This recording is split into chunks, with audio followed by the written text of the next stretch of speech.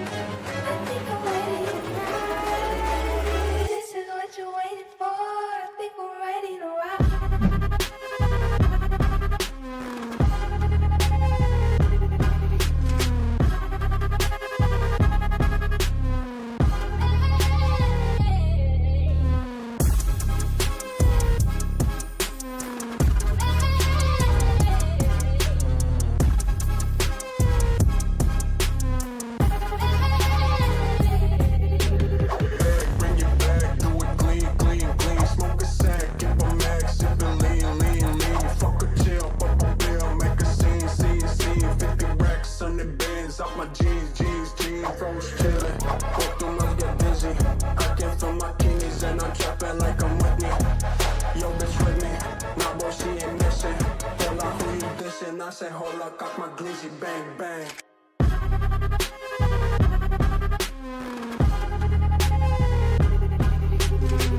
I say, hold up, got my glizzy, bang, bang.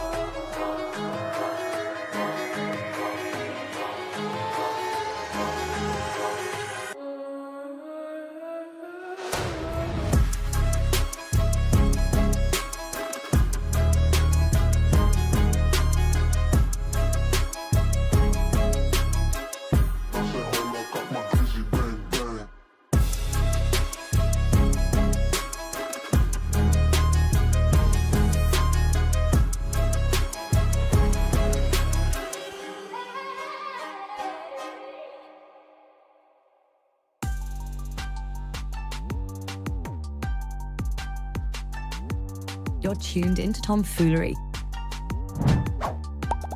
Make sure to hit the thumbs up button and subscribe. And consider donating with super chats, stickers, memberships, or you can even gift memberships to other chatters. Or use the tips link in the description to write a message for TTS that will be read on stream. Hit the like button, or you ain't black. And that's a fact. Jack. Enjoy the show.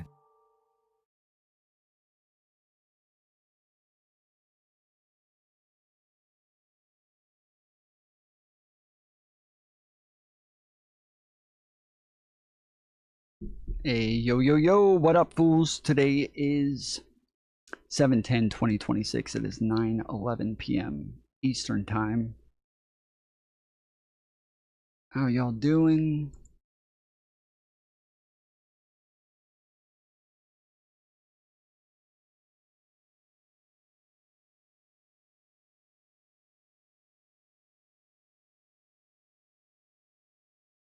Tim Jestering.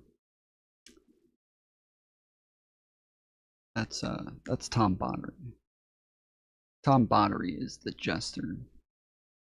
The jester and the jester. You don't jester the jester. You guys remember this? Do you guys remember that shit? You don't jester the jester.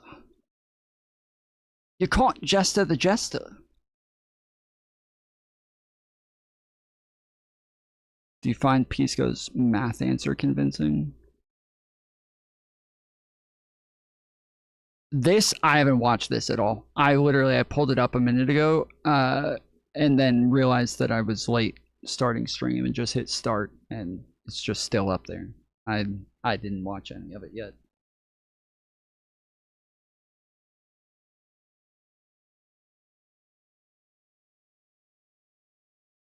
There was a debate that we had a while ago on my channel with wheat waffles. Did I turn that into a video? the guy, he kept saying, you don't jester the jester. You can't jester the jester.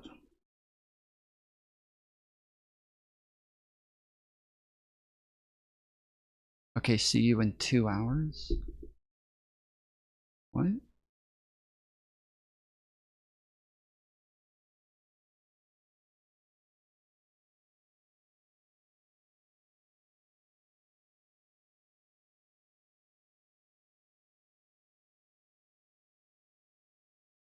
I don't think I made this into a video. I might have, but I don't remember. That wasn't the one with Zerka, right?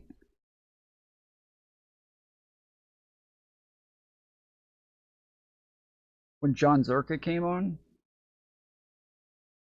That wasn't this. No, it wasn't this. Okay. It was before this. It would have been around here. Yeah, no, it doesn't look like.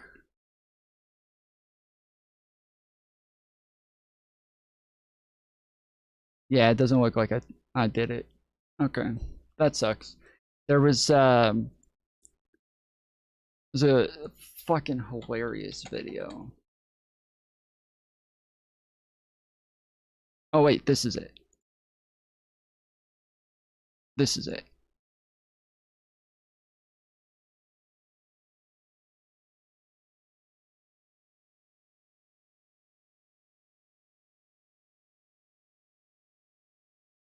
This is the live stream.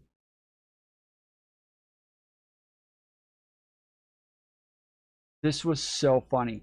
This guy, so he's like his name's Wheat Waffles. I had never heard of him before this. But he's like a major red pill, like dating coach sort of guy. And I was just hosting the debate.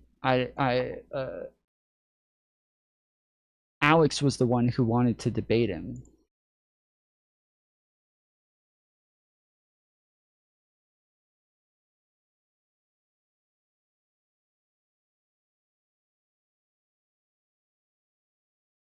He kept talking about the jester. Manosphere and Red Pill community.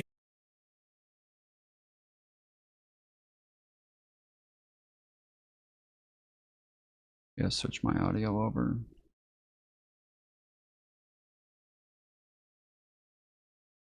Is that game is. It says it's already switched over. All right, 1 second.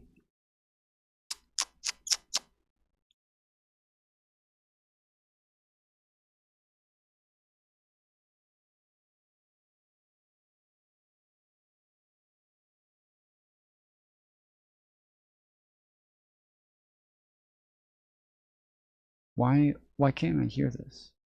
It's mainly just Jester. Is it just that? No, I can't hear anything apparently.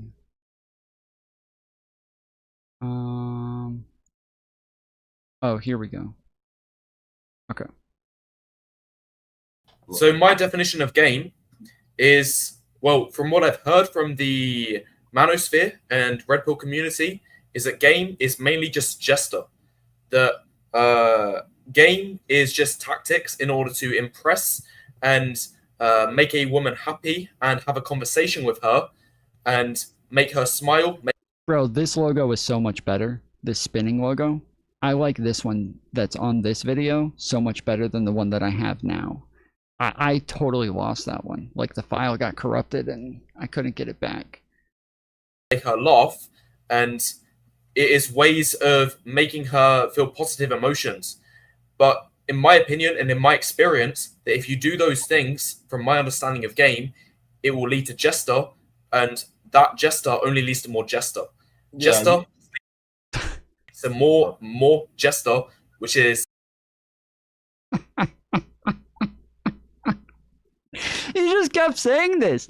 Nobody knew what the fuck he was talking about. He just kept saying, if you do Jester, that'll lead to more Jester, and Jester leads to more Jester, which equals Jester. It's like, what the fuck are you talking about, dude? A failure, because you're never actually going to get romantic connections from the girl. Yeah, so I understand the problem.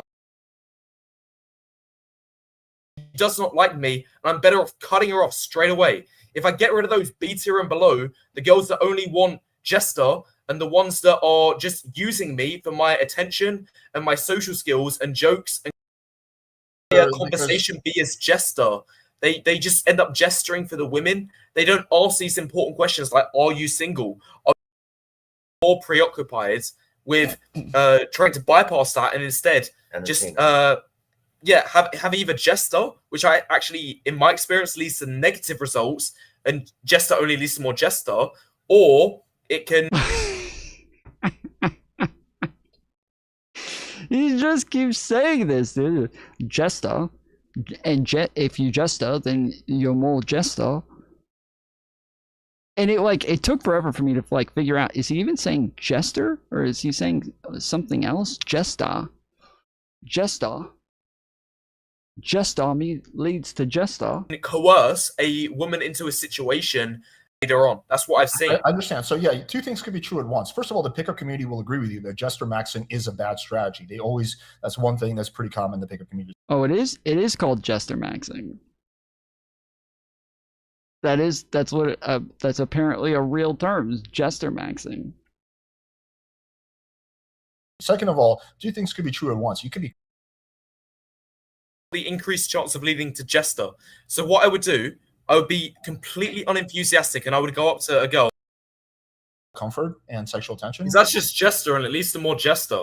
That's all it does. Wait, you think having a conversation with a girl... The increased chance of leading to Jester. So what I would do, I would be completely unenthusiastic and I would go up to a girl and be like, hi, I think you are pretty. It's basically the same situation as... This guy was so fucking hilarious, dude. He was so funny. Everything he said was just so fucking hilarious, dude. He had these other takes of what recommendations people were giving him online. And again, he's a big content creator. He's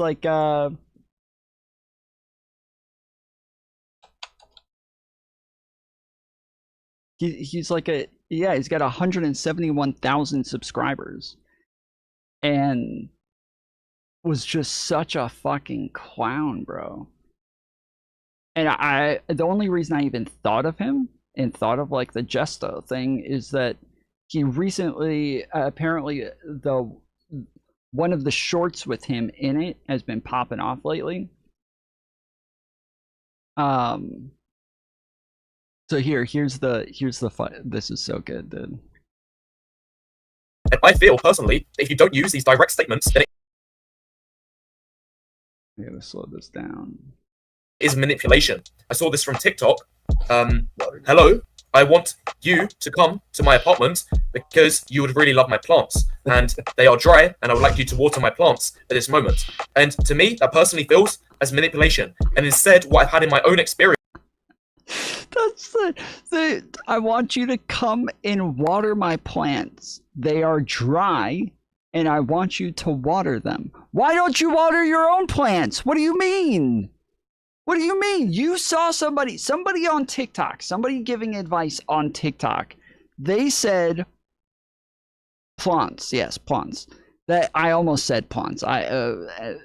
Mantis takes care. She has a lot of plants, and she always says plants. And whenever I talk to her about it, and I reply, I'm always like, "Well, what about these plants?"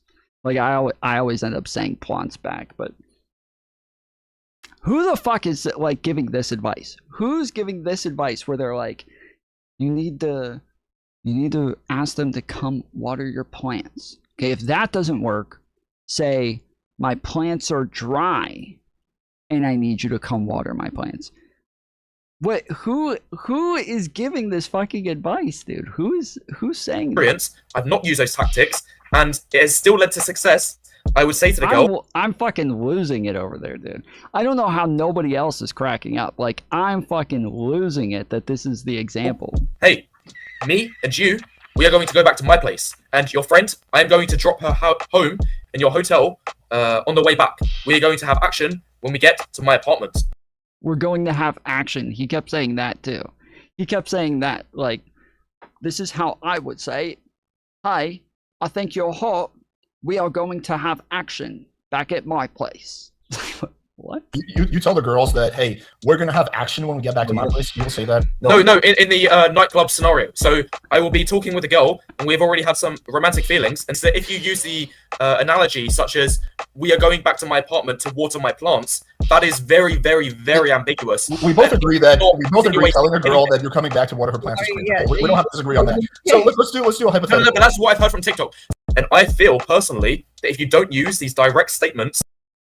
It was so fucking bad, dude. And he kept bringing that up. He brought it up so many times again throughout the debate. He just kept bringing up, like, well, I think this is better than saying, "Come water my plants." Nobody thinks that's a good idea, dude. Is he a ginger? Yeah, he's a ginger. You can tell by the shape of his head and everything that he's a ginger.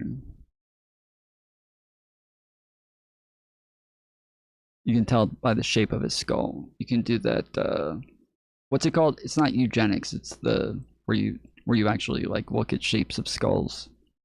What was that called again? Did you rewind it? Yeah, no, he kept fucking saying it. I didn't rewind that once. It did just start over just now. When I hear you say, in my own experience, I am not surprised at all that your dating experience has been less than satisfactory, especially if you're trying. No, it's my turn to talk. It's my turn to talk. I like to talk. It's my turn. I think she was just making a joke, dude. I don't think she actually meant that. I'm sorry you're offended already. My point here, let me... Daddy Waffles, give him a massage, calm him down. I didn't, like, even though I was hosting this, Alex wanted it to be on his StreamYard, and I told him ahead of time, I was like, if we're gonna do this on your StreamYard and I'm gonna moderate it, I need, like, I need mod abilities. I need you to, like, send me the request link so that I have mod abilities ahead of time, and I can mute people and everything. And he's like, yeah, okay. And then he just never did. And then before the show, I was like, hey, you didn't send me the link. And he's like, we should be fine. We were not fine. Obviously, we were not fine. No, I'm not offended, but finish my point? all the things that you're saying right now, Can I finish my point? Okay, just let her finish her point real quick. Just let her finish the point real quick. Because everything that you're saying right now is... The moderator's telling you that I need to finish my point. We gotta just let her finish the point real quick. She probably could have been done by now. Relax. And now she's trying to kill the point. I don't have mute controls here, right? This is not gonna work this way. If you're not listening to the moderator, if you're not gonna Okay, all right, hold on. Everybody, just hold on one second. Just hold on one second. Just hold on. When I hear you say, in my own experience, like, Alex is literally the only person there with mute controls, and he won't do anything. He's, like, not even paying attention. So that was obnoxious. But I try to put that up when I put them, like, this is before X or whatever, but it'll be interesting. Maybe we'll take a look at the back catalog, get some debates out there. So it was all everything was legal. And then at two different points, I was on a panel where I was the only non-lawyer. And so I think people just assumed lawyer panel, everyone's a lawyer. So you're one of the good ones then. Okay. I'm the best. What does that even mean? So you're one of the good ones. He's not a lawyer.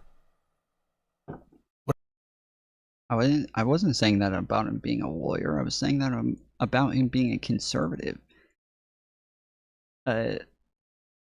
Josiah had just said that he's not willing to have this conversation with other conservatives, but he wanted to talk to Jebtan because he's good faith. And he then responded to that, and then I said, so you're one of the good ones. What does that mean, Tom? You just, like, that's what people say about lawyers generally, and Tom is, like, barely listening. He's, like, not... This is what people say about, like, conservatives generally, but Pisco's just barely listening, and so... Alright, I'm not gonna be able to do this. Fuck it. Somebody said that, like, he was going off on Jebtan, so I was gonna, like, click through, but I'm gonna lose my fucking mind.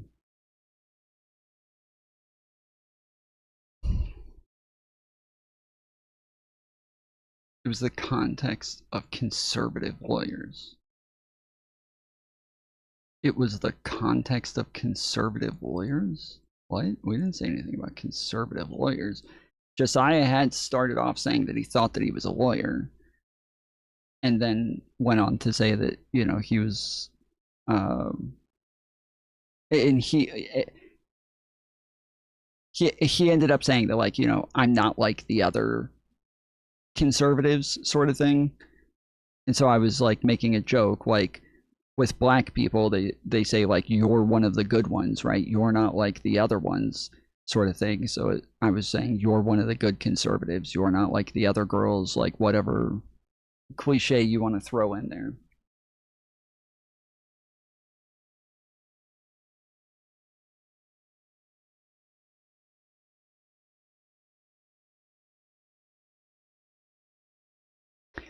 All right, so I happened upon this video a couple of days ago, and I didn't think much of it. I listened to the video, didn't seem like such a big deal, moved on. Got back on TikTok today. Apparently this video has gone ultra viral. Like, when I first watched it, it had like 100, 200 views on it. Like, it wasn't anything massive. Since then, yes, it is absolutely popped off. So I wanted to make a video on it. I did make like a short video on it, and then decided to just make a different video, but we'll go over this video first, and then we'll kind of go over the reactions to it. So it says, I've been single for 3 years now. I figured My friend sent me this voice memo from a guy she went on one date with. send you a voice note because it's like easier than like texting all this. But anyway, had a good time tonight. Definitely think you are lovely. However, I would love to, if we're gonna go to your place on Thursday, I mean, I am looking to have that physical intimacy to see if like I am sexually compatible with you. So like if I'm gonna come over, like I would be hoping to like hook up, have sex, have a good time, have like that romantic spark and that physical spark there for my own sake, because it's hard for me to continue dating someone and seeing them if I don't know if I'm sexually compatible. So I know you said I don't know about that. So like I guess my thing is like, what would be the point of me coming over then if we're not? So he's saying, hey, I told you that I wanted to have sex on the next date. We have a next date planned. It sounds like they just went on a date, and it was fine for the first date. They made plans for Thursday, and that when he said something about having sex, she said, I don't know about that.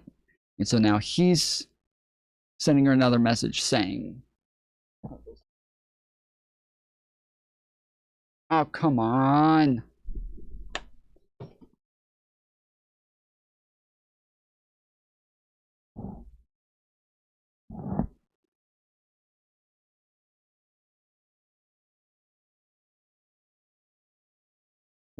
What are we doing? What are we doing?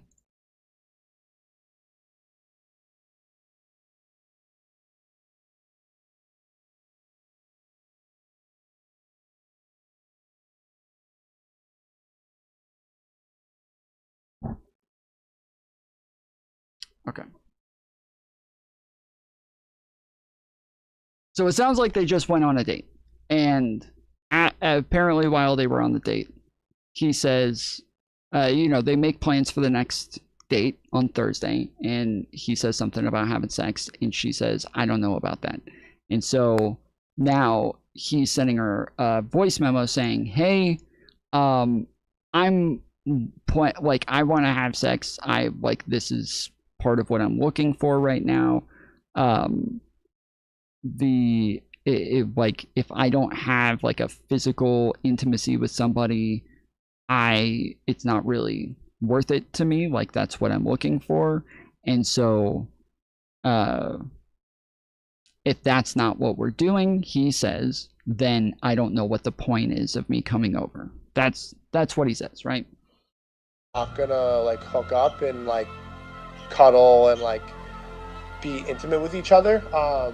And if that's what you don't want, that's fine. But like, I think we should just like end it here then, respectfully, just because first date, that's fine. Like, you want to get to know each other, I'm all about that. But like, I am looking to have that physical aspect there, and I don't want to continue seeing someone if I don't know if that's good, if that's not there or not. So up to you. Let me know. I'm happy to, if you do want me to come over, I'm happy to do so. Would love to have a good time, and we can have some wine, hang out, and chill. But if you're not trying to hook up, then like, I think we should just go our separate ways. Let me know. Okay. So, any issues with this? Anybody have any problems with this?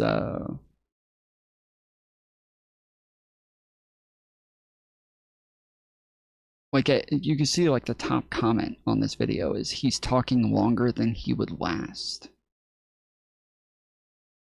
I, me, I, myself, my, I, me, I, because me, and then also I.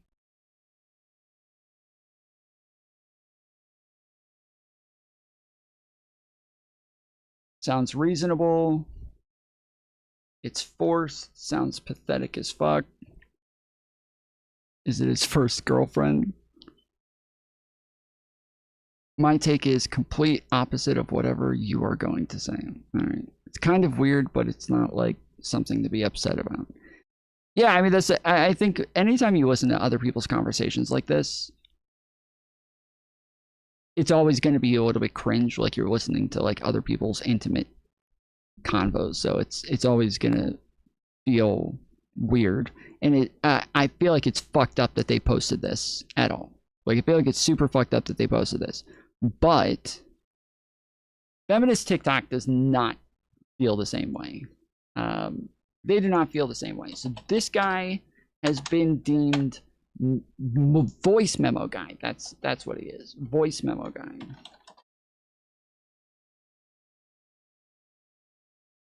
What that voice memo guy was doing is called weaponizing consent. That's a term. So brace yourselves, okay? Brace yourselves. The Tarzan movie where that I just came up with today because we desperately need it to actually. Did she come up with that term? That's weaponizing consent. Weaponizing consent refers to the manipulative practice of using boundary therapy and consent language to exert control, evade accountability, or force submission. Okay. Be able to talk about what's happening in that situation. So we've had weaponized incompetence. We've had weaponized therapy speak. And now get ready for the next thing that men are going to weaponize against you, which is consent. And the whole idea of weaponizing something is you're basically taking it and using it in bad faith to the point where it defeats the original purpose. In the example of like weaponized incompetence, it's not just that you're incompetent, but you're willing to learn, or it's not just like you're incompetent and you can't help it. It's weaponized incompetence. It's you're pretending to be incompetent. You know better, but you're pretending to not know better so that you can avoid the outcome that you don't want. Weaponized therapy speak is the practice of misusing. I hear this in a ton of different videos that he was using therapy speak. That it's obvious he went to a therapist and is trying to use therapist talk. I did not hear him use therapist talk at all in that video or in that recording. I have no fucking idea what they're talking about when it comes to therapy speak. I cannot figure out what the fuck they're talking about. Words that are typically used in therapy to gain a relational understanding and using them to manipulate somebody instead, right? So like the opposite of relationship is manipulation. Same with weaponized consent. The opposite of relationship is manipulation? What the fuck? Consent is not something you can RSVP to like a party, because this man essentially is saying, I will not consider it worth it to drive out there unless you can RSVP to having sex with me at the end of the day. And there was nothing in his voice memo about you can revoke that consent. You know, if you're not feeling good by the end of the night, that's okay. It's the thought that counts, anything like that. No, he was trying to guarantee an outcome, which is the opposite of consent. So that's not the opposite of consent either. The opposite of consent is non-consent. The opposite of having consent is not having consent. That's the opposite of it. This is so stupid. This is fucking therapy speak. This is somebody trying to use therapy speak in order to be able to have a problem with this, to try to find a way to have a problem with this. So my take on the video is that I don't think that there's much of an issue. I think he's kind of a dick. I think that maybe he's a little autistic. He says it in like maybe a bit of a cold way. He starts off the video saying, he starts off the call saying, I had a lovely time with you. I think you're a great person. Really enjoy hanging out with you, right? But then, you know, he just starts saying like, I'm looking for something that's more intimate where we're able to like touch, and I would like to have sex, and you know, I want that physical connection. That's really important to me, and I want to know if we have that spark. I want to know if we have that that physical chemistry early on, so that I know like whether or not to pursue put any time into this. And if you're not interested in that, that's fine, but I would rather just go ahead and part ways. And there's like 5 or 6 different ways that people have come up with a way to have an issue with this. This is one of them, but like, I don't have an issue with it. I think that, again, like, it comes off cringe. You listening into somebody else's like intimate phone conversations that are meant to be private. It's always going to come off that way. You know, when he says, if we're not going to be having sex, then why would I even come over? I can understand that comes off a little blunt. That can come off a little rude, but I don't understand why they're acting like this is some horrible, horrible crime that he's committed here. Hey, that guy doesn't exist with the motherfucking raid. Let's go. Make sure you guys go follow That Guy Doesn't Exist. His link is at the bottom of the screen. So where it says that he just raided, you can click that link and click follow over there. But yeah, I think that it is good for somebody to state their intentions. Stating what it is that you want. This is good consent practice, right? This is good this is good practice for consent. This is the way that you want to act. You want to go ahead, if you plan on having sex ahead of time, you want to go ahead and tell the person ahead of time that you want to have sex with them. That is a good way to interact with people. Not like, you know, just go with the flow, hope it happens, and then get pissed off if it doesn't. Like, you know, or break up with the person or just stop talking to them and ghost them and not tell them why. Consent is meant to avoid that exact situation, right? Consent is meant to avoid the fact that, oh, you said yes once, and so that must mean yes forever. Marital rape protection laws had to be written in order to battle this kind of weaponized consent, this kind of loophole of like, oh, she consented once, and that means I have access forever for the rest of my life. We've decided as a society that that's not consent. Marriage is not consent. By that same logic, showing up to a second date under duress of, if you want to see me again, you have to have sex with me, that's coercion. That is this is so stupid. This is so stupid. Like, what if it's like the 50th date? All right, let's put a spectrum here. What if on the 50th date, he says, hey, we still haven't had sex. Like, I want to be able to have sex with my partner. So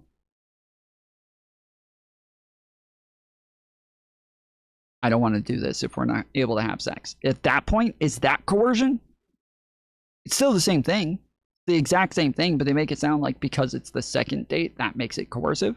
What about What if it's in his Tinder profile? What if it's in the profile before they go on a date and it says, like, only looking for casual hookups, if not, keep scrolling? Like, what if it's that? Like, we have both ends of the spectrum, and in both extremes, neither one of those are, nobody would ever consider either one of those coercion. So why is this one coercion just because it's the second date? My thought is, it's just because it seems weird.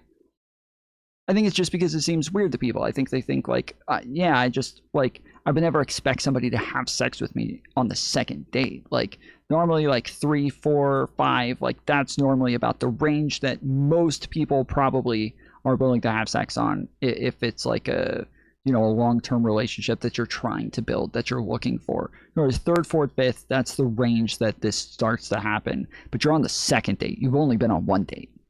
You've only been on one date and you're already asking for sex. Like you haven't even spent the money yet. You haven't even spent the money to have sex yet, dude. You gotta pay for it. You gotta suffer a little longer. Like, I think it is just that our norms say that is rare.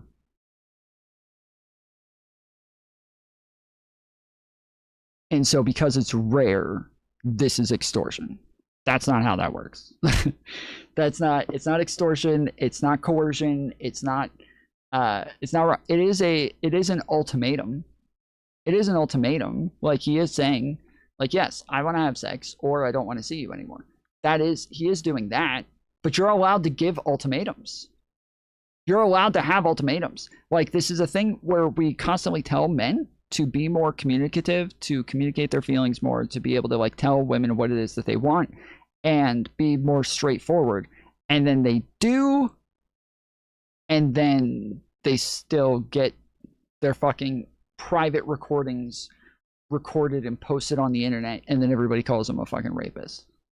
Is the opposite of consent. And a lot of people are confusing a man showing his whole ass with consent. Those two things are not the same. If a man accidentally exposes the fact that he is predatory, transactional, selfish, all of that, that's not the same as him actually asking for consent. The circumstances of him asking for consent would have to be like entirely different. Real consent would have been him putting that in his Tinder bio or whatever dating app. So if it's transactional, then it's wrong, is what you're saying. So if a woman says like, we have to go out on 3 dates first before I'll have sex with you. Or she says, well, you have to at least buy me dinner first before I'll have sex with you. That is also, that's also coercive now. That's also bad consent. That's also because this is so stupid. This is so dumb. You can choose to have sex how you want to have sex. Like, however the fuck you want to do it, okay? Now, that doesn't mean that, like, everybody else has to do it that way. It doesn't mean that I'm recommending that everybody else do it this way. It doesn't mean that I'm telling you guys, hey, make sure that if you went on one date, you get the deets on the second date and make sure they're gonna have sex with you on that date. That's fine. Like, you don't have to, most people probably don't want to have sex on a second date. That's fine. Don't have sex on a second date. That guy wants to. If he wants to, if that's what he's looking for, he should probably communicate that. It's probably good that he doesn't waste his time, that he actually communicates this. If they met on, that would have been in his bio. Somewhere front and center would have been, I expect to have smex by the second date. No later. If I'm not having smex with you by the time we're on our second date, I'm out. That would have been open and honest communication, right? What he's doing is manipulative. What he's doing is that's literally what he did. Is called a bait and switch.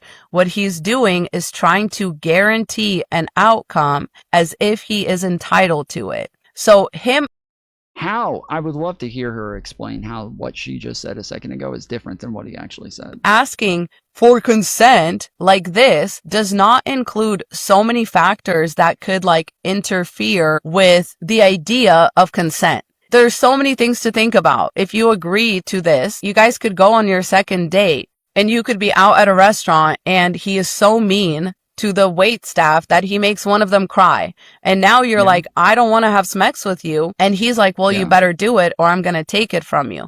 And when I do take it, What the fuck? Where did this come from? Yes, he could do that. That's not what happened here, though. That's not what happened here. None of this happened here. From you and you go to the police, I'm going to show them these text messages where you said, yeah, we can have sex on the second date. And so you better. Oh my goodness. Oh my goodness. Yes. Okay, sure. There's these things could happen. That's not what happened, though. This didn't happen. So what the fuck? Not cry grape. You better not cry assault. You better not cry about anything, because I'm going to show the cops these text messages and they're going to be like, there's nothing we can do. So that's not consent. That's the part where the whole. Yeah, sure. That part would not be consent. That's not what happened. This is what I'm talking about, where all these people, they just make up like all of these scenarios that didn't fucking happen. Idea of consent has been perverted and is no longer the idea of consent. Consent is ongoing and should be able to be revoked at any point. So you saying, yes, I'm going to have sex with you on the second date defeats the whole purpose of the idea of consent, right? You can start your period in that moment. You could end up getting horrific food poisoning that very night at that very restaurant, and you could be shitting your brains out. What does consent look like in that situation? But he already held up his bargain, you know? He drove the hour and a half. So tying those two things together is not consent, because it's a transaction. Consent is freely given. Consent is not. I can try. It can be transactional and consensual. It can be both. It's not one or the other. It's not one or the other. If somebody, the idea here is that if somebody ever does like sex work, or if they do porn, or if they there's all sorts of scenarios here that she's putting into this bucket of like non-consensual now that are still consensual. It's just so strange. This is so fucking weird. Again, there's a common thing that girls do and women do where they say like, hey, I don't want to have sex until we've gone on our third date. Okay, so you're saying now that because you've put this third date line here, that now this is transactional because I have to do 3 dates in order to get to the sex, and so you've made this transactional thing. It's so fucking stupid, dude. Not based in any sort of a transactional type of situation for it to be actual, real, enthusiastic consent. That's just not true. Again, that's just not true. There can be all sorts of things that make it to where you want to have sex with somebody. There's a lot of things that can make it to where you're willing to have sex with somebody, and that is where the consent comes from, is the fact that they're let's say there's a woman who she's not attracted to weak guys, right? And there's a guy at the gym and he asks out a girl and he's like, hey, want to go out tonight? She's like, you know what, I'd totally go out with you and hook up with you, but I don't know if you can bench 350. I'm only attracted to guys who can bench 350. And he's like, what? No, fuck that. I can bench 350. And he goes and he lays down on the bench and he fucking benches 350, okay? This has been put on this scenario. You're capable of X, so you get Y, right? Now, does that mean that if he achieves this thing, he's not allowed to then back out of sex if he wants? He's not allowed to revoke consent at any time? No, of course not. But it is saying that if that's what makes her attracted to him, if that's what makes it to where she says, this is when I become attracted to you, this is when I become willing to have sex, is when you're capable of doing that, that's what turns me on. That's fine. That's a weird fucking scenario. You're a fucking weird person. But that's fine. Whatever floats your boat. It's so weird how everybody else wants to project their feelings and the way that they have sex and the way that they get turned on and the way that they go through the motions. They always want to project this onto everybody else as though this is normative, as though it has to be this way. The way that I do things, everybody else has to do it this way. Well, I'm a Christian. I say we should wait until marriage. You should never be willing to have sex before marriage. So, okay, you want to fucking do that. That's fine. I don't want to do that. that would suck. I'm not interested in that. Think so. Idea of consent does not have a guaranteed outcome. That's the whole fucking point. Women had to come up with this idea. There's no guaranteed outcome here.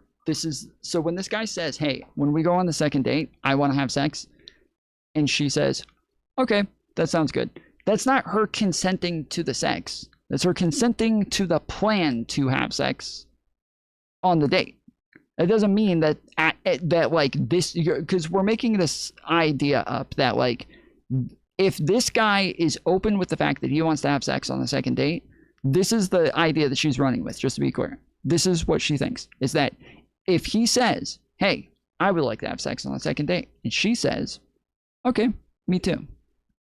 Well, now, according to him, she's fucking signed the contract. There's no getting out of the contract. You can't get out of the contract. You already consented. We're having that sex. We're having that sex. There's nothing you could do about it. I'm sexing you.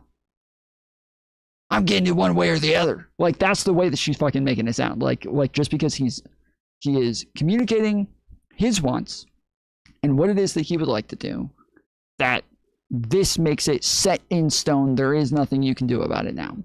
Idea, because men already don't care about our consent. Men already will coerce you, badger you, pressure you, and this is exactly what they're trying to do. And now they're trying to weaponize consent in a way that guarantees they can still do all of that and be legally protected. You as a woman are not just consenting to sex. You're consenting to a whole plethora of possibilities, right? Even without considering like pregnancy, STDs, all of that, you're putting yourself in a situation that you're kind of depending on the man to be. She keeps saying legally protected as though, like, the courts don't believe that you can revoke consent at any point. That, like, they would just see the text message where you said, yeah, I'm willing to have sex on the second date, and that the courts think of it as well, the contract was signed. The contract was signed. You said it. That's it. He gets the pussy now. There's nothing you can do about this. He gets the puss. Sir, did you get the puss? You didn't even get it? Yeah, I'm sorry, ma'am. I'm sorry, ma'am, but you cannot back out of the contract. We got a room in the back just for scenarios like this. Where the judge will take you back to his chambers. You guys have to do it now. Good-willed and not transactional, and not to think of like in these terms of you said yes that one time and now a week later I'm entitled because I drove out here, because those two things were connected. Consent should never have a loophole. And for the men who don't get it, this is how I explained it to the men in my live earlier. If you get to have a guarantee that I'm gonna have sex with you on the second date, then I want you to sign a marriage certificate before we do that.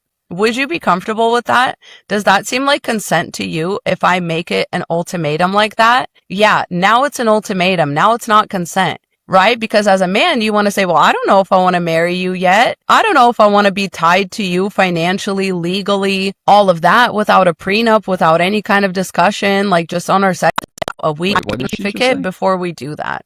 Would you be comfortable with that? Does that seem to have sex with you on the second date? Then I want you to sign a marriage certificate before we do that. Would you be comfortable with that? Does that seem like consent to you if I make it an ultimatum like that? Yeah, now. The sex would still be consensual if I still want to have sex. She said, I'll only have sex with you if you sign the marriage certificate. Yes, this is literally how, like, holy shit, like, that's not coercion. That's not coercion. If you come into my store, okay, coercion is coercion, right? Like, it's coercion. It doesn't matter if it's like sex or not sex. Like, coercion is coercion. If you come into my store and you're like, hey, I want this product, and I'm like, you cannot have that product unless you pay $5 first. Whoa, you're just gonna give me an ultimatum like that? Like, either I pay or I can't even have the product? Well, that's coercion. You're coercing me into giving you $5 now. That's messed up. I want the product. You know I want the product. And you're trying to force me to pay $5 now.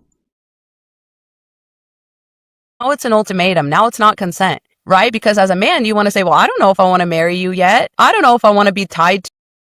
Oh, I thought, holy shit. I thought that said ask Chud if he thinks it's coercion. I was like, I don't think Chud's the guy to ask about this fucking topic. To you financially, legally, all of that without a prenup, without any kind of discussion, like just on our second date. You want me to sign a marriage certificate? You want me to bind myself legally to you for the rest of my that would be weird. That would be weird. It wouldn't be coercion. You just, like, it would be weird. You'd be like, hey, well, I don't want to marry you, so I'm not willing to do this. Like, that's not coercion. What the fuck? life? Because if I put it like that, now it makes sense. Now it makes sense. Or No, if I it say to a doesn't. man, sure, we can have sex on the second date on the condition that you bring me as collateral, you give me a vial of your baby batter. I'm not going to tell you what I'm going to do with it. Maybe nothing. Maybe I use it for a spell, and maybe I have your baby. That's not coercion. She's just bringing up weird scenarios and then saying because it's a weird scenario, it's coercion. What does this have to do with coercion? What if I said, I'll only have sex with you if you put a condom on first? Well, now I've made the sex dependent on this other thing. So that's coercion. That's manipulation. You can't make the sex dependent on something else. What if I said, I'll only have sex with you if you don't have AIDS? Nope, can't do that.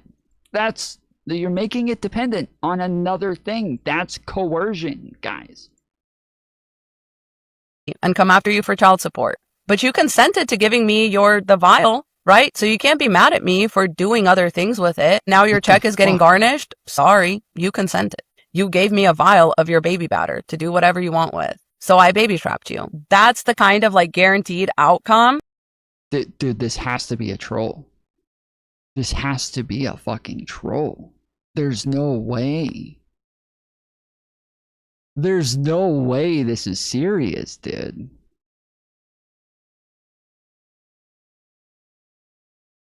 Baby trapped? Yes, she's saying that she stole your baby batter, your cum. Not stole, but made you give your baby batter, your cum, to her, so that now she can inject it into herself and get pregnant.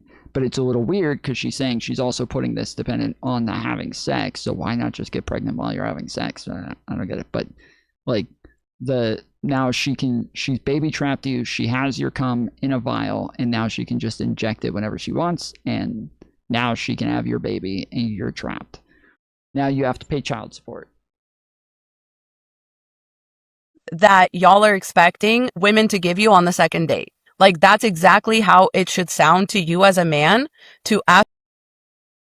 If a date asks me for a vial of my baby batter, that date is over. Like, honestly, it sounds hot as fuck. I'm not gonna lie. If a chick wanted my baby batter, if she wanted it, I would be like, holy shit, this chick's a freak. Let's fucking go, dude. Ask a woman to have sex with you, a perfect stranger, on the second date. Like I said, especially if she is in her childbearing years, doesn't matter if she's on birth control fails all the time, especially if she's in her childbearing years. I didn't even know we were including like 12-year-olds in this hypothetical. What the fuck? I assumed they were in their childbearing years. Doesn't matter if you use a condom. When you're asking a woman to have sex with you on the second date, you are asking her to potentially, possibly tie herself to you physically, legally, mentally, emotionally, right? Especially depending on the state you live in. What if you live in one of those like no abortion states? Now there's really no recourse. So if you want a woman, a perfect stranger, to have sex with you on the second date and it's not her idea, it's your idea, you should also be willing to sign your... Bro, this has to be a fucking troll, dude. This has to be a troll. Holy shit, this has to be a fucking troll. No shot, bro. Consent is not a contract. It's informed, ongoing, and enthusiastic. He's still a stranger to her. They met once. This is wild. Like, see, like, that's what I'm talking about. I think that's, like, what a big part of this is people feel uncomfortable with it. They feel uncomfortable because they think, well, I wouldn't want to have sex with somebody on the second date. Okay. That's fine. But again, if somebody has in their profile, I'm only looking for hookups, otherwise keep scrolling, you would not look at that profile and be like, oh, I just got coerced into having sex with this person. I want to swipe right on them, but I can't not swipe right on them now, because fuck. That's, or swipe left. I don't know which one's good. Or life away in some way, shape, or form. You know, or this would kind of be like a woman asking to see all of your bank statements in order to determine financial compatibility. You probably wouldn't like that. That would probably feel a bit like an invasion of your privacy. And that's kind of the fucking... Yes, you wouldn't like it. That's the fucking point, is that you're just naming things that people wouldn't like. Not that it's coercion. You're just naming things that people wouldn't like. Like, yeah, I wouldn't like that. I would not want to do that. That's... It's not weird. Point. It's like, we don't... It's not coercion. It is weird. It's not coercion. Know each other like that. So why the fuck would you want me to guarantee me sharing my body with you at my expense, to my detriment? I don't even know if you can give me an O or not. You know what I'm saying? Like, the only thing I know is you want to figure out if we're sexually compatible according to you. And most women want to figure out if a man can read the fucking room. In that way, this is a great litmus test of, like, a man who cannot read the room, of a man who's extremely emotionally unintelligent, a man who is socially... He's emotionally unintelligent? He's... Holy shit. I cannot tell you guys how many times... Like, if you ever listen to people who talk a lot about consent, right? Like, if you ever listen to, like, Melina, Destiny, Brittany Simon, there's tons of, like, content creators out there who specifically only talk about consent and talk about this, like, nonstop, and they'll talk about, like, BDSM or consent, non-consent, or, like, all of these things. One of the things that they will tell you consistently, all the fucking time, is if you plan on having sex with somebody, tell them ahead of time. This is something that they like repeat like a fucking mantra. If you plan on having sex with somebody, tell them ahead of time. I've repeated this a ton of times, but I try my best to add the caveat. It is best to get verbal consent from somebody and state ahead of time that you plan on having sex, right? Now, that is best practice. It's what I will recommend publicly, while also saying that's probably not what most people want. Most people don't want that, especially women. Like, that, they would rather, like, have the romance. They would rather have the not knowing is a really important aspect of having sex with somebody the first time, especially. The anticipation, the anxiety that comes with it, like, all of these things are part of the experience. It is part of what people enjoy about having sex, especially with somebody that they haven't had sex with before. The, like, the whole leading up to it and foreplay and everything that goes towards it, that is something that is essential to what it is that people are looking for when doing these sorts of things.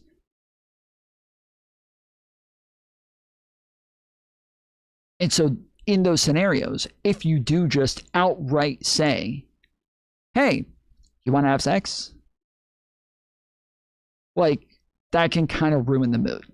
It can definitely ruin the mood, and that's not, you know, very seductive. It's not very romantic. It's a little too blunt that's not what people are looking for. That's not men and women both. That's not what they want. But people make a big deal about the consent. Make sure you get consent. Make sure they consent. And when they say this, they're pretty much talking about verbal consent for the most part.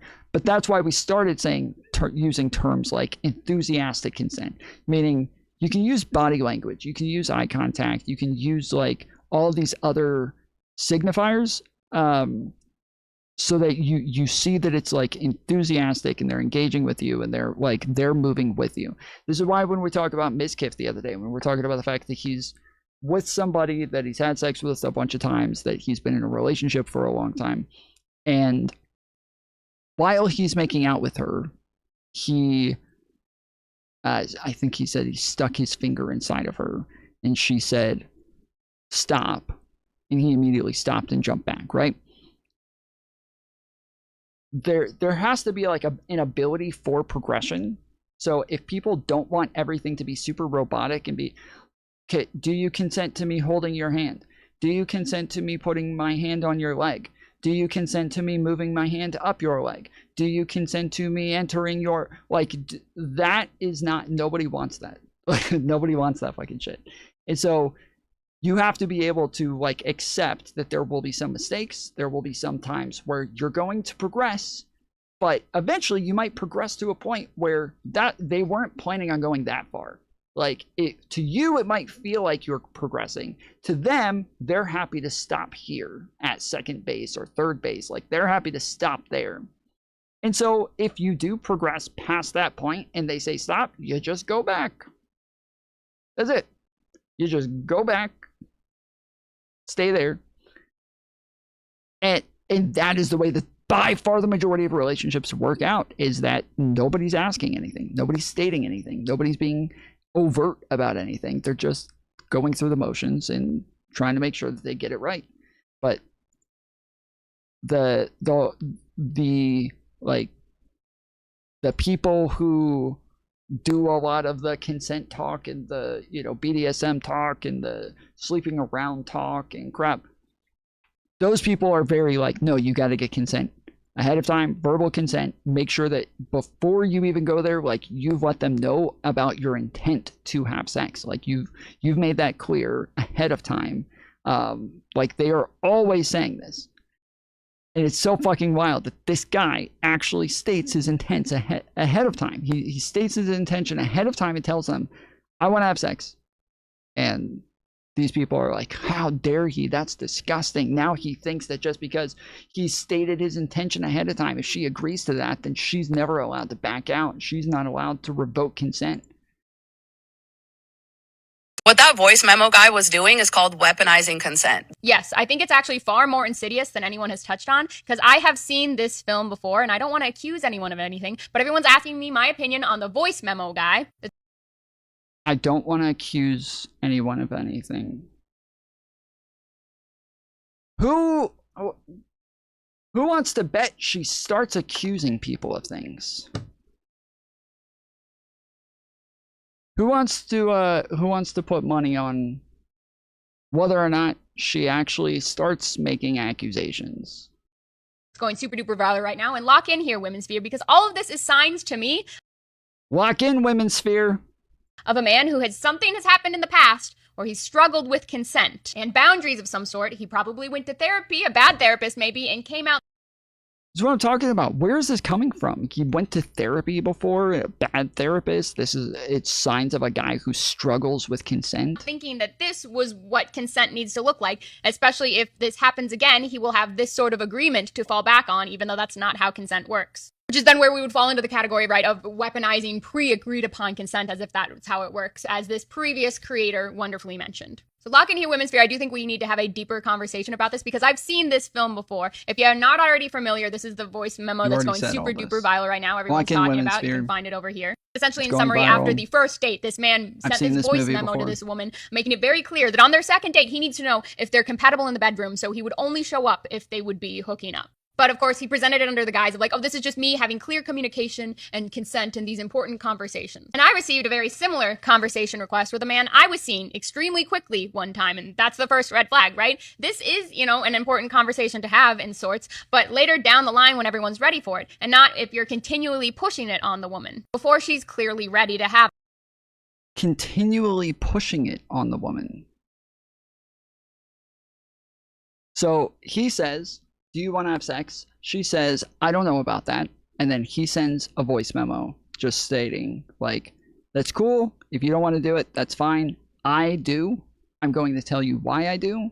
And then I'm going to let you know that, like, if you don't want to, cool. But we're going to end the relationship here. That's... I don't understand. I don't understand, dude. Why? Pushing it on the woman before she's clearly ready to have it. Yeah, it's not pushing anything on her. You're not pushing it on her. You're just stating what it is that you want. Like, you should be able to do that. You should be allowed to be open and direct and let women know what it is that you want. And this is my fucking take, okay? This is my take. And this is what I put.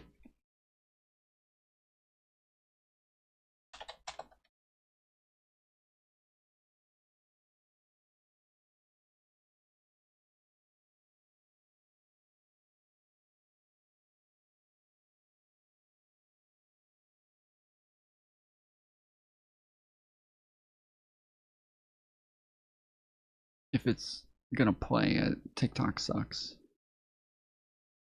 Why again? If I hit the like, it just goes away.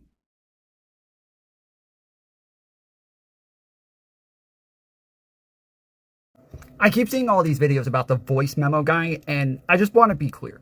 All of the women or guys who are complaining about this, saying that this is coercion, saying that this is wrong, you want us to treat women like dumb children. That's what you want. You don't want us to treat women like adults. You don't want us to be direct with them. You don't want us to be honest with them. You don't want them to have the truth. They're not capable of handling the truth because any sort of truth is always going to be coercion. It's absolutely insane. You want women to be treated like dumb children. Just say that. Just say, guys, don't treat us like adults. We're women. We can't be treated like adults. Stop. Stop talking to us like we're able to handle information. Just treat us like dumb children. Just say that. There's no way that you can disagree with this. There's no way. If you do, you can come debate me on it. I'm on YouTube right now. YouTube.com/TomFooleryShow. Hop into my chat. Tell me you want to come talk about it. But I guarantee you, you want to be treated like dumb children. I keep seeing all these videos about... So that is the one and only true take. That's it. That's the end of it. There is...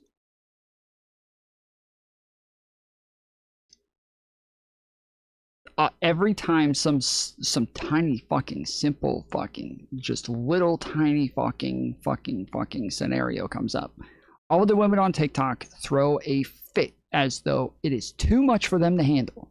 It's just too much, they can't do it. And it always just gives the impression that women are incapable of life. They're incapable of life. They're incapable of dating. They're incapable of sex. They're incapable of consent. They're incapable of getting information. They're incapable of reading an article about 62 million men. They're incapable of doing any of these things like a normal human adult. They can't do it.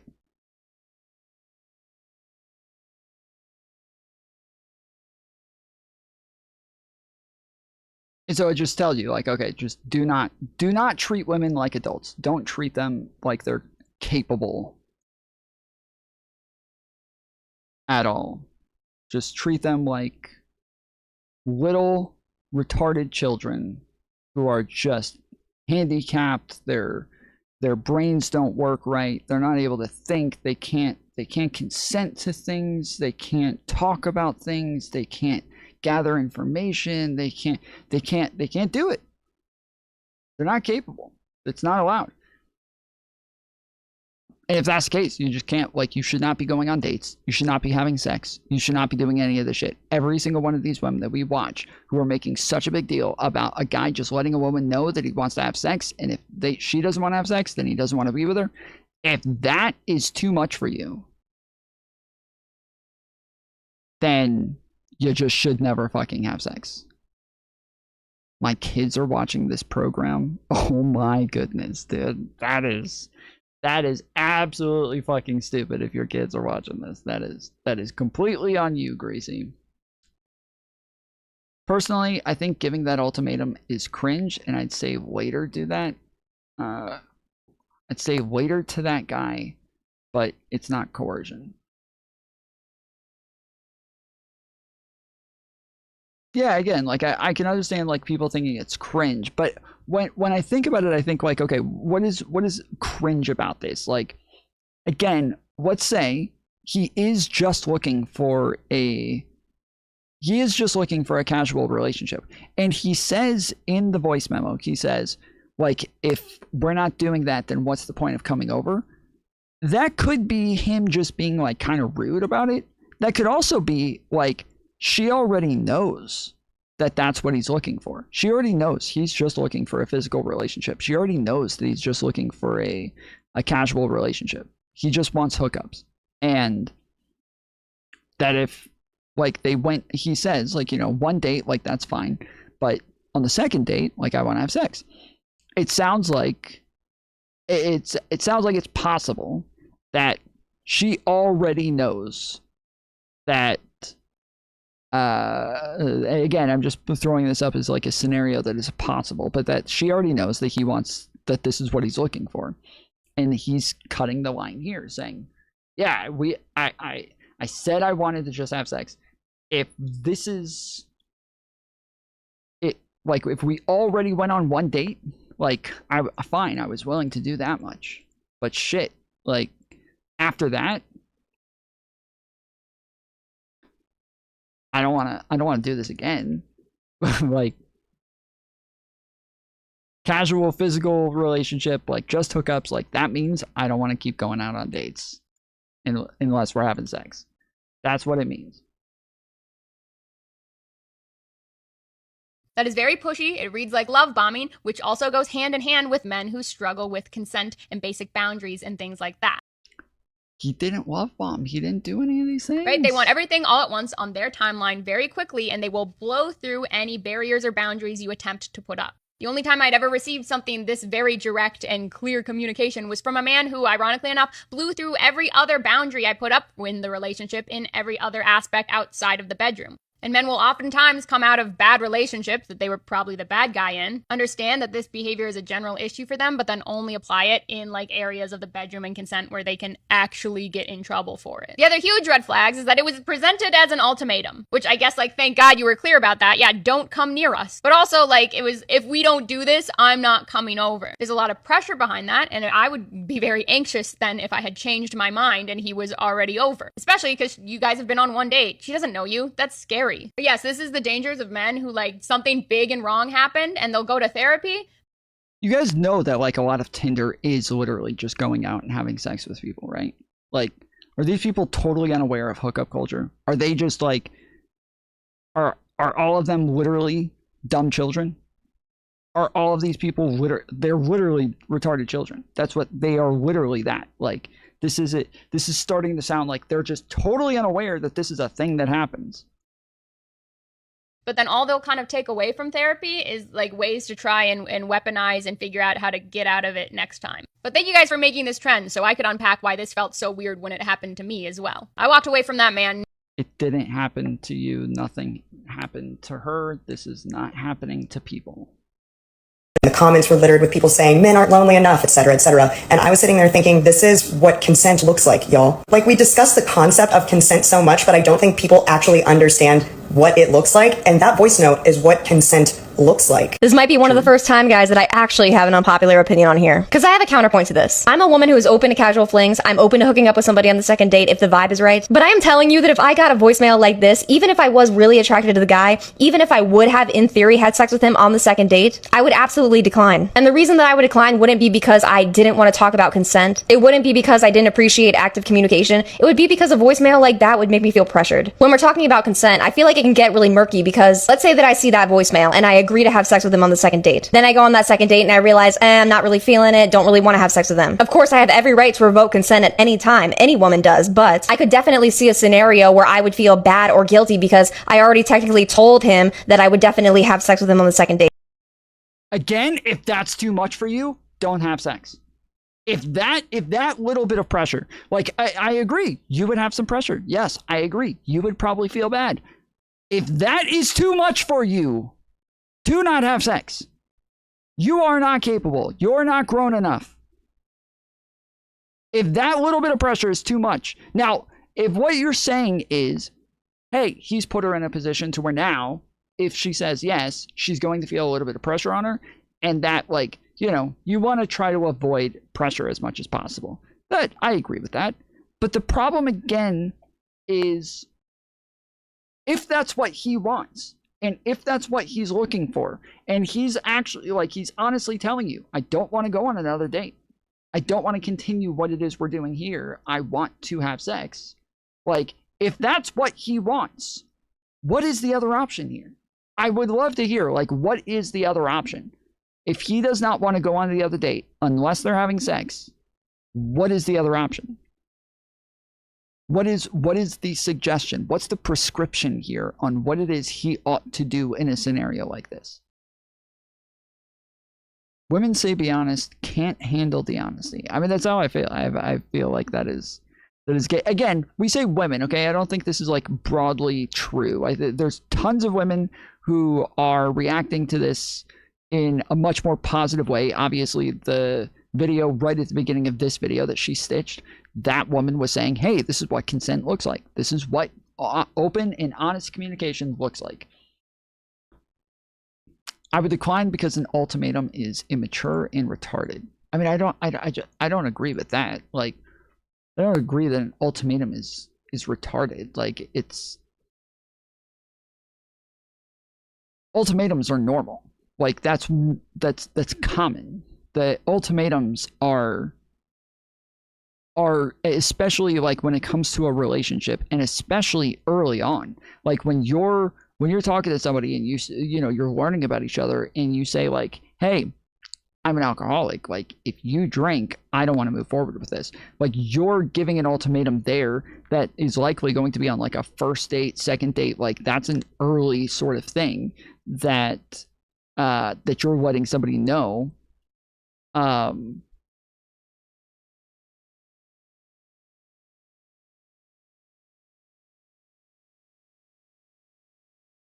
a second date, no. Again, if this, hold on, I feel like I'm taking crazy pills here. If this guy does not want to continue dating her unless they're going to have sex, then yes. If he's only looking for a casual relationship, or, you know, in his life, like he's always had sex on the first date so that he knows whether or not they have physical chemistry, and he's not willing to like go through the process of having to wait with somebody. And I feel like a part of this is also the way that you value sex. Like, obviously somebody who's willing to have a lot of casual sex and has slept around and has like had a lot of experience, that person is going to think of this very differently than somebody who's like a Christian or grew up in a very Christian household and is like been taught to, you know, save themselves for marriage, or to not give it up too easily, or to like they hold them having sex as this this prize sort of thing. You know, that's fine. That's not how he'll get sex. Sure, that again, that's fine, but that's not, we're not talking about whether or not that's how he'll get sex. We're talking about whether or not the ultimatum is a bad thing. Like, whether or not this is like whether or not doing it on the second date is a bad thing. Because again, if he's already told her this, then I think, well, obviously, yes. Obviously, if you did the first date and she didn't have sex with you, and you were saying you wanted to just have hookups, and then now you're talking about a second date, it's like, well, obviously, you gotta make sure, like, hey, I told you I just wanted to have sex. Now we're talking about doing this a second time. I don't want to do it a second time if we're not having sex. Like, I don't have any sort of problem with this. We're missing a lot of context here. And I'm only bringing this up to say that, like, there's a lot of other scenarios that are being brought up, a lot of other context that's being added about the fact that, like, if she says yes, he's going to use this as a contract, and he's going to say that you can't even call the police. Ha ha ha ha ha. I got you now. I've got the evidence that says that you consented, and so now I'm going to fuck you all the time. Like, there's all of these, like, other scenarios that are being added in there that are the least charitable to him. And so I'm adding in just some context that'll be slightly charitable to him in some ways. But even outside of that context, like, the other things I would say are just, like, it doesn't make it wrong. It doesn't make it, like, but it could be odd. But again, odd is just the fact that, like, that's just not my preference. That's just not, like, most people's preference, but it could still be his, whatever. The ultimatum is a bad thing, bad game. It's fine for him to state what he wants without the ultimatum. Sure, I mean, when you say game, though, like, that's part of the idea, is that, like, it is, a game is, like, part of romancing somebody and, like, seducing, and that, like, I know, I keep bringing up Destiny because he's somebody who has spoken about this at length numerous times, where he talks about the fact that, like, he's very, like, upfront from the very beginning, like, hey, I'm only doing this for having sex, or, like, hey, I plan on having sex at, like, on this night, at this time, at this place, like, that, like, they're very meticulous about making sure that they state this at a time, and that, like, let the person know, and then if they come back and they're like, oh, I don't want to have sex yet, he likely every single time would be like, okay, well, let me know when you are. Like, which is the same thing as an ultimatum. You're still saying, like, okay, well, I'm not going out with you until you are ready. And it's just a part of, like, what it is that you're looking for. Like, I don't know. When you say game, like, yes, a game is where you're willing to go through all of those processes to do this. But when you're talking about, like, just going on Tinder to find somebody to have sex with, and you say, hey, let's meet at this fucking hotel and then go have sex, like, that's not, you don't need game for that. Like, there's no real game. There is some game obviously included in that, but the type of game that we're talking about isn't what you're talking about. On top of that, this is a guy that I've known maybe less than 4 hours, because when you think about your typical date, it's generally only a couple hours. This is a guy who I don't know how he will respond if I tell him, hey, I know that I already told you that I wanted to have sex on the second date, but I changed my mind. And I could see a scenario where, maybe not myself, because I think that I'm pretty confident in my ability to walk away from situations that I don't want to be in, but I could very easily see other women who might not have come into their confidence yet feeling like, well, I already agreed to have. I'm saying it's probably not advisable to give ultimatums to get sex from someone. I agree. I 100% agree with that. But that's part of the problem that I have with this, is that they're framing it as he's giving an ultimatum to get sex. And I there's no evidence of that here. Like, to me, there is no evidence that the ultimatum is to get sex. It's him just stating out loud, this is what I want. If we're not doing that, then I don't want to do this. Like, it's obviously framed in an ultimatum way, but it's also just him stating what it is that he wants, which again is just the most normal fucking thing in relationships, especially early on. It just happens to include sex in this one, and I don't know that including sex makes it drastically different. I don't know if it really changes things that much. have sex with him on the second date, so now I have to follow through with it. And I'm not saying there aren't women who can't still feel that same pressure even if it's not communicated beforehand, but I also think a lot of this conversation ignores the fact that having casual sex as a woman is a lot more risky than having casual sex as a man. Because yeah, in theory, you're entitled to whatever you want. Nobody owes you time in the same way that you don't owe anybody sex. But being the gender who pretty much only benefits from casual sex and essentially giving an ultimatum to the gender that you know. Did he state this the day of the date, or was this part of the conversation of planning the second date?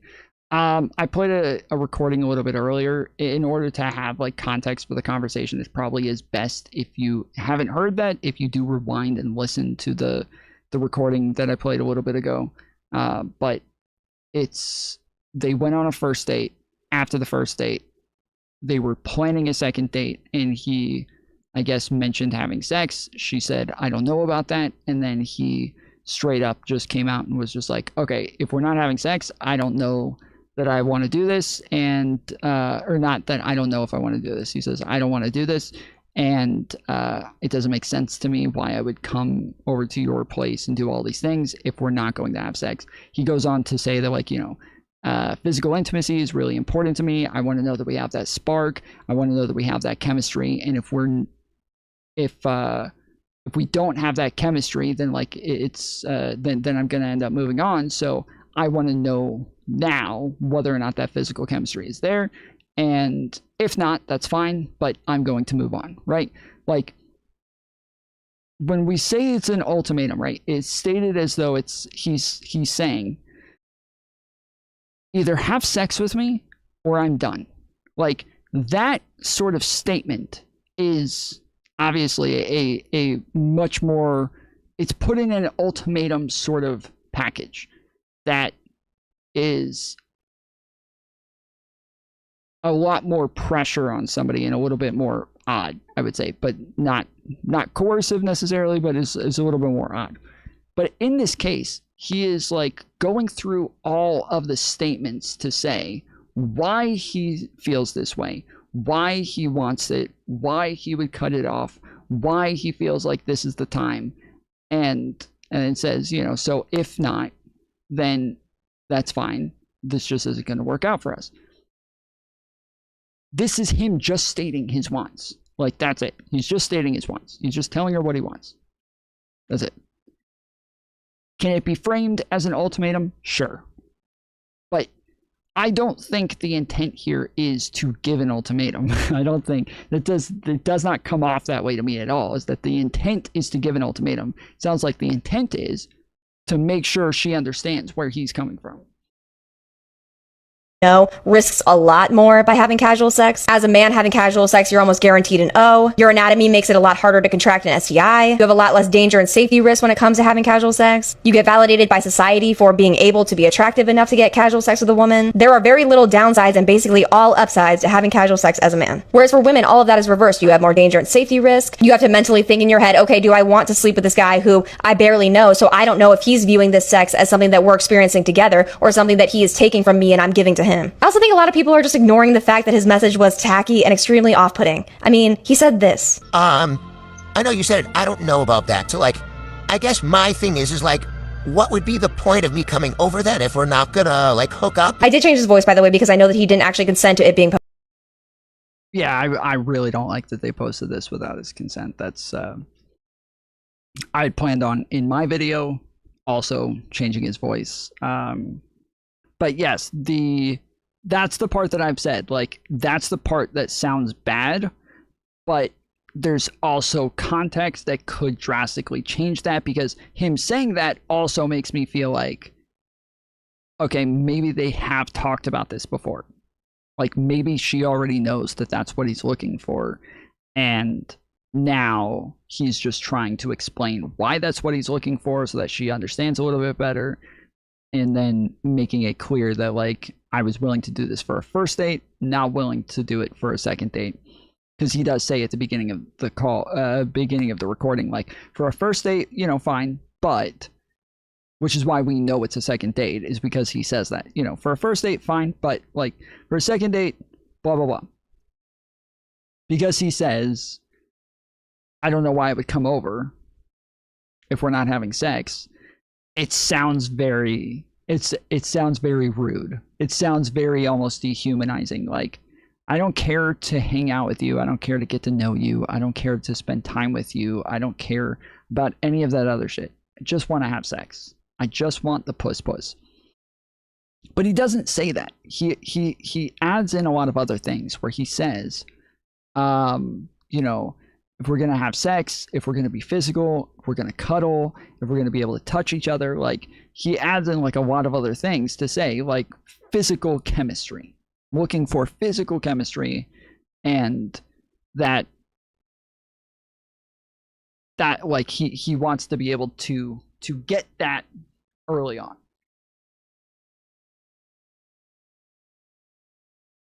But imagine a woman saying, oh, what's the point in going on a second date with you if you're not going to take me on a shopping spree? Is she allowed to say that? Yeah. Are most guys going to find that off-putting? Also, yes. I do think that even in casual sexual arrangements, implying that somebody isn't even worth getting to know a little bit so that you can make them see that you're actually a safe and comfortable person to be having sex with, it's not that you're not allowed to do it. It's a free country. You can do whatever you want.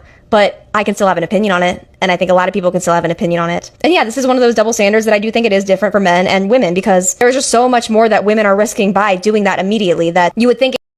Yeah, I agree with this. Like, this all makes sense that obviously women have a lot more risk, and so it makes sense why a woman would say no. It makes sense why a woman wouldn't want to do that. It makes sense why a woman would want to be safe and make sure that, like, this all makes sense to me. When I bring up the fact that, like, people do go on Tinder and just hook up with people that they meet, like, they just text them and then go meet them immediately. I'm saying that is a thing. I'm not saying, well, because that's a thing, everybody else can do it, no problemo. No, you should probably be safe. You should probably meet somebody. You should probably go on a date with them and try to make sure that this isn't some crazy psycho person. But yeah, like, even if somebody did say, like, let's say somebody says, like, hey, I just want to hook up, I just want something physical, and that, like, even in that scenario, it makes sense that still this woman would still want to go on a first date because she doesn't want to deal with some fucking psycho. Like, it still, in that scenario, makes sense that she would want to be careful.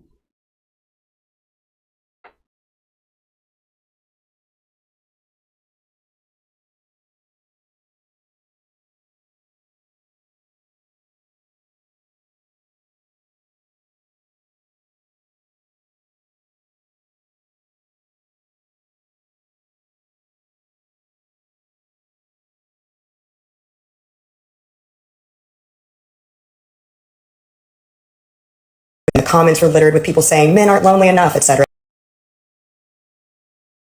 A video went viral last week of a girl that got a voice note from a guy that she was dating, and he was basically saying, hey, if we're going to continue hanging out, I just want you to know that I am seeking a sexual connection, and if you don't want to explore a sexual connection, then we should probably just end this now, because a sexual connection is the priority to me. And this was presented as a negative thing, and the comments were littered with people saying men aren't lonely enough, etc., etc. And I was sitting there thinking, this is what consent looks like, y'all. Like, we discuss the concept of consent so much, but I don't think people actually understand what it looks like. And that voice note is what consent looks like. It is blunt. It is raw. It is obvious. And that guy gave the girl a chance to be like, oh, okay, this is moving too quickly for me, and that's not how I want to conduct us dating right now. It should be that fucking easy. Consent, especially sexual consent, should be blunt.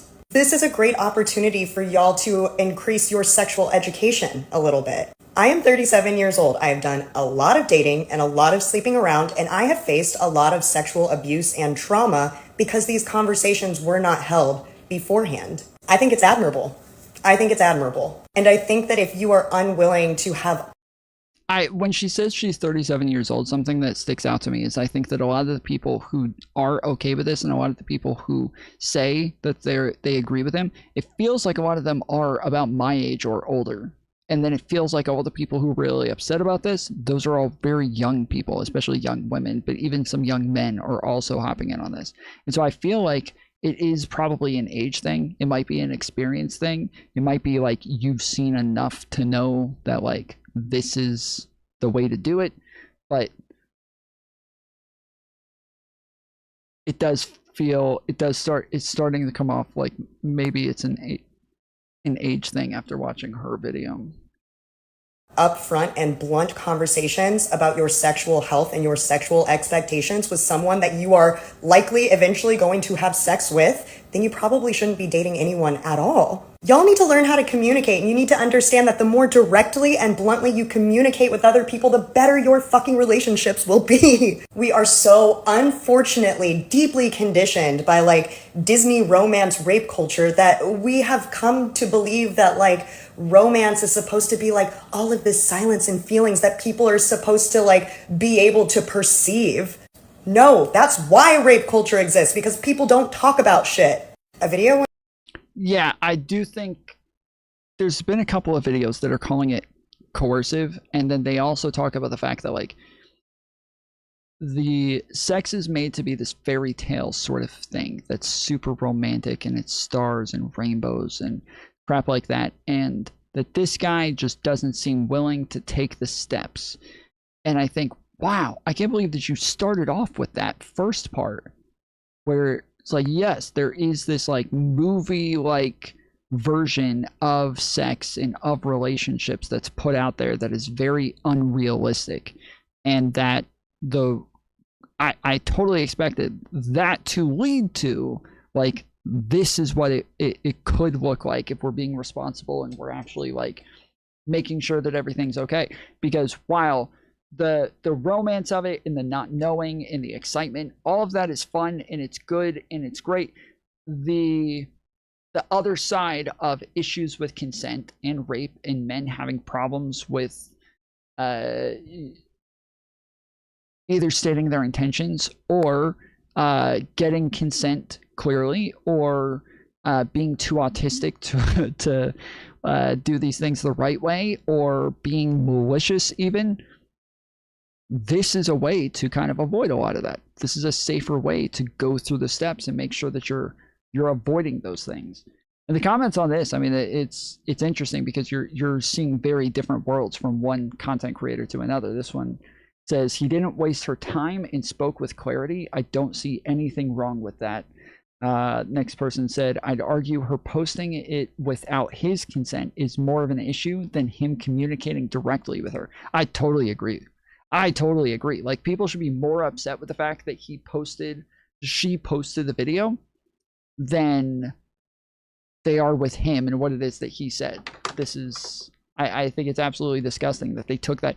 And you guys remember the other day, last week I was on a panel, and while I was on the panel, they started claiming that I said something that I never said. And I kept saying, I'll play it back for you if you want. I'll play it back for you. I'm recording this. I will play it back for you right now if you want. And they said, wait, how are you recording this? And I was like, or they said, how would you play it back? And I was like, I said, I'm recording this. And they're like, well, that's illegal. You're not allowed to record this. And if you post this anywhere, I'll sue you. And I was like, well, go ahead and sue me. I'm streaming right now on my YouTube channel.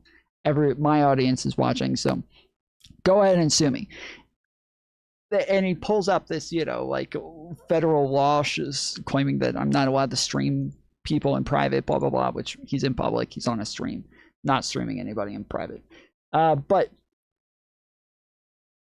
there are laws about two-party consent in a lot of states. So some states are two-party consent states, which means everybody who's being posted in a video, they all have to consent. Each and every single person, they all have to consent to being posted in a video. So like if you're in California, this is a two-party consent state.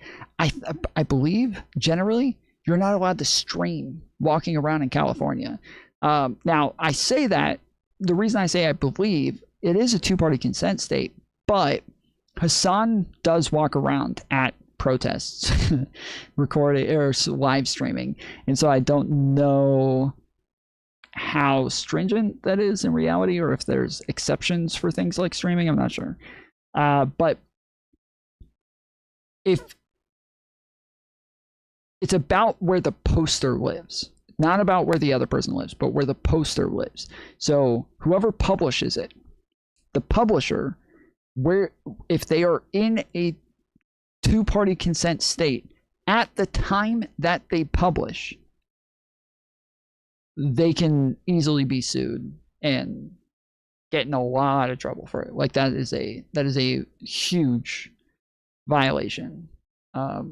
I'm in a one-party consent state, meaning that as long as I am part of the thing, I can post it. As long as I'm part of a call, as long as the call, you know, the recording was sent to me, as long as I was like part of this communication somehow, I'm allowed to post that thing. But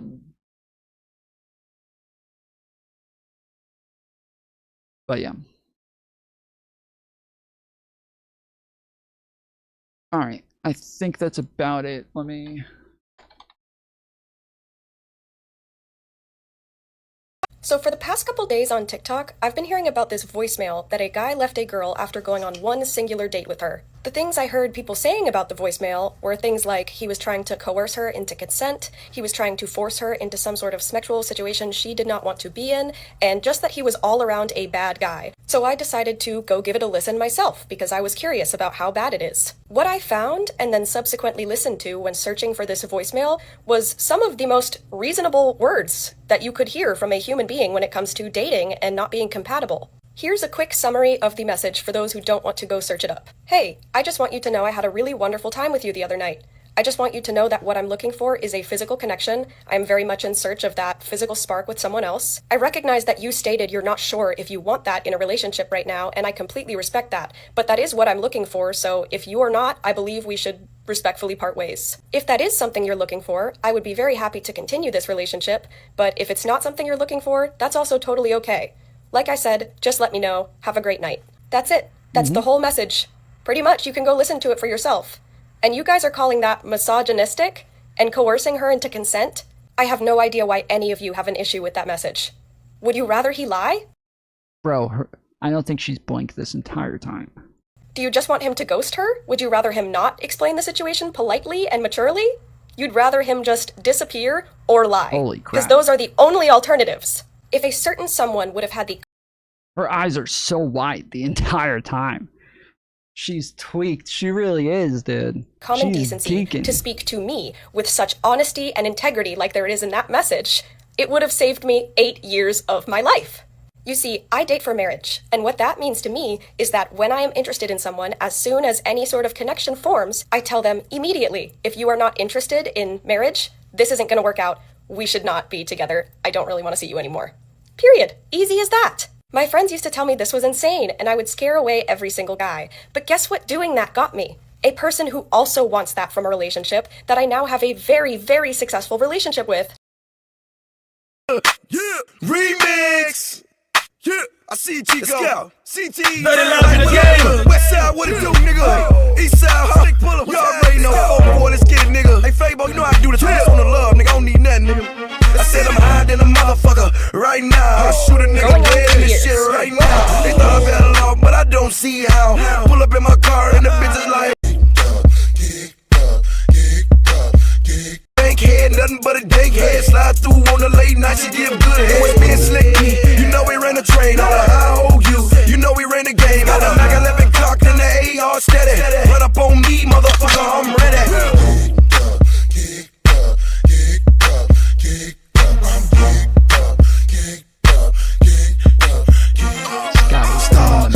Star track, Scotty don't wanna give a star. Back I'm in the zone and I bought me a star. Gag get a really geeked up, that's a star. Phantom star. To see spaceships on Bankhead. I roll with gangsters, Bill Poppers and Dankheads. I got partners. I just remembered I'm super lagged and I can't ever sing songs while I'm playing them. It hurts my feelings. OMG, why horrible music? Oh, dude, that's a great fucking song. The remix isn't so great. I don't like the one with Young Jeezy. The original is great. I'm starting to see spaceships on Bankhead. Scotty, beam me up. That was a good song. It was a great fucking song, dude. Whether you want to date for marriage, for purely physical connection, for fun, just because you have nothing else to do, that should be something you communicate ASAP to the person you want to be in a relationship with. The nicest thing and most I feel like she's doing it on purpose. I feel like she's got to be doing it on purpose, like trying not to blink And like, I bet every time she blinks, she just starts the recording over and she just starts at the beginning, so that people at least comment like, "Holy crap!" Because she's not just not blinking, but she's keeping her eyes like super wide the whole time. Respectful thing you can do for the person you want to date is explain to them. I definitely think you are lovely. However, I would love to, if we're going to go to your place on Thursday, I mean, I am looking to have that physical intimacy to see if, like, I am sexually compatible with you. So, like, if I'm going to come over, like, I would be hoping to, like, hook up, have sex, have a good time, have, like, that romantic spark and that physical spark there for my own sake, because it's hard for me to continue dating someone and seeing them if I don't know if I'm sexually compatible. So I know you said I don't know about that, so like I guess Dude, it's crazy that when you're communicating your wants that you would talk about yourself. No way. thing is like, what would be the point of me coming over then if we're not gonna like hook up and like cuddle and like be intimate with each other?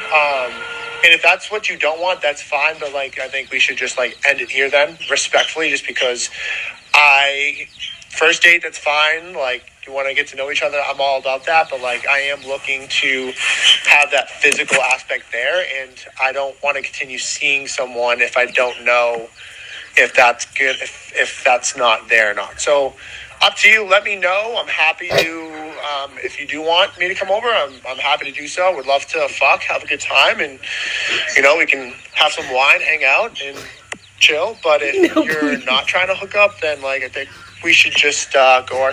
First off, there's something eerily familiar about... First off, that's rape. He raped her. That voicemail was rape. And I feel raped having listened to it. That man. I definitely don't know him, but there are many of his kind who lurk about. The conversation is, oh, he's being so polite. He is asking for consent rather than just going to her house and trying to physically pressure her by making moves that she did not anticipate he would try to make. You know what? You know what's coercion? Okay? Men are horny. Okay? Men are very horny people. We have testosterone. We've got fucking hormones flowing all the time. We are thinking about sex all the fucking time, okay? You know what's coercion? Is women wearing sexy clothes and showing cleavage, wearing tight pants, wearing makeup, trying to seduce us, trying to make us horny. Because once you make us horny, now we are going to have sex with you, and we don't like that is coercive. That's coercion. That's kind of it. That's what it feels like every time that they like talk about these things. Every time they're like, if it puts any sort of pressure on you to make it to where you're more likely to have sex with them or want to have sex with them or something like that, like, oh, I coerced the fuck out of Tom.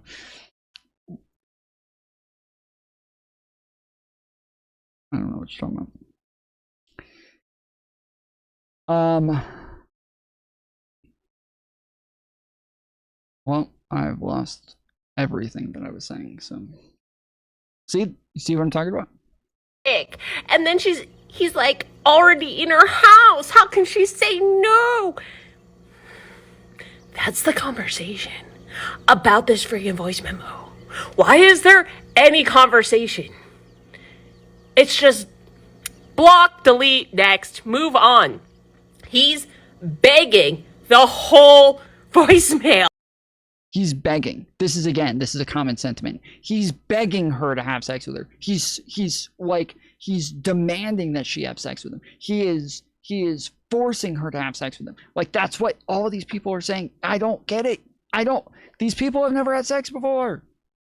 Or they've just, again, this is an older person, okay? This is somebody who actually is older. This is the first older person that we're seeing that's actually giving this fucking take. Oh, he's begging for sex. He's not. But she's so like overly performative with it to where it's obvious like she didn't think about what she was gonna say. She just wanted to say something because it's going viral. Interested in her. Clearly, he can't even stand to have a conversation with her unless there is sex potentially for him.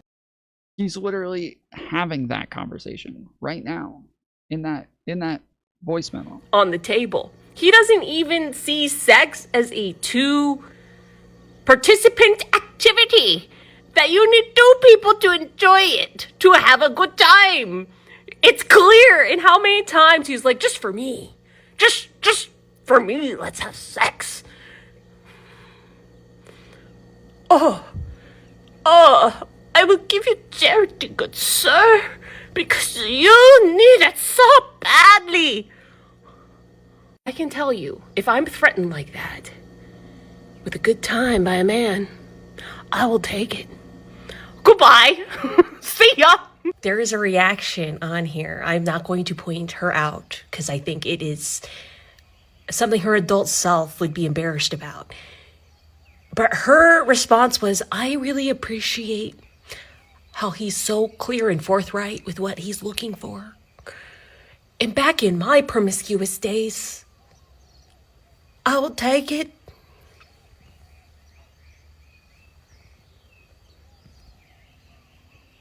Do not insult promiscuous women, bitch. I appreciate a man who will voice his desires and then try to pursue them. However, this man's desire is to hire a sex worker so he doesn't have to deal with the substance of women, and he can just get his cum dumpster and move on. What makes it so gross is that he doesn't even want to pay for it.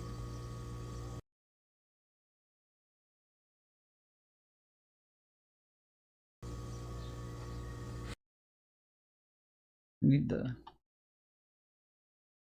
need to get that base. This cum makes it so gross is that he doesn't even want to pay for it. There we go. This is an incel machine, dude. This is an incel machine right here. He offered to bring wine. Yeah, it seems like they went on a first date. It sounds like he already paid for it. Sounds like he already paid for it, so.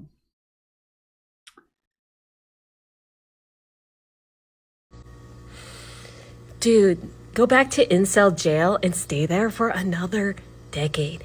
Can we use... Incel jail? Like, these people, I don't understand. They use the word incel so randomly. I don't get it. You're creating incels right here with this shit.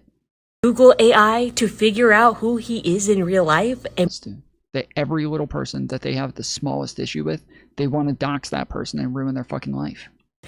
L for loser, so we can avoid him from a distance. This is common practice on TikTok. This is normalized. There are so many massive creators on the left and the right. This is not a left or right thing on there. But I would say it's probably a bit more common to dox people on the left on TikTok. From my perspective, from what I've seen, it seems a lot more common from them.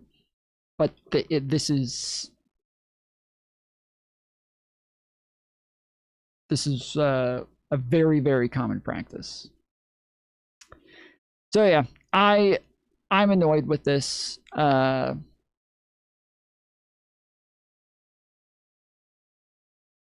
If you haven't already seen it, a voice memo has gone viral that a woman shared because she invited a man over to her apartment and he sent her a voice memo letting her know that since they've already been on 2 dates, he would like to explore if they're sexually compatible when he comes over to her apartment, and wanted to know if that was also how she was feeling before he came over, right? He wanted to smash. She posted this as though it was some horrible thing, but I am team voice memo Okay, I would say that that's a little bit too charitable, because you do need to include the fact that he said otherwise he doesn't want to continue. He wasn't just saying, I want to see if you want to, because it sounds like she had already indicated that it was likely not the case that she wanted to. She had already indicated this to some extent. The issue that I have is, so there was, if you guys remember, what's the fat guy's name from, what was it called? Crazy Bad, Bad something. The 3 teenagers who want to go get drunk and have sex at a party. They're all fucking weird losers. Super Bad. Yes. The fat guy is Jonah Hill. You guys remember there was a whole controversy over the fact that Jonah Hill's girlfriend was this professional surfer, okay? And she leaked a ton of DMs from him saying that he was abusive. And all these DMs are him communicating over and over and over saying, hey, I don't like when you post a bunch of bikini pics on Instagram. I don't like when you go do these photo shoots and are posting these sexy photos all over the place. And then I have to look at like all of these guys commenting on your photos saying like all of these disgusting things about you when you're my girlfriend. He says, and she says, oh, I'm sorry. I won't do it anymore. I understand. And then she would do it again. She's a professional surfer. He had to know that comes with the territory. Kind of, not really. Professional surfers, even the female surfers, don't normally wear bikinis. They wear wetsuits. It wasn't like the issue was not what she was doing while she was surfing. The issue was what she was doing while she wasn't surfing. And that she was doing photo shoots because she was, there's lots of female surfers, but they're not all pretty. She was pretty. And so therefore they wanted to also put her on magazines and all sorts of other shit. And he didn't seem to care about her being on magazines. He didn't seem to care about her being in magazines. He didn't seem to care about her doing photo shoots. He seemed to care about her posting it on Instagram. And I think even like the liking guys' comments who were hitting on her, replying to guys' comments who were, talking about, oh, that's a fat ass, like, so, oh, thank you, like, but even still, okay, comes to the territory. Let's say she has to wear a bikini. Let's say she's a volleyball player, and those volleyball, if you guys have seen the outfits the volleyball players wear, the girl volleyball players, they are very, very revealing, okay? Let's say he's dating a volleyball player, and they start dating. He knows that she has to wear these skimpy outfits, right? Let's,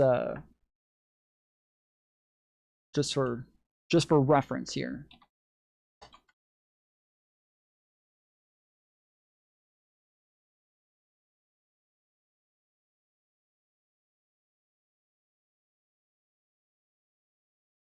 I think a couple of years ago that they actually like petitioned for less revealing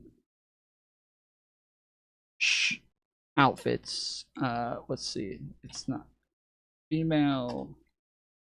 It's beach volleyball players. Yes, these. Okay. So these are very revealing outfits that they wear. Okay. Let's say he starts dating one of these girls. And again, he knows. I like that they put the image at the top now so that it's actually big instead of putting it on the side where it's not as big. I love that. Is that all of the photos that they do this with? Yes, it is. Thank fucking God, dude. They used to do this and then they went to the side photo, but it's so much better for stream. Okay, so he knows they're dating. He's cool with it, right? But then over time, he starts to become insecure. He starts to not like it so much. He starts to have some issues with it. He didn't know that he was going to have these issues in the beginning. He thought he was going to be fine with it. Turns out he's not.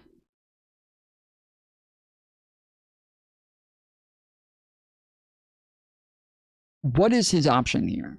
Like, what are the options? Because when I went over this case on stream, I had a mod at the time. She was my head mod. She was my producer. She was like a radical feminist and a socialist. It's crazy. I had a radical feminist, socialist head mod and producer for my channel for a long time. It was quite the fucking dynamic, but he's not mature enough, and neither is she. Sure. Regardless. So, at the point that he understands that he has an issue with this relationship, he has an issue with the clothes that she wears. Let's say it's her job. Let's say it's literally for her job. She is a professional volleyball player. This is what they have to wear. This is their outfits. She does not decide. This is her fucking job. Okay? What is he supposed to do here? If it actually bothers him, it's actually like eating him up inside. It drives him nuts. It makes him really jealous. It hurts him.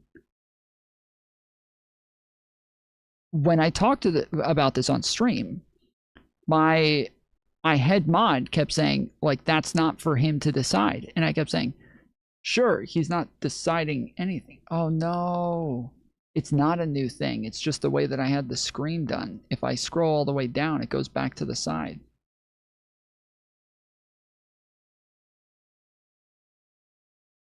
Okay, I'll have to keep that in mind.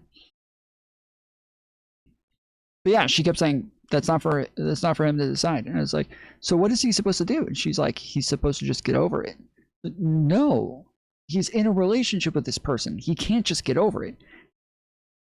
Yeah, just be more secure. Yeah, just do it. Just do it. Just be more secure, right? Like, his only option is to just communicate with her and let her know, hey, like, this sucks for me.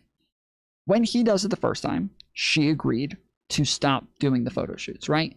But then she kept doing them and still posting them on Instagram. And then he would get mad again. And she would again apologize and be like, oh, you know what? You're right. I'm sorry. I shouldn't have done that. My bad.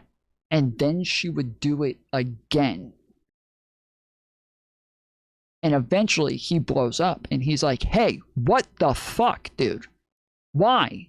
Like, stop doing this. Stop doing this to me, please. I cannot be in a relationship with somebody who's doing this. Like, this is hurting me. And he's like he's over the top, okay? Like, Jonah Hill goes fucking off on her. And a bunch of people are like, this is abusive. Like, if you're gonna yell at a woman over what it is she's wearing, you're fucking abusive. It's like, the first 2 or 3 times he was very calm and nice about it, and like, he did not go off on her in the very beginning. And more importantly, she agreed to the circumstances, right? She agreed that she was not going to do it anymore. And then she kept doing it. Like, this was not a him problem. He was not the wrong he was not the wrong one here. It is a him problem in the fact that, like, obviously he's the one who's insecure, but he's not the problem in this scenario. If she could have just been upfront from the very beginning and say, hey, I don't want to stop doing this, I'm sorry, but like, it doesn't seem like this is going to work out. Or she even just says, I'm sorry, but like, this is something that I want to do. I don't feel comfortable with you telling me what to wear or what not to wear. Then it's on him to say, okay, I just want you to know this relationship isn't going to work for me anymore. But once he says that, a lot of these people are going to turn around and say, that's coercion. That's coercion. He has now coerced her. He is trying to coerce her into being in the relationship because he's holding the relationship over her head. That, in a sense, like, coercion is this like hard one. There's a hard line to draw on like when something is or isn't coercive. But we would say something is like influencing somebody there's influence, and then there is coercion. And coercion is where you're like doing this in a manipulative and immoral way. Like that's coercion, right? Or that's manipulation, right? That's like, it's when it becomes immoral. Jonah Hill just voicing how it is he felt and stating his boundaries, that is the right thing to do. That is the right thing to do. That is what you should do. And if you're insecure, that's fine. You're allowed to be insecure. If you want to work on that, if you want to like try to make it to where you're not as insecure, that's fine too. But there are people who are insecure. That's fine. It's not like I'm sure you can find women who are not going to be posting bikini pics on the internet and liking guys' comments who are hitting on you. Like I'm sure you can find that woman. And I'm sure somebody will date her who just will not give a fuck and won't have a problem with it. But it felt like at the time the majority of the internet was mad at Jonah Hill for even telling her that he had an issue with this. And the main text messages that you saw were the ones of him blowing up over it. Just fucking going off. And at a point, like I think that, he might have taken it a little too far. But the main issue was she kept agreeing to not do it and then kept doing it anyways. And that everybody who responded to this just did not give him any like credibility for coming to her numerous times in the first place and voicing his issues with it and letting her know. Even if she's a professional volleyball player where she has to use it wear it for her job, it is what Sass said, what my mod said was he should just leave the relationship. He's not comfortable with her job, so he needs to just leave. I say that is fucking bullshit. You can treat women like adults. You're capable of treating women like adults and coming to them and saying, hey, your job is something that I'm uncomfortable with, and with you being in this job, I'm not going to be able to be with you anymore. Is that an ultimatum? Yeah, sure. Is it wrong? No, you need to be able to communicate with that person. The idea that you're supposed to either just leave or you come and tell her that you're uncomfortable with it, and then she says, oh, well, I'm sorry, but it's my job, and then you just move on, and then you leave her. Like, no, give her the full fucking context. Let her know that, because it could be that she loves her job, she likes her job, but she doesn't value it over her relationship. That she values your relationship more. And the idea that you're not even going to give her the ability to choose, that's fucking disgusting. That to me is disgusting. That you would leave that relationship and never even give her the dignity and the capability of choosing, making her own fucking choice there and saying, yes, I would rather keep my job, I'm sorry, or yes, I would rather be in a relationship with you. Like, women are allowed to make their own fucking choices. They're capable of taking hard choices and dealing with it. This is a common thing for women who date cops, or women who date men in the military, or women who date like the guys in all sorts of positions where they get into the relationship with somebody where they already know what they do. And then after a while they decide, yeah, that just doesn't work for me. I don't like this. I'm letting you know, either you have to stop or I'm going to have to leave. And nobody has an issue with it when it's women. Nobody has an issue with it when the woman says, like, hey, quit your job or I'm leaving. Like, it's not a fucking, nobody cares. But if a guy does it, it's always fucking abusive, and it's always manipulation, and it's always coercion, and it's always, like, it drives me a little fucking crazy. It does. But I feel like one thing that people don't take into consideration is that you should be giving them the information and letting them choose. You should. You should allow them to make the decision for themselves.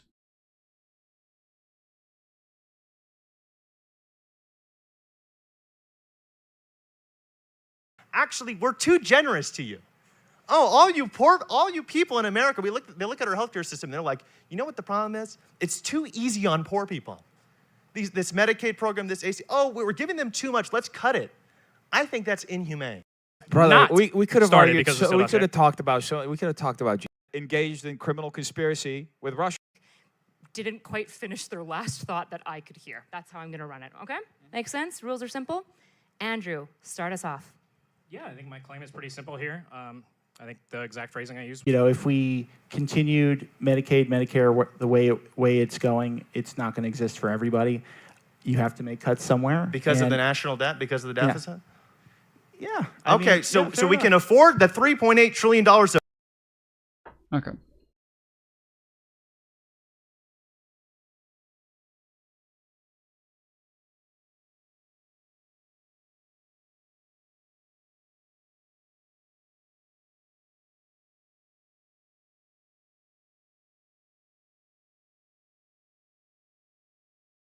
I'm starting to see spaceships on Bankhead.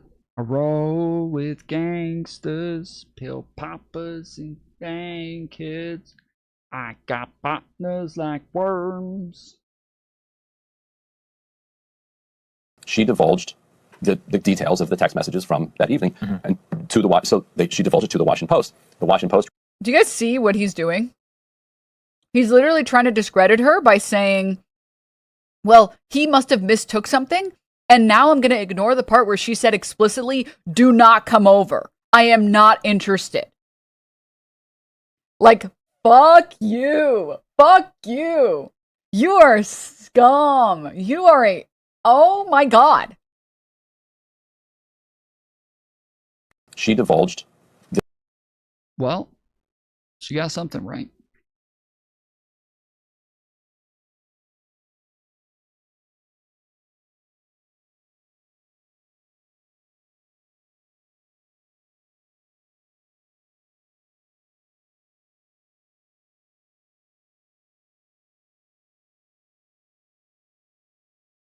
The moral argument is always going to lose 50% of the time. The utilitarian arguments win. First off, Bongin, are you talking to me? Secondly, utilitarianism is a moral framework.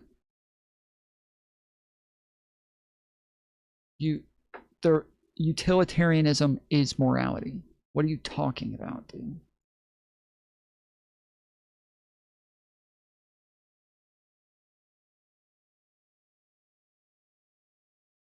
Utilitarianism is an ethical theory in philosophy, which states that the most moral action is the one that maximizes overall happiness and well-being. It is literally a moral framework. That's what utilitarianism is.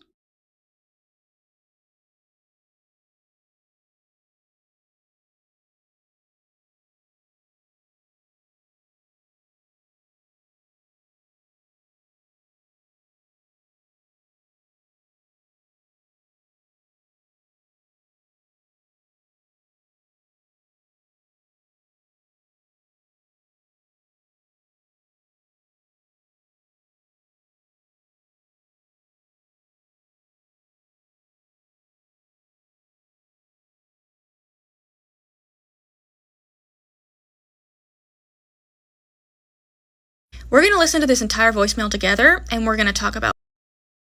Okay, hold on. I thought we were done with this. If you do want me to come over, I'm talking about this situation without any nuance whatsoever. First, we're going to talk about the mistake that he made. And that mistake was trying to explain why they were incompatible if she said no. That's where the grooming allegations are coming from. If you listen, he references a previous...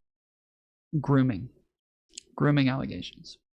I forgot about that. There are grooming allegations.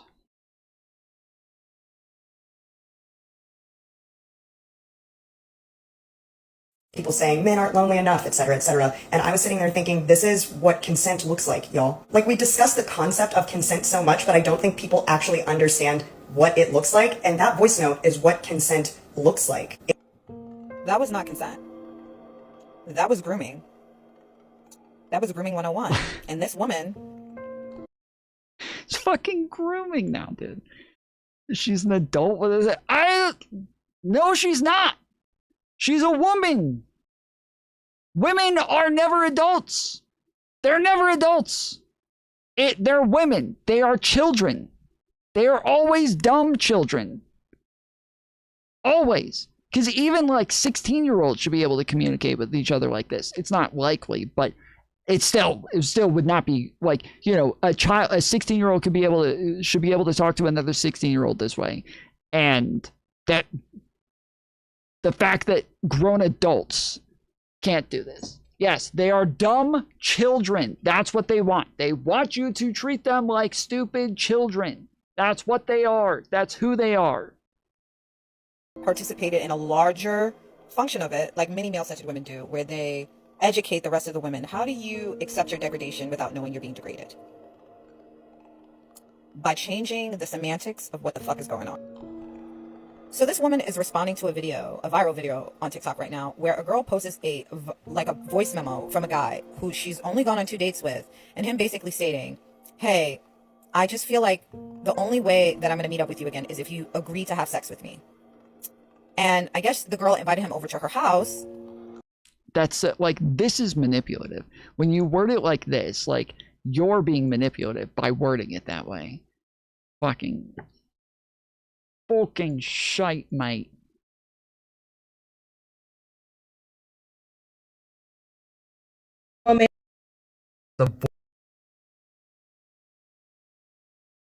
Complain. When we resolve the ethical damages by electing representatives who are going to expand the court, you all can't complain. That's just how it is. Immunity from a civil perspective, and if that is the That's case, why do we're we ever pushing for have, this. in any circumstance, a situation where it's easier to criminally convict someone than it is to hold them civilly liable, and in basically no place in American legal tradition is that the case. And so I could see them defaulting to, again, sort of originalist and textualism in the sense of the overall framework and legal tradition of English common law and then American law that sprang out from it, where it's never the case that it's harder to hold someone all right, this is a troll. Confirmed troll. Unless the action itself is does not. You can complain legally. Okay.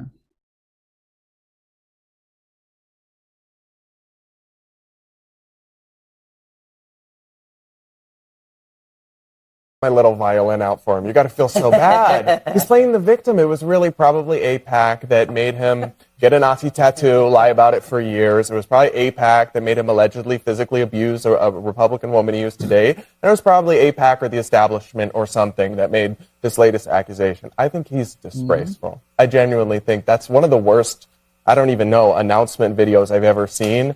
No accountability, no reflection, just a weird It really was. It really was probably one of the worst of all time. Like, we watched it last night. It was about 20 minutes from Graham Plattner. And he's trying to play Trump. He's trying to be Trump. He thinks that he can have a Nazi tattoo, like have a bunch of scandals to where it sounds like, one, he's already lied. So we already like don't believe him. And then more allegations come out against him to where they're racking up. And what he doesn't come back with any evidence whatsoever to combat what it is that's being said, but just keeps denying it and saying that they're all liars and that these are people who are working for, you know, big pharma, big corporation, the establishment, the elites, like the Republicans, the Democrats. Like, he's just making up like all the big boogeyman people to say that that's why he's being accused of rape now. And it's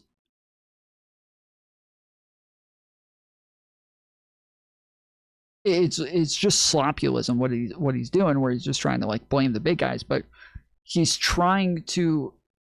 We can't believe him because we already know that he lied about the tattoo. Like, if he had some integrity, if this was the first accusation, if he had, if he didn't have like, you know, if we hadn't proven that he had lied numerous times already, then it would have been a very different scenario. But because he's already been proven to have lied over and over about the Nazi tattoo, we can't trust anything he says about anything else without like actual evidence. And so he just thinks that at scandal after scandal after scandal after scandal, he can just keep getting away with it because Trump did.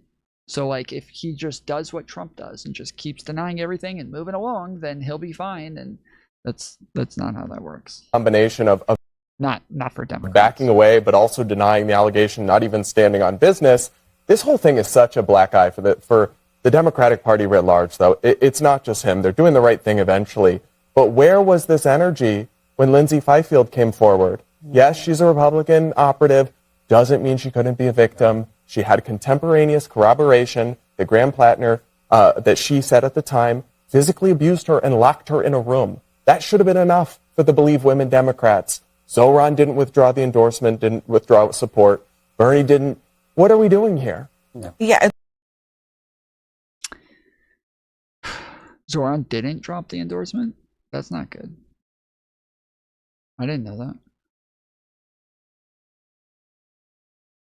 You know, I've known Candace for a long time, like since way before she was famous. And I first met her at a Turning Point event. She was literally sitting by herself. This shows you how unfamous she was. She was sitting by herself at breakfast. My wife and I went over to chat with her. And I have a habit of when I see young people coming up in politics, and especially if you see somebody who flips from the left to the right, everybody thinks it's cool. Like, oh, they're getting famous. They're on Fox. Where was all this outrage when Jean Carroll claims came to light? Wait, I thought he believed Jean Carroll. Am I wrong? I thought that the Jean Carroll thing, does he not believe in the Jean Carroll stuff? They're on Daily Wire, Blaze, whatever. It's like so cool and they're so popular. It sucks to be them at that point. It's really hard. Everybody they know that they knew from their former life hates them, is attacking them. They're being, everybody's on them on the right. We love you. You're incredible. By the way, they're usually. Yeah, this is often anytime somebody switches from being a Republican to a Democrat or a Democrat to a Republican, immediately everybody wants to start accusing them of being a grifter and that they're like it. It's not a fun thing to do, dude. It's not a fun thing to do, and it's rare that it actually works out for you. Most of the time, it just does the opposite. Like most of the time, especially if you've already built an audience of like lefties, and then you move to the right, well, you just lost your whole fucking audience, and you're tanked in the algorithm, and the right is less likely to even find you now because you moved, and the right likely already there's so many, like all of the people that you like, your personal family, your friends, like the people that you liked and hung out with, all of these people don't want to talk to you anymore. Like there's so many like personal negatives that come with it that it's just a very, very unlikely scenario but it's like the first thing that everybody thinks about. Usually going broke at that point in their lives, because every other way that they. I don't think he ever talks about it. I'm pretty sure he's brought it up numerous times on his show. I'll have to check, but I'm almost positive he's brought it up. Could make money in the past. All those people now hate them. Nobody's paying them. You go on Fox News, you're not getting paid to be on Fox News or whatever you're doing that's making you famous. And so I just tend to go up to him like, I just want him to know, like, if you need anything, I've been through this. It's ugly. I'm happy to help or whatever.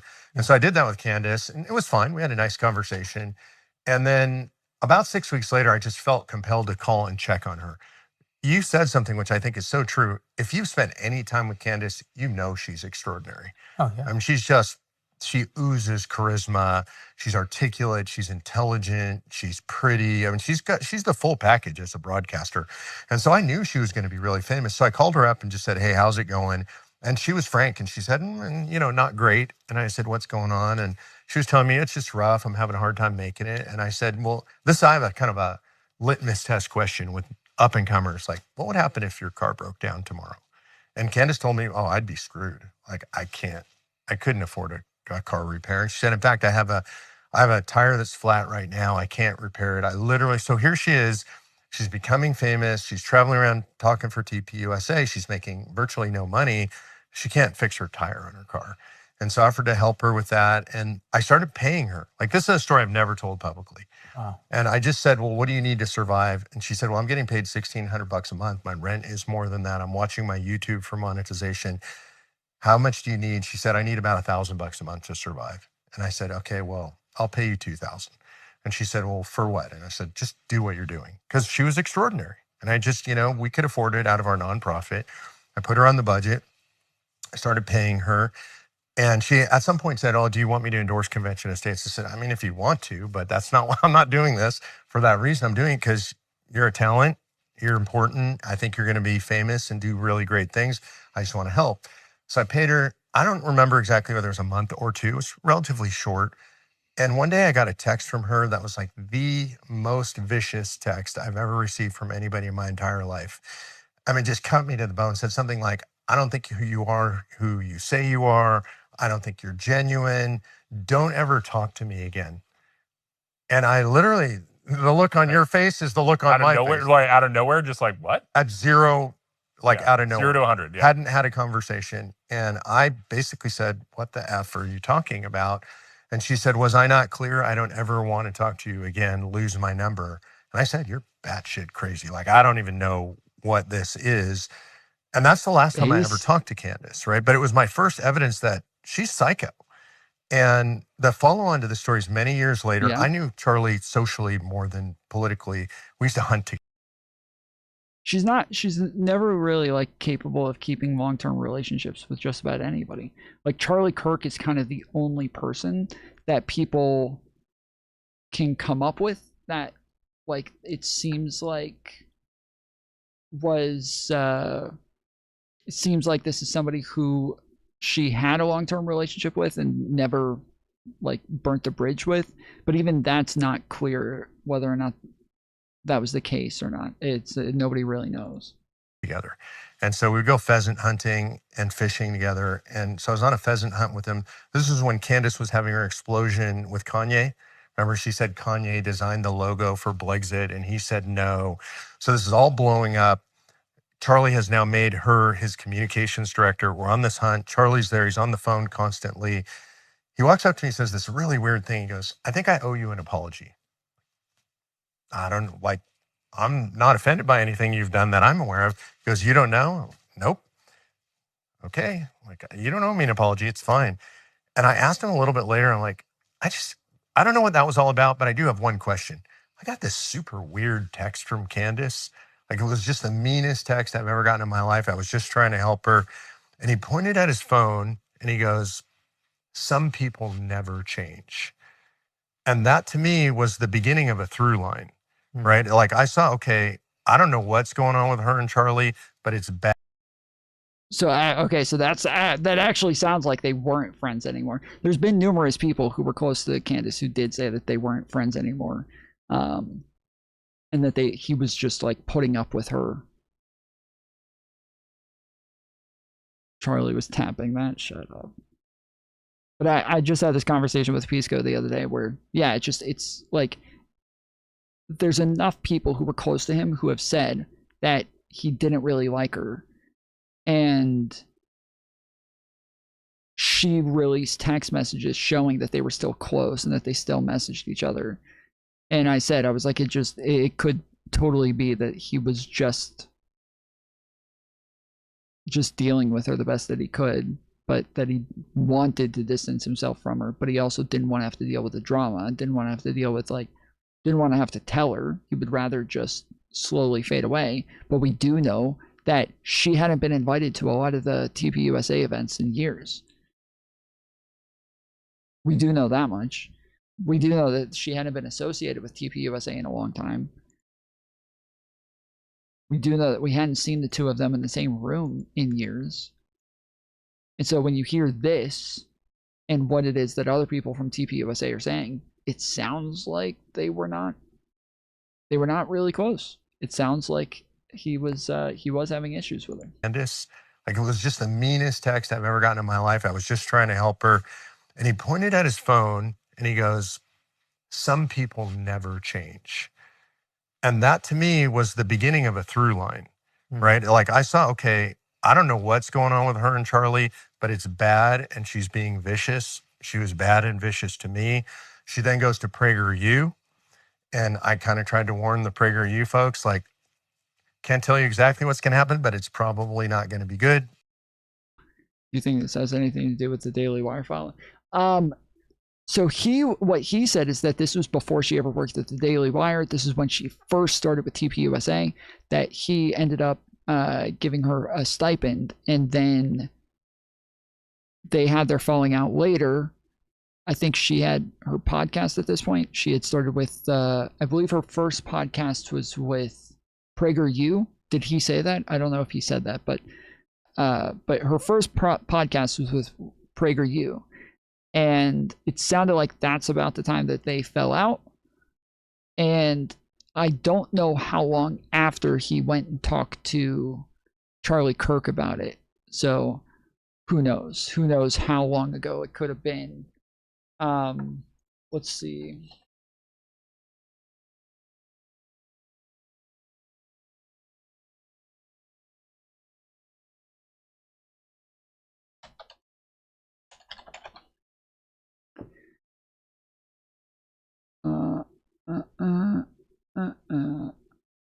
Following the assassination of Charlie Kirk, the two can no longer appear together prior to his death.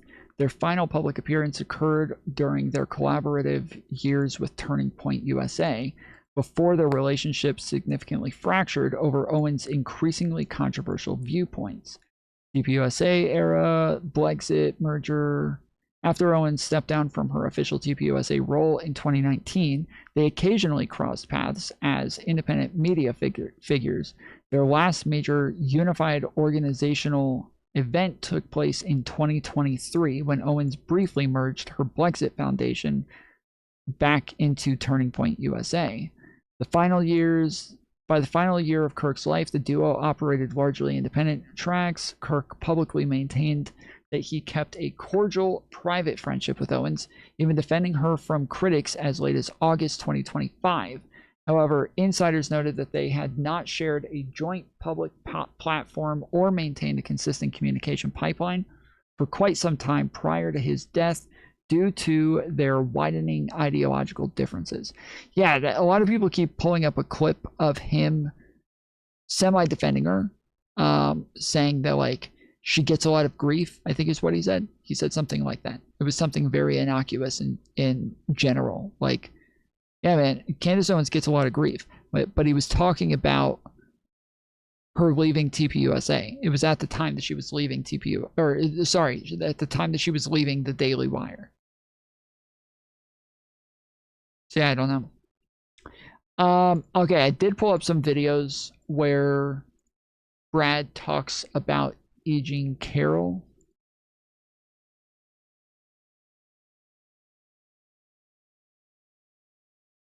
In civil court, I really.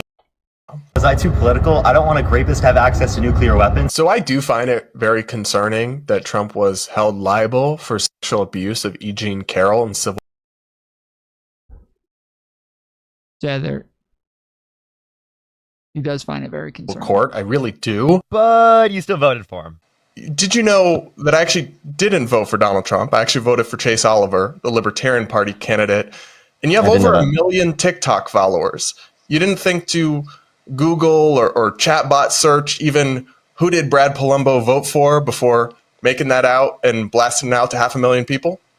No, I do apologize for that. Like that's not something that I expected. I did expect that it was like a Trump supporter responding to that type of content. So I appreciate you telling me that, because I didn't know that. And actually I did try to like search to see that, and it seemed like you had some content that was sort of Trump leaning, but it's good to hear that you didn't. Yeah, of course I should search on TikTok. Okay. So there's going to be various things that probably I checked this because I wanted to see, like, is this, I don't expect you to have watched my podcast or watched my YouTube content, but if you Google who did Brad Palumbo vote for, a tweet where I said I'm voting for Chase Oliver comes up as the third or fourth result, or at least it did for me. If you ask for sexual abuse of E. Jean Carroll in civil court, I really do, but it's not the same thing as a criminal conviction. There's a much lower standard of proof, and what it has to do with nuclear weapons, I'm not really sure. Even a leader who did, let's say, commit a horrible crime against another person isn't going to necessarily start a nuclear war. Trump was already president once and didn't start any new wars. County judge says Tremaine Carroll must be referred to with she, her pronouns.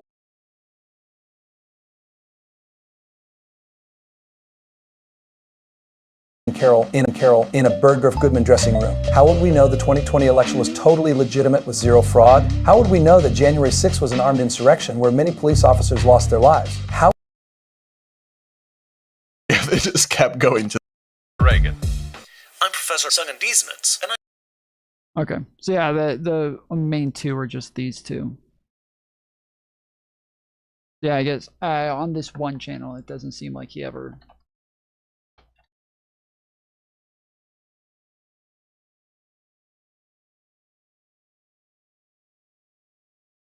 Let's see.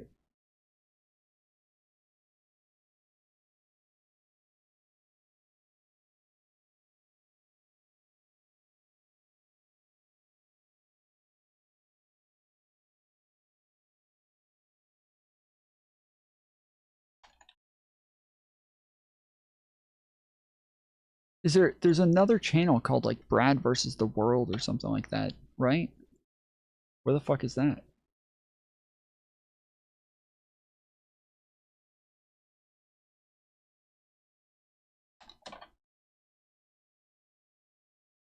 Yeah, it's Brad versus the World. That's what I just searched. Brad versus the World. Yeah, none exist. Weird. Okay.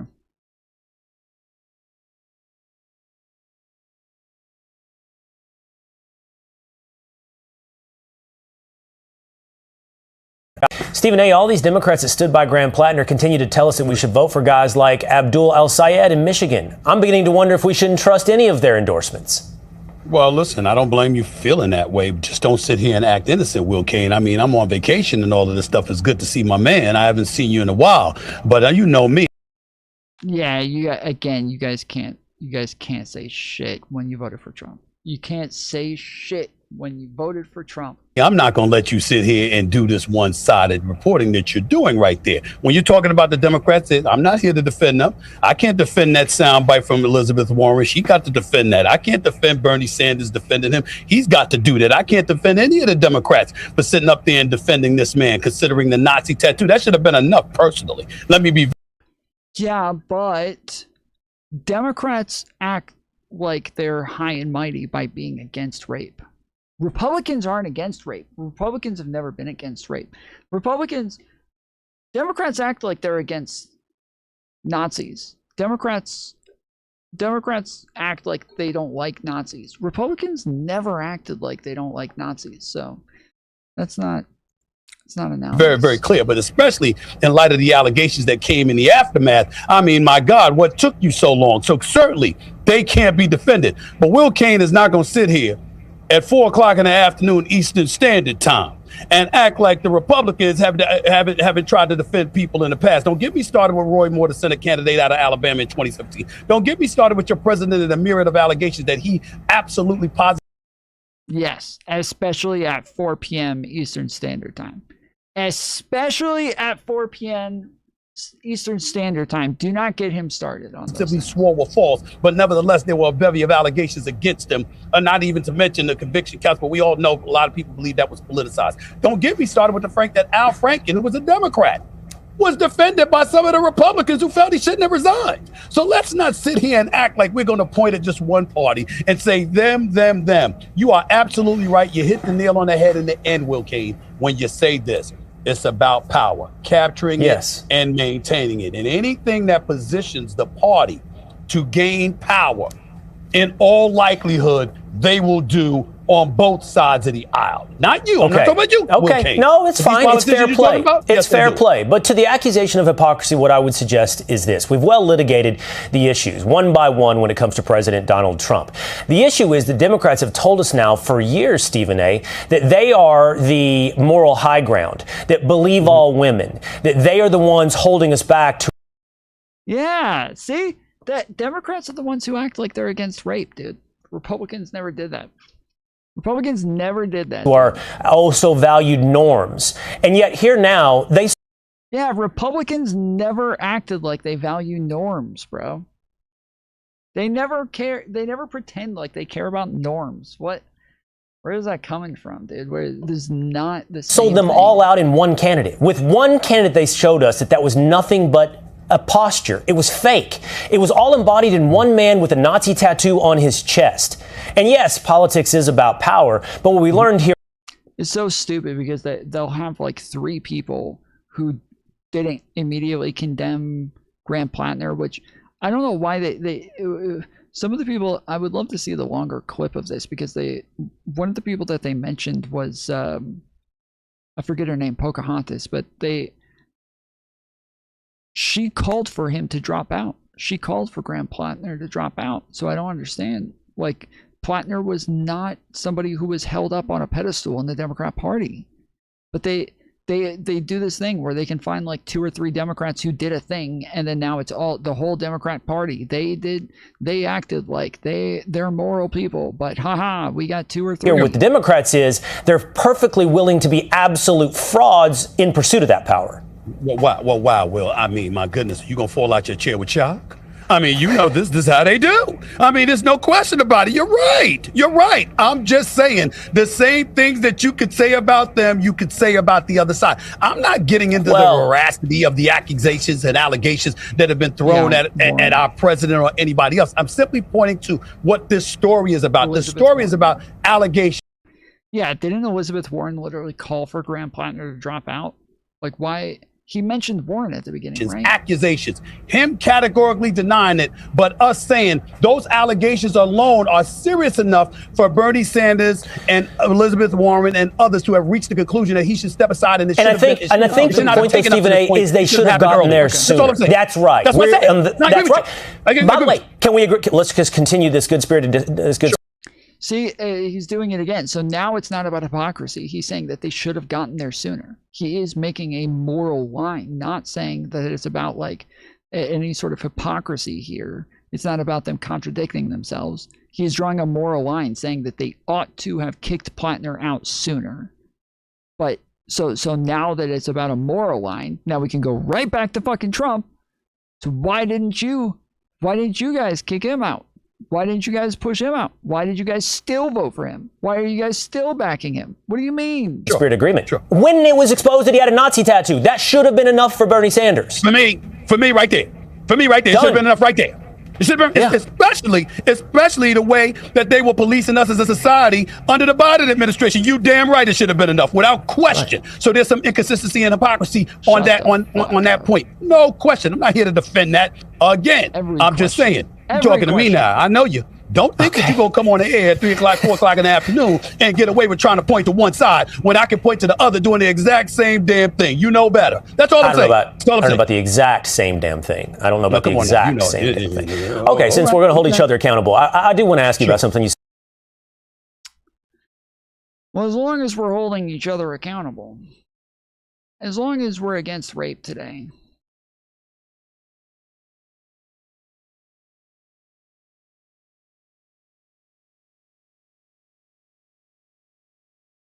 no idea what's going on right now.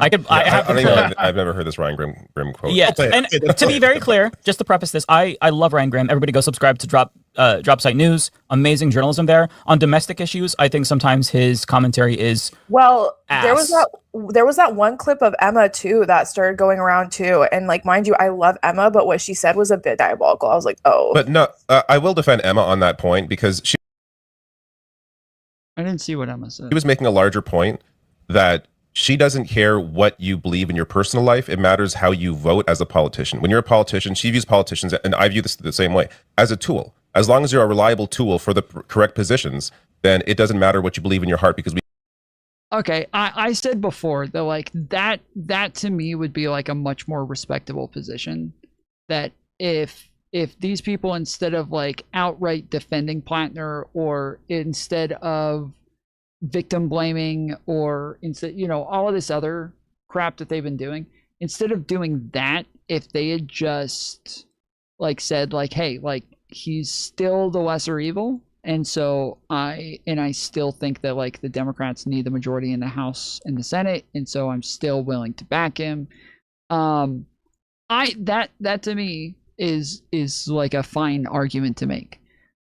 That is a fine argument to make. I've made the argument over and over that if it was, Hitler versus Mao, and we're trying to decide if we're going to vote for the guy who's going to genocide 6 million versus 40 million, like which one do we vote for? I'm just going to vote for the guy who is going to genocide 6 million instead of 40 million. So I'm voting for Hitler over Mao. Like, you want to go with the lesser evil, and in this case, we don't have two people with Nazi tattoos, two people who are accused of rape, two people, but we do have somebody, I feel, who's running on the Republican side, who's defending Donald Trump, who is defending his actions, who's defending fascism, who's defending somebody who is found liable for rape, somebody who has dismantled our government, somebody who is anti-constitutional, somebody who took part in insurrection. Like, in that case,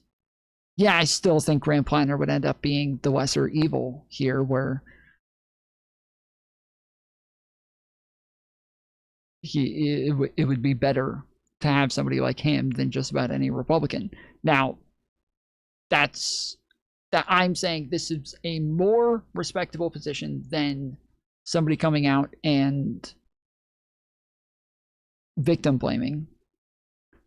But you know the argument that like leftists have made for a long time about the fact that like vote blue no matter who, this kind of idea starts to erode your own party because you're just voting in a bunch of people just because they have a D next to their name without any real standards for the type of person that you're voting for.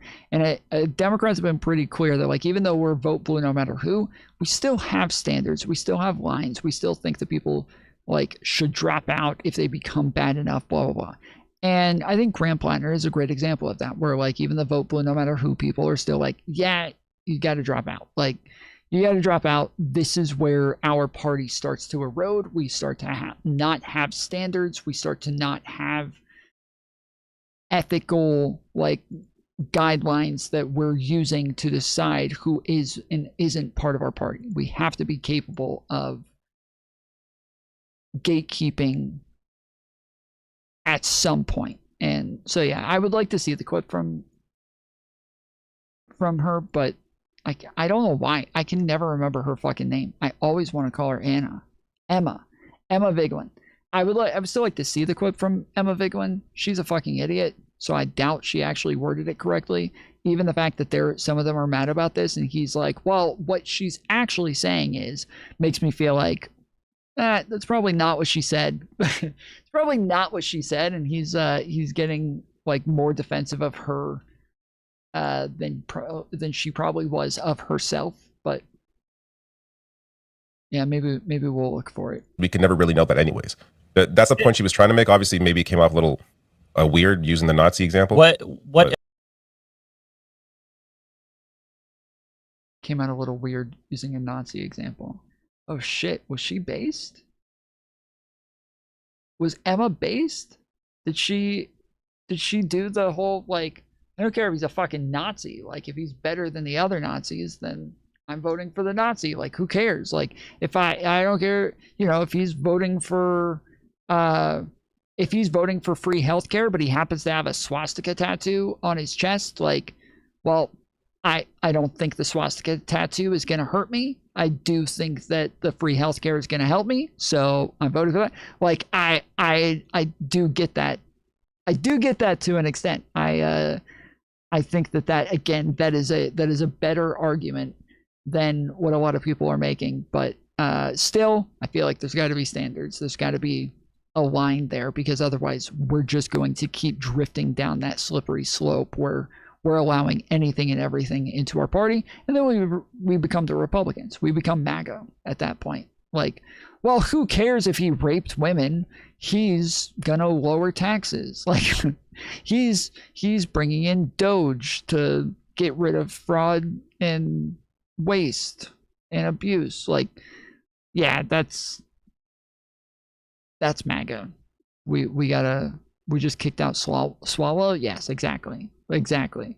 Yeah, we have to have lines. I'm just saying that, again, this is a much more respectable argument. That's all. I'll leave it at that. Yeah, I'm not sure which one we're referring to. She basically said that she doesn't care if a politician is a Nazi as long as they, I'm paraphrasing, as long as they go into like their job and they vote properly. Unlike Would we Bill actually She like was, the she was Nazis saying, to vote I don't care properly? if Bernie or AOC are secret Nazis as long as they vote the right way.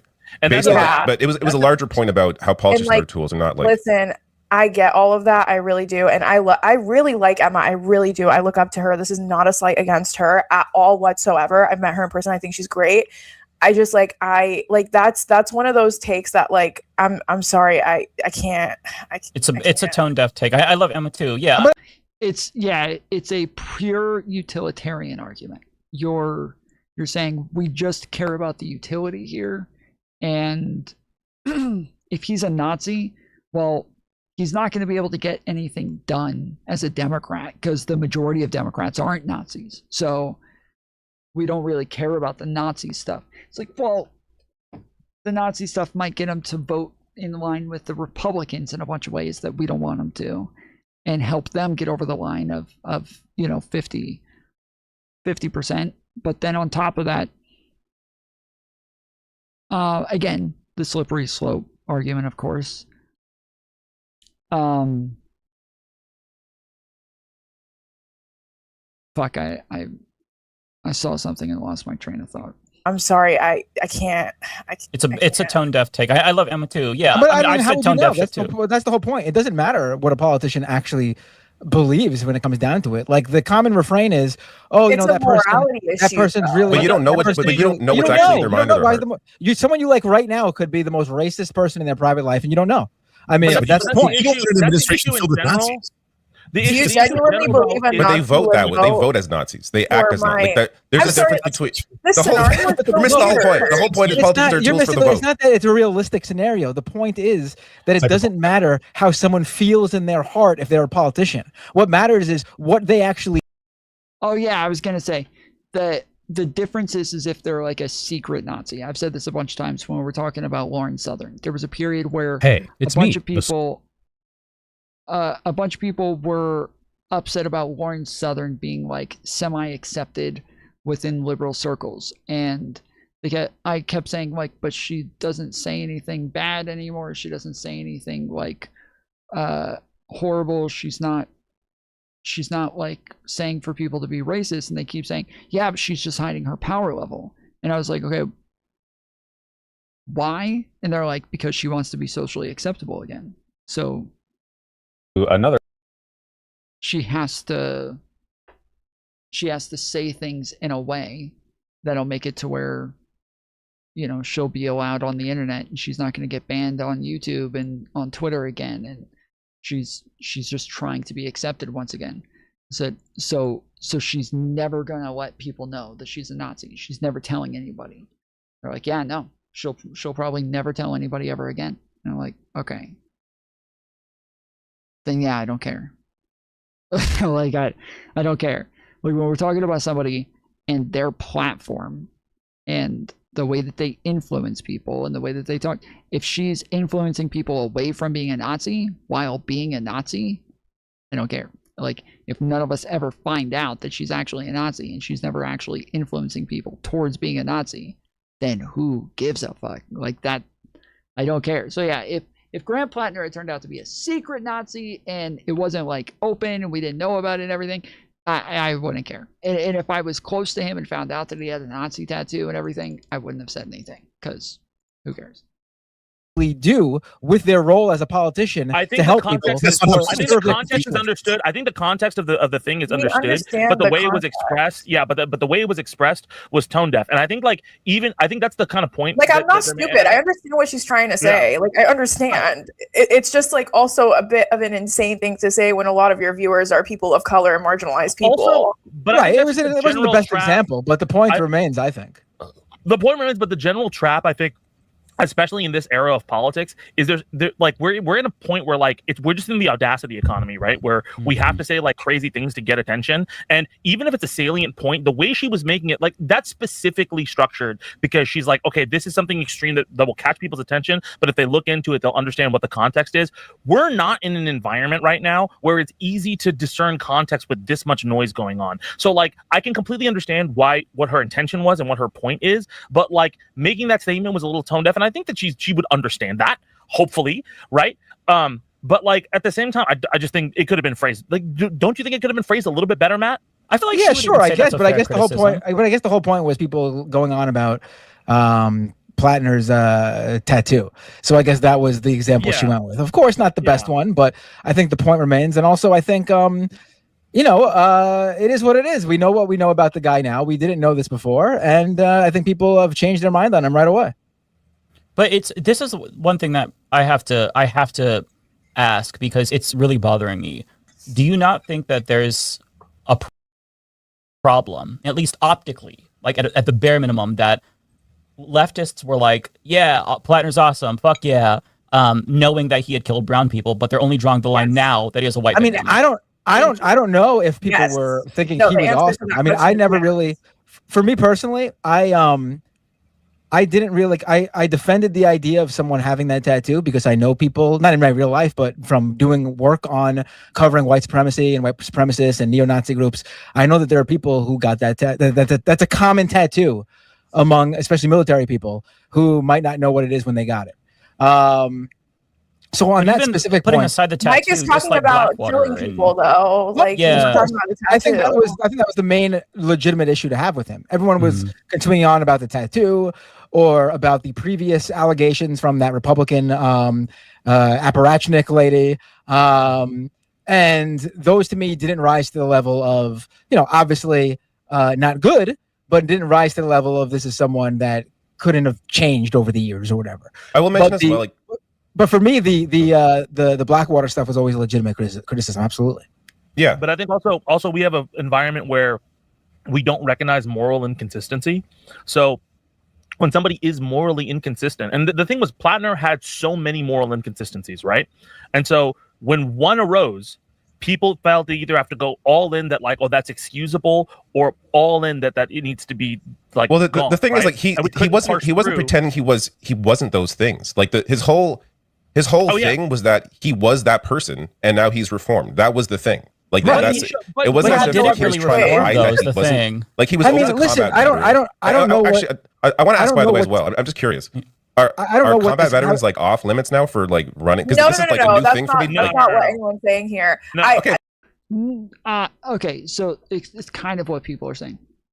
A lot of them are saying if they've done combat, they need to like make amends for it. They need to apologize for it. They need to it's a big problem that when he talks about being a veteran, he talks about it as though it's something that he should be proud of. Now, I don't necessarily agree that like he needs to feel sorry for it, especially when you're running a campaign, because I think that in this context,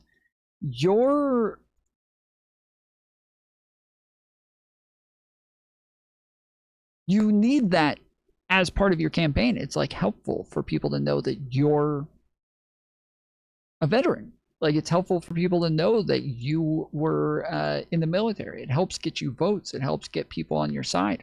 I think that in that context, like, people really kind of moralize over it a little bit too much. But even Hassan and who was the other person? Bad Empanada, I think, Noah Samson, like a lot of them were making a big deal about the fact that he did serve in the military and that he wasn't like apologetic about it. So but I don't understand. If you're jumping to an extreme example, when this guy's in the opposite direction, he's like a person who bragged about doing horrifying things to people in illegal. Yeah, but all combat veterans do horrible things. They may not talk about it. Here's the fundamental issue, okay? Not only did he go to the Middle East and gloat about doing horrendous war crimes in both Afghanistan and Iraq, but he came back and then he joined Blackwater. Mm-hmm. That's the biggest red flag, because even if you want to say, oh yeah, he's reformed, I've met veterans who have been in combat, who have killed people, who have come back and they do intense rallying and standing up against, everything that's happening right now in DC. I've met multitudes of veterans who have seen the light. Graham Plattner is not one of those people, because he would have never even touched the idea of joining or being involved with Blackwater and being a Blackwater mercenary. So at the end of the day, I'm just going to say this. I think we have lived through war on terror propaganda from the Pentagon for decades. I think that Middle Eastern life is literally worthless to the average American. And I think a lot of Americans do have implicit bias where it's like, yeah, I'll excuse the fact that he bragged about murdering brown people within the context of an occupation. And I'll excuse that he even joined Blackwater after because I like what he's saying. And I also want to make another point that I think is incredibly important within this context. There are a lot of people that will co-opt the pro-Palestine movement in order to wash their own sins. Kind of think of it as like the person that's a real piece of shit. Then out of nowhere, they're like, God, Jesus is my savior. I go to Christ every Sunday, whatever, right? It's almost the same thing. There are so 100%. Many people, a lot of people who tend to be, it's not just white people, right? It's a lot of people who are very rarely it'll be a Middle Eastern person, but most of the time, it's a non-Middle Eastern person, and they will co-opt the pro-Palestine movement. They will co-opt that movement for their own personal gain. And Graham Plattner was one of those people. And here's the thing, like Anna Kasparian went on stream on TYT, and she was like, well, if I got raped, I wouldn't let the guy sleep at my house after. Right? That's another example. Has been out of her mind for the last example. Fucking years. No, I understand. Oh, no, there's no room for anyone. There's no room for defending. I think everyone could agree that there's no room for anyone defending him on these latest allegations. No, not at all. There's no room for anyone defending ever. Period. But here's the thing: like, yes, Anna does a lot of pro-Palestine advocacy for sure, and I'm not saying she's faking it because I do know that she has family ties in Palestine and like her grandparents were born there. But at the same time, just because she says free Palestine on Piers Morgan does not mean that she is fundamentally a good person with good morals, because we all know that's not true. So it's just like, I just think a lot. I think I come out of this with two things. Number one, I think that a lot of more institutions need to hire and put more voices of color, more specifically Middle Eastern voices, because I feel like there's a huge gap in Middle Eastern voices when it comes to political commentary. And I think any Middle Eastern person could have told you exactly what I told you about Graham Plattner. I stood by 10 toes down because I knew he was a piece of shit. But also at the same time, I think it's another thing that we have to look at. She just say I stood by him 10 toes down because I knew he was a piece of shit. I knew he was a piece of shit. Exactly what I told you about Graham Plattner. I stood by it 10 toes down because I knew he was a piece. Oh, what I told you, I stood by it 10 toes down. Okay. We have 21 minutes left on the clock. We're at 0 out of $25. We got to hit the goal. 0 out of 25. You guys want to donate? Use the tips link pinned at the bottom of chat. Piece of shit. But also at the same time, I think it's another thing that we have to look at too is in Maine is above 90% white population. Maine is a very white state. And to be honest with you, if Maine was a more diverse area, I don't think Graham Plattner would have grown as many legs, if I'm going to be completely honest with you. No, of course not. No, yeah. I think that's obvious. Yeah. He's specifically someone who could only worked somewhere like Maine, without a doubt. Yeah, so I just feel like we have a lot of I think Americans as a whole have just been so conditioned to the desensitization of Blackwater and American imperialism within the Middle East and these murders and stuff like that, because we've literally been conditioned to that. A lot of us who are leftist and believe in really great morals kind of flopped on Graham Plattner, you know? I guess. But I'll be real. A huge moral failure. I don't think on politics, but it should be also a left. What is Matt Bender doing, dude? What is he doing? Abaddon 6,666 tip $25. Payday Friday, here you go, hooker. Let's go. Let's go. Wah, wah, wah, wah.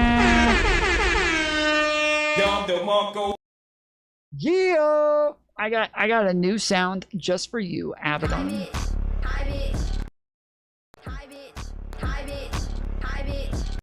Let's go.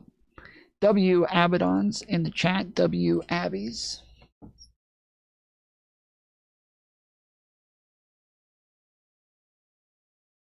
Dabby Abby. The wind is bullshit. Tip $20. Supporting the Bald Broadcasting Network. Cause Tom be bald. All right. Okay. Let's go. Let's motherfucking go. Sheesh. Appreciate it. Aaron with the $20.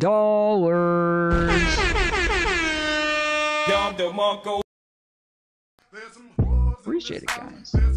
Thank you. Let's get some W Aarons in the chat. There's not enough W Abbeys. There's not enough W Aarons, okay? You guys are slacking. Everybody's slacking. Come on. W's and cheers and hypers in the motherfucking chat. Fill that screen up with some emotes. Let's go. Lauren is Mossad. Okay, you're Mossad.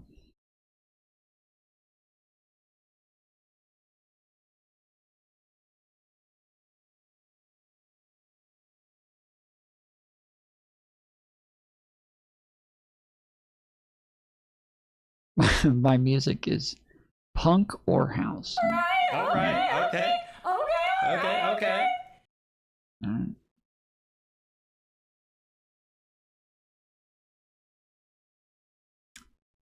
right. Every time somebody says something about Plattner, Matt Bender is sounding like a little like, I mean, he's, you know, I just,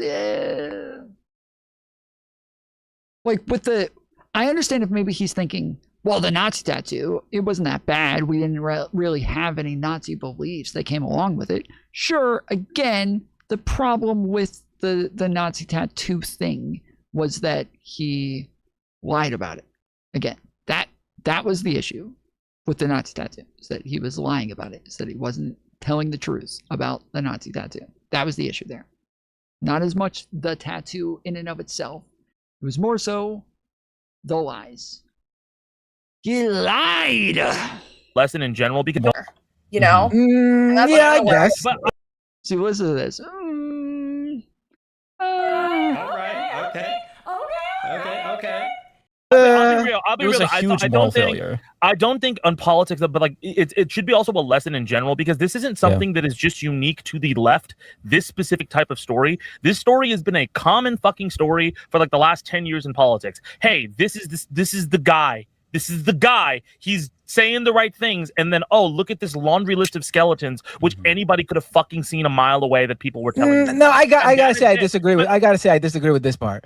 I mean, you don't think there hasn't been like other candidates that have been like held up as like the standard and then pulled the fuck back? Like Anthony Weiner doesn't exist. Oh no. What I'm saying is I don't think there were any red flags in terms of what he ended up actually. What? What do you mean? What do you mean? What are you talking about? There was Graham Plattner? Nah, bro.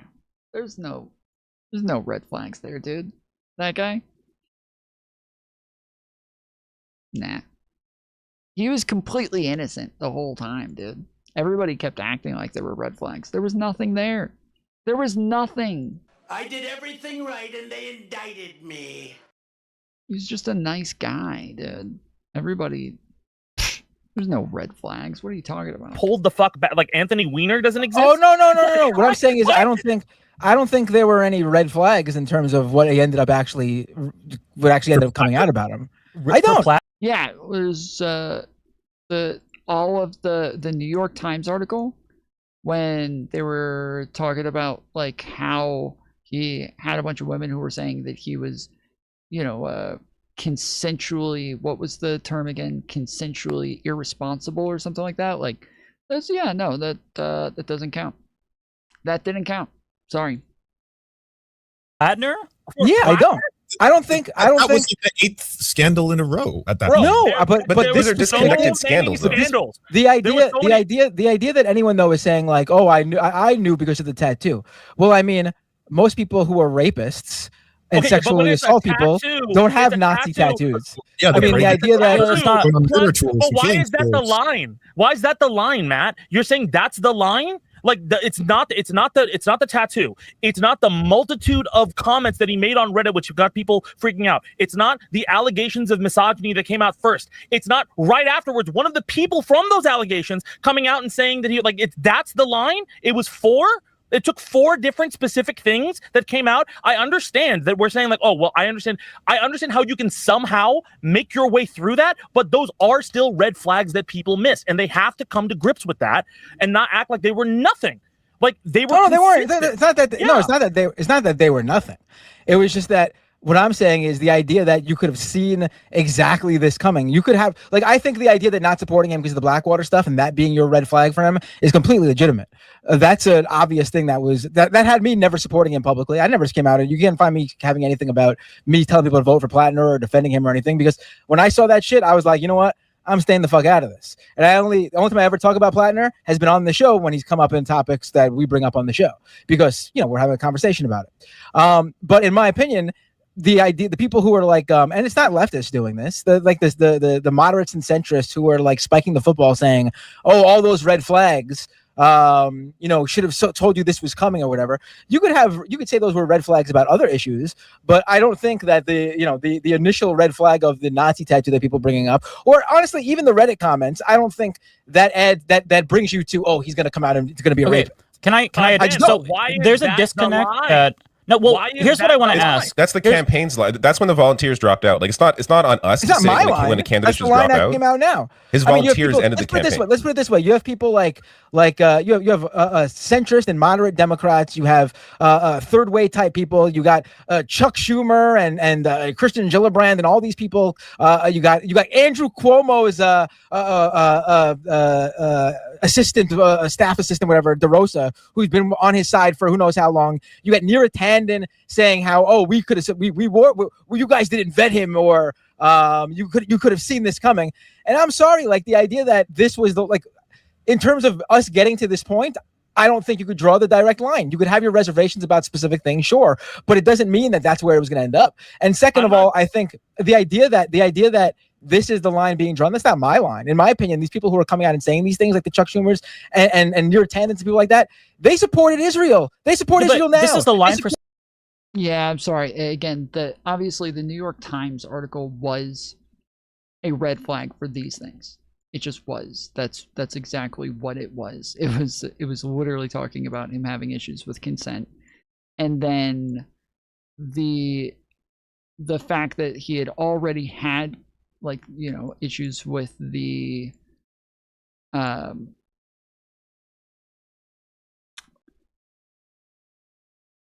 Nazi tattoo before that.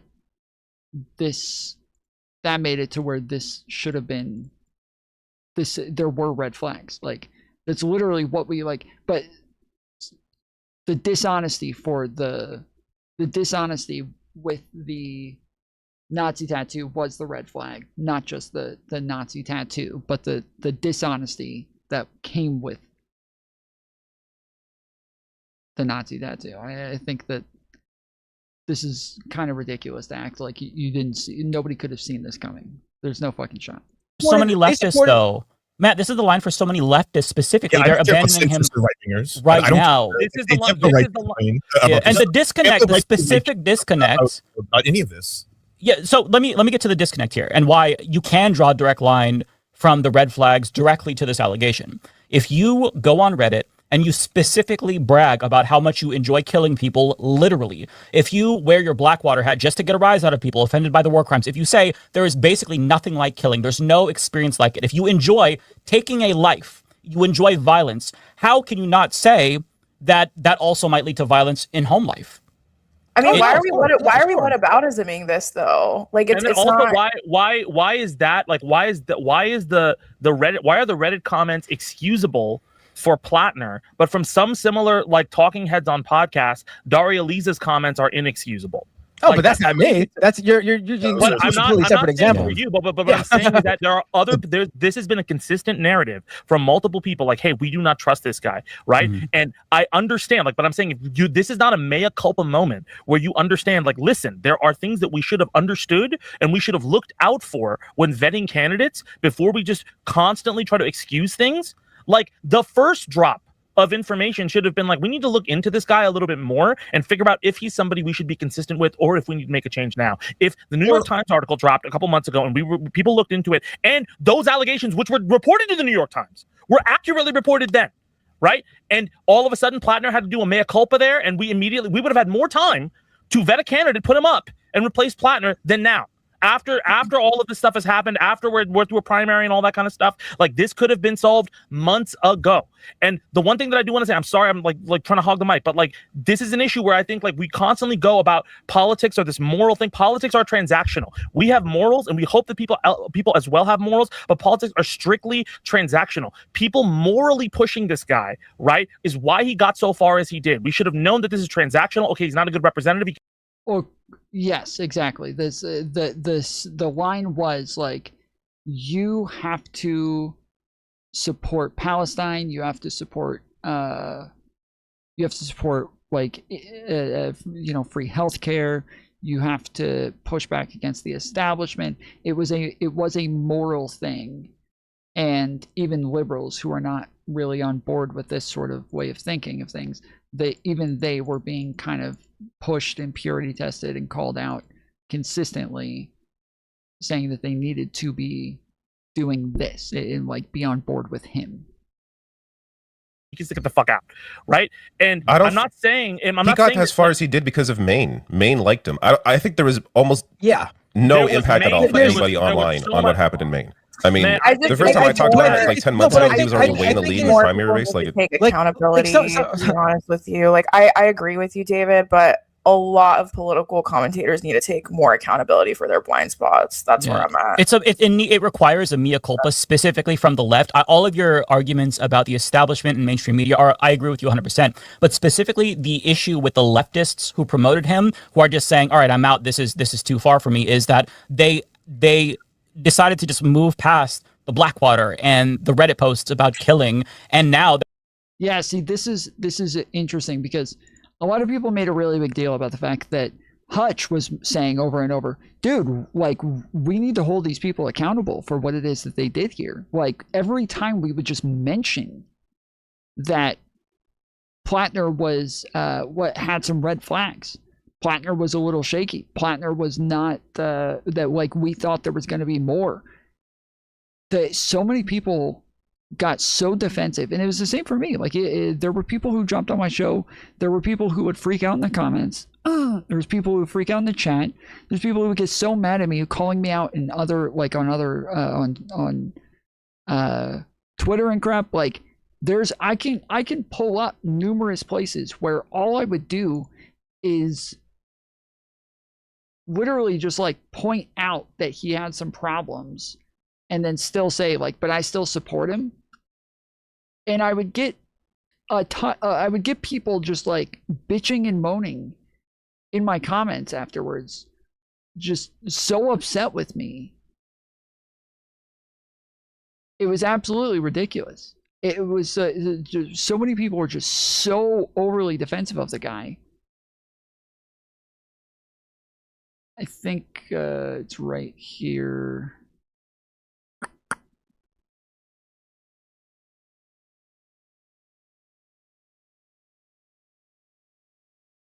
So yeah, this was me just calling out Kyle Kowinski for this video.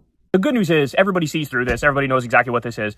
Honestly, the Republicans are going to Republican. That's what they're going to do. Like, the Republicans are going to try to find the worst parts of this and run with it as if it's not made up by a literal GOP operative, right? That's what they're going to do. But if you're a so-called liberal and you are feeding into the smear campaign, let me be clear, you are a fucking traitor and you don't give a shit about taking down MAGA.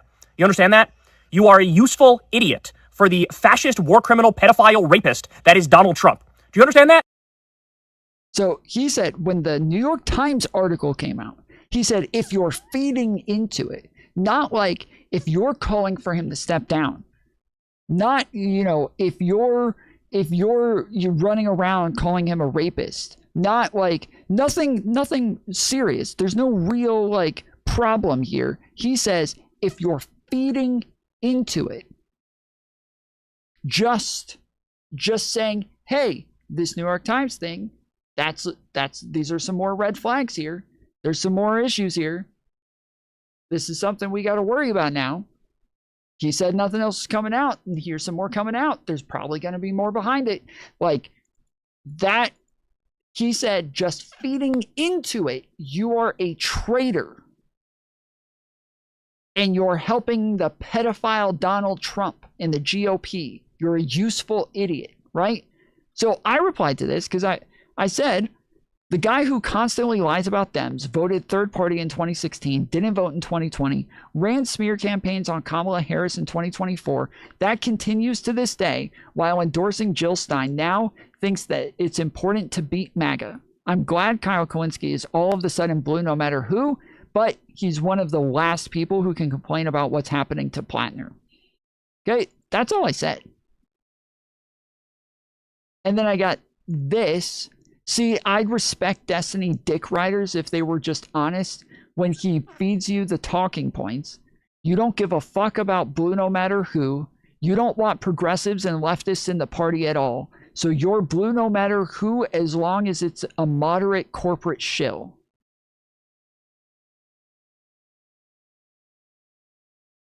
Literally,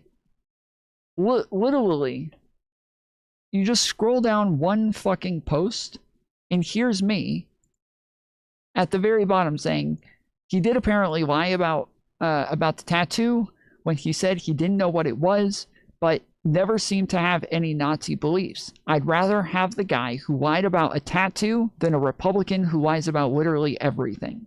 Like, I just one post down from this. Like, all I say here is just like, hey, Kyle Kalinske, you're not the fucking guy who can say this shit. I'm calling Kyle Kalinske out. This is a list of things about how bad Kyle Kalinske is.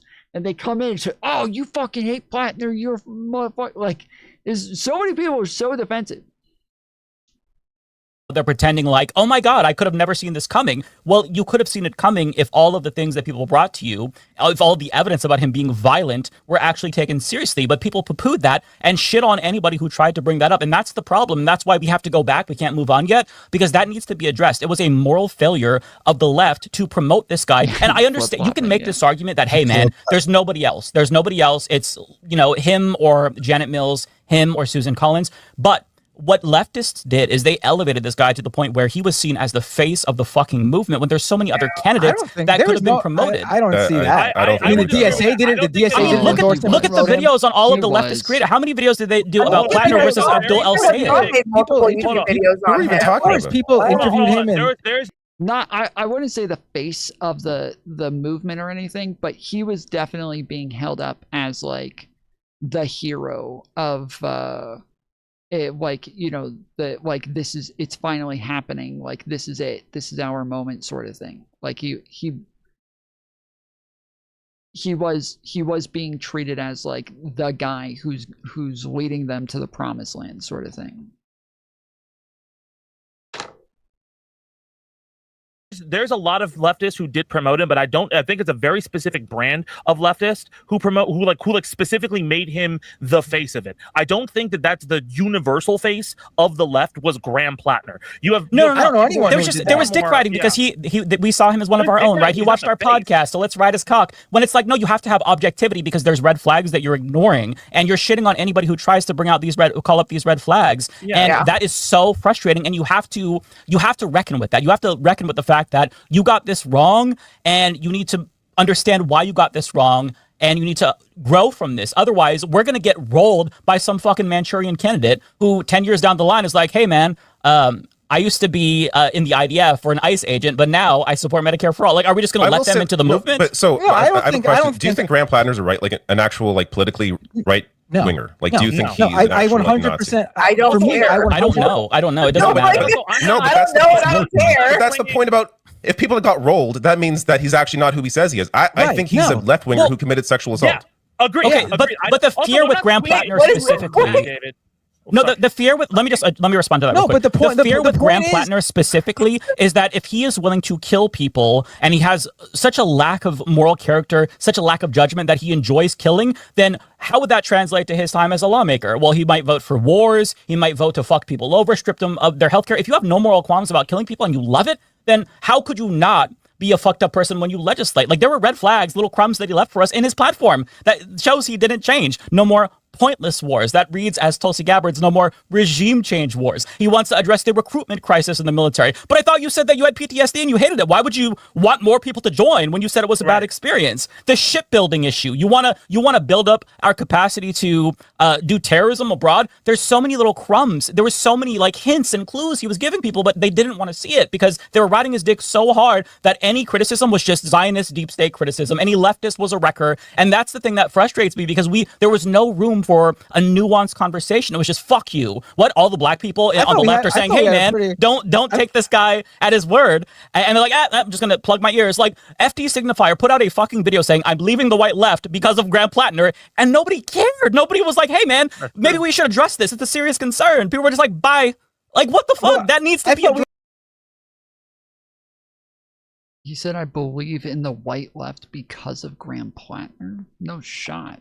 The white left because of Graham, plug my ears. Like FD Signifier put out a fucking video saying I'm leaving the white left because of Graham Plattner. Oh, I'm leaving the white left. Okay. Okay, I was about to say, I was like, dude, he did not say that shit when I was watching him. He was very much against Plattner when I saw him. He fucking hated Plattner. He was pissed that anybody supported him at all. Like, okay, that makes a lot more sense. And nobody cared. Nobody was like, hey man, maybe we should address this. It's a serious concern. People were just like, bye. Like what the fuck? That needs to be addressed. I thought we had a really good conversation last time we talked about it on this show, where we did. I think we did, but like more broadly speaking, the left collectively, also, the left this creator FD space. Signifier video you're bringing up. No, I don't mean any disrespect, but I don't fucking know about that. I'm not a YouTube leftist. I don't sit around on YouTube seeing what the YouTubers have to say. I'm not. I barely watch political stuff. But there's also Shonda Black. I don't even know who that is. There's Ariana right here. I mean, guys, like also like we're not like this is not a direct attack on David and Matt. Like, because again, we're not like swinging at you guys for like, again, this is not an attack if you at one point supported Plattner and like are like, oh my god, I'm blown away by this. Like you should have known. That's not the point we're making. The point that's being made is that this is essential. Like we all have blind spots, and we have to be more reticent of the fact that like even if we felt like there were no red flags there, that's the point. Is their work. If he wasn't a plant, he's serving the same purpose as one, because he got everyone in a position, especially on the left, who would have been united against things like imperialism or Zionism, to suddenly start fighting each other and moralizing and talking down and condescending towards, again, people of color who were some of the first like content creators who were trying to be like, by the way, this guy's fucked. Why would you support him? And then a lot of people along that road, like, when it comes to the right, they learn and adapt so fucking quick. Look what happened after January 6th. That's a coup. They're supposed to be in jail, all that kind of stuff. But it's like diversity of tactics. Like now all of a sudden they're being pardoned. They're getting rewards. Like they are learning from what they're doing to try new shit to do fascism. We have to do the same. Like if a person like Graham Plattner comes along and he's not a wrecker and he's not a CIA plan, but he serves the same purpose, a lot of people who want to break up the left or organizing or anyone trying to like achieve anything can look towards this as a lesson now and be like, look how easy that was. All you needed was the soldier boy. And everyone's like, oh, he's my boy. I want that. I think that is some like I think it's a easy like kind of thing, like people can make a big deal, like you'll get near a tandon to say some shit and everything like that, but a lot of the people who are using that, like they're not gonna, honestly, there's too many examples of progressive politics working in the recent memory that I don't think Graham Plattner sinks progressive politics to such a level where we're like, oh, but I think it is an internal thing where we have to understand in terms of candidate electability and because that's the big thing everybody attacks for the left. It's like candidate electability, like who's an electable candidate with these kind of positions. I think that I don't think he sunk us. I don't think he destroyed the left. I think it's healthy. I think it's healthy we're having this discussion. Yeah, I agree. They don't have this on the right. There is no you committed sexual assault, then you become the president. Make him the president. I also want to echo what Zed said, that it's not like specifically Matt and David. Like I'm not taking that. Like I'm not trying to take all my anger on you, both in particular. I'm just saying that like in general, the left, like the thing that really bothers me is the lengths that some. This is really interesting because I didn't expect this from them.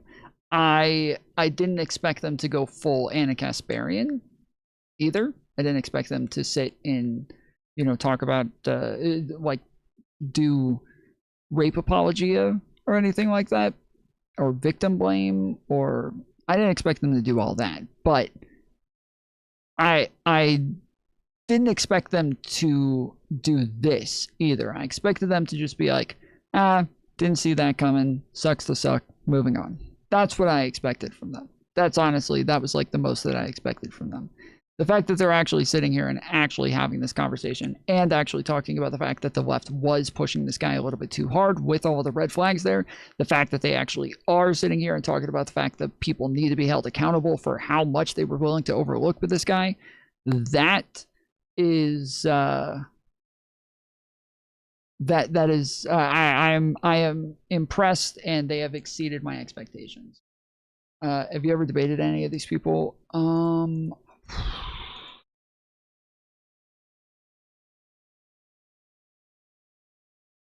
Maybe the Serfs. Maybe Julia or Hey Tommy. IDF kills children. Let's fucking go. Let's go. Appreciate the $10. Thank you. Thank you. I might have talked to Adriana before. I can't remember. But we all were in like the same like Twitch sphere back in the day and crossed paths a number of times, but I don't remember. I don't remember well enough. Some leftists went. The rest of them, I'm fairly positive I haven't debated any of these guys at the top. The ones on the bottom, maybe. Through to promote this guy to the detriment of the movement collectively. They beclouded themselves I don't to think there's promote any this detriment. guy. I don't think there's any detriment. But there is though, because now how can anybody trust American leftists, white leftists? There's this division. How can you trust anybody? How can you trust anybody? Look what Fetterman did. How do you trust anybody? But no. I mean, like, I don't think that. Why are you all taking this so personally? Okay. This guy presented himself as something. No. I mean, like, black leftists versus white leftists. They can't trust us. No, yeah, there's a huge divide between all the people taking part. This is a very online conversation to have. Yes, no one outside this bubble, and Well, this guy right here keeps like he's talked probably more than anybody, and he keeps acting like he can't talk. I don't know what the fuck's going on with him. I don't know who he is or what his name is, but he keeps getting like really antsy, and he's like, they're not letting me talk. I feel like he's talked more than anybody. Am I crazy? Am I crazy? Like you guys see this, right? He's talked more than anybody, right? I see people going like, how is Matt not a YouTube leftist? He's on YouTube right now. No one would know if it wasn't for YouTube. Yeah, I'm on YouTube, but I don't pay attention to this shit. I don't care. I don't got time to be on YouTube all day watching every fucking commentator about saying what they fucking want to say. I got three kids. Yes. I got three kids, thank you very much. And that's the majority of people in this country. The majority of people in this country have no idea what this conversation is. In fact, the majority of Mainers, too, would vote for Graham Plattner right now if he didn't drop out. I'm telling you that right now. I don't agree with it, but that's just the truth. That's how people are. They don't care about this stuff. I'm not saying they shouldn't care. They should care about this stuff, but that's just the truth. That's facts. I'm sorry. You can't go, I'm not taking this personally, when two people on the panel go, this is not personal against you, and then you go on a diatribe about how you don't know about leftist politics on YouTube. Nobody is saying that you are wrong. Bro, he just responded to a fucking chatter. Holy shit. This guy's actually dumb. This guy's fucking stupid. On those things. Like, it is just specifically a thing about, hey, I'm not even taking it personally. I'm just saying, hey, can we have just a little bit of like, maybe we should have thought this through a little bit more before he was pushed in all media like he was. And maybe these allegations, these multiple news stories over months, which multiple election experts and multiple other people who were even on the left said you should take a look into more. It's not just leftist YouTubers. It was leftist media personalities. It was leftist like political commentators who were outside of YouTube. It was on every single platform. There are multiple people who called this out. Okay, I am not saying that you are on the hook for it. I'm not saying that David is on the hook for it. I just got through before you came on glazing everybody about. Wait, that's not what the disagreement was, bro. What are you talking about? That's not what even people. That's not, when he's talking about being on YouTube. That's not even what they were talking about. They were talking about whether or not he knew that there were a bunch of leftists pushing this guy hardcore, and whether or not he knew that there were a bunch of people who were treating him like the savior of the left. That's what they were talking about, not whether or not he knew that people were saying that Plattner had red flags. What the fuck, dude? This guy is He's fucking obnoxious. About how great their content has been for multiple weeks. It is not a personal thing. It is just being like, hey, maybe we could just think through a little bit in case somebody comes through. And in terms of Fetterman, again, there were multiple stories about Fetterman before he was elected that a lot of people brought up. And in every interview, when they were bringing up the stuff about him and African Americans, he was just like, oh no, I don't want to talk about that. I want to talk about this. That was an enormous red flag. Okay, which now we don't like let that kind of stuff slide. So maybe in the future, when there's somebody else who comes up, we can have this other litmus test to make things easier. That's kind of the point that's being brought up. Not, hey, fuck you guys for supporting it. I completely understand where you were coming from because, hey, even to me, before I found out the black. No, that was the point. The point was fuck you guys for supporting him. Not just supporting him like tacitly, but overtly endorsing him regardless of the red flags, getting mad at people for pointing out the red flags. That is what the conversation was about. This guy is so fucking lost. Water stuff. He seemed like a cool candidate, but after all of that stuff, I was wary. That's all that is being said. I'll let Bender talk. I just want to mention one thing. Fetterman, I really think it was mostly the stroke. There was an article about his business on Israel before the election, but his own family. There's articles about his own family being like, "What the fuck's going on with this guy?" Like they don't know. Like he's changed. He's a different person. Yeah, absolutely. Yes. Like that's. So the comparison to Fetterman I always found weird. Like Fetterman had a very specific medical emergency that he hasn't recovered from clearly, and he he's chased lost a his black mind. man down the street with a gun. No. I'm not saying there weren't absolutely. No. But in terms of how he votes, like him on Fox News every single day talking about how terrible like Bernie Sanders is now, like he's a different person. He's a weird guy because he lost his mind. Like he's not right.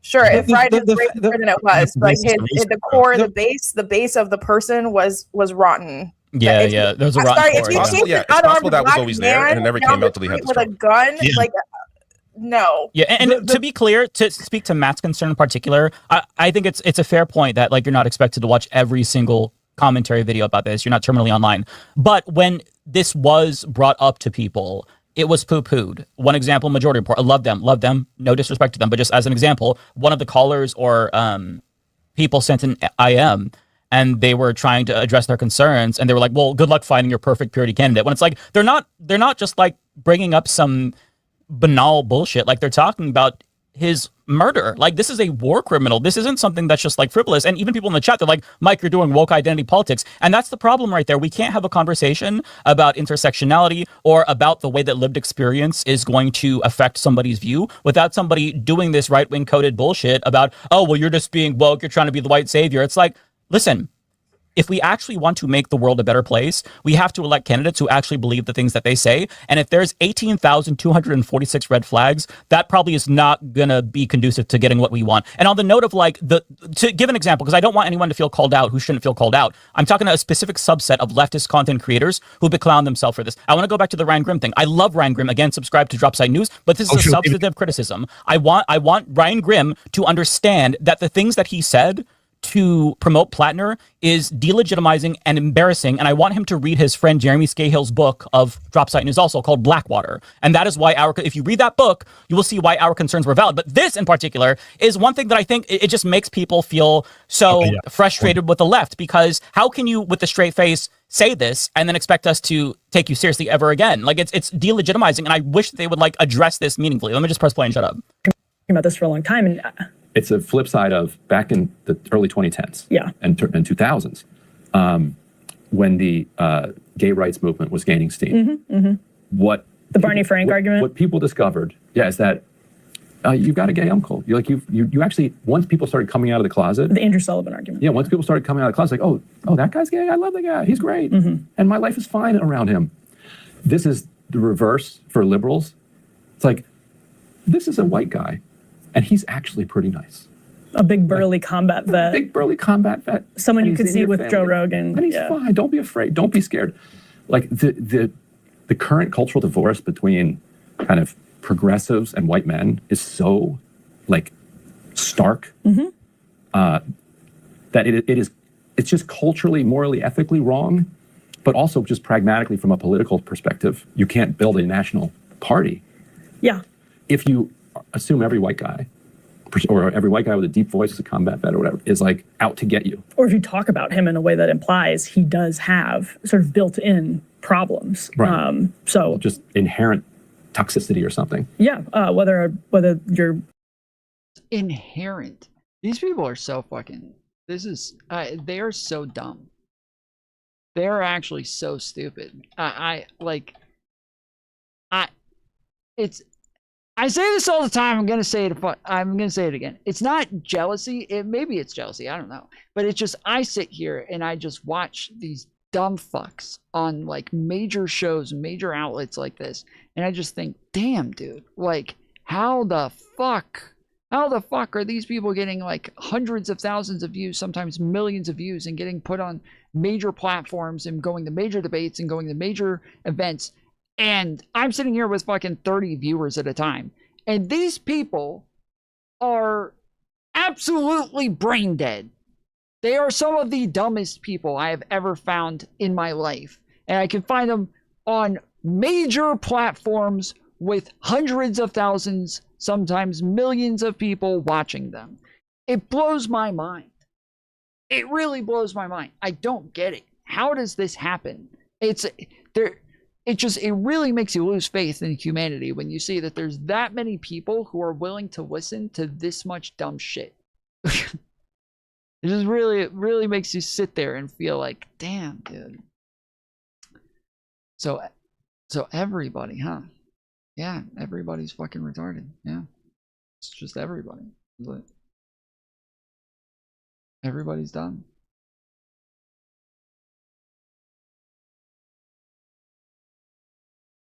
Wait, why are you disagreeing with that? Because one, the idea that liberals' issue with Graham Plattner was that he had inherent toxicity and that they were just afraid of him because he's a big burly guy and we're against masculinity.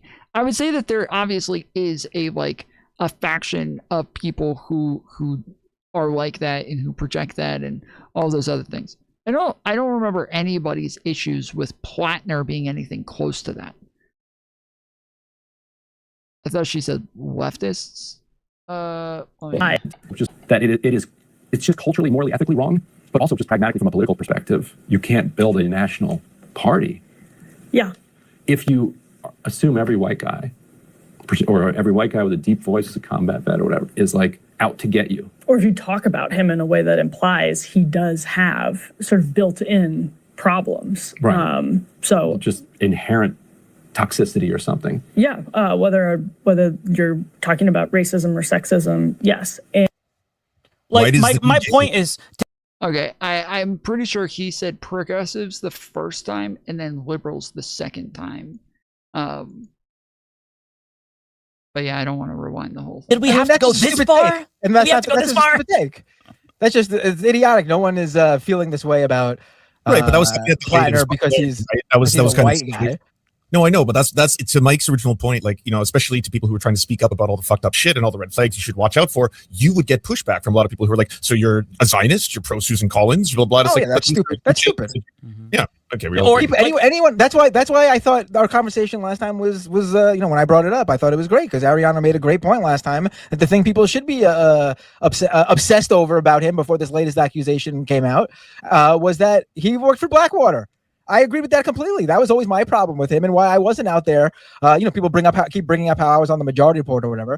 I didn't join them in pushing Plattner because I had reservations about the guy myself because of that specifically. I just would come out and talk about the Nazi tattoo stuff because I thought that was a dumb reason to everyone was harping on. That was just my opinion on it. That's it.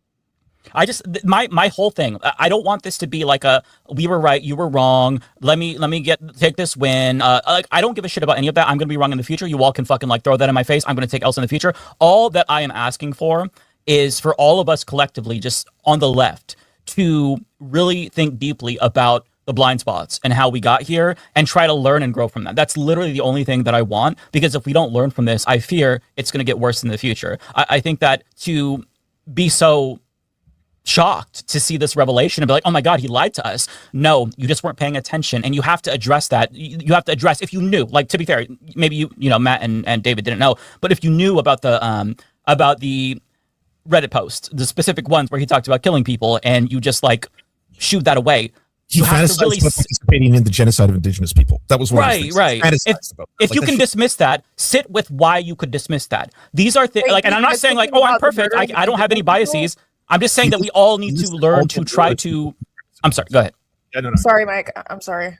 No, I'm just saying we all need to learn how to be better at introspection, and I'm just gonna finish it. We all have to be better at introspection and not shut each other out. And their lag. Once they all stop so that he can talk, of course, this is the guy who just continues talking over him anyway. Is destroying this conversation.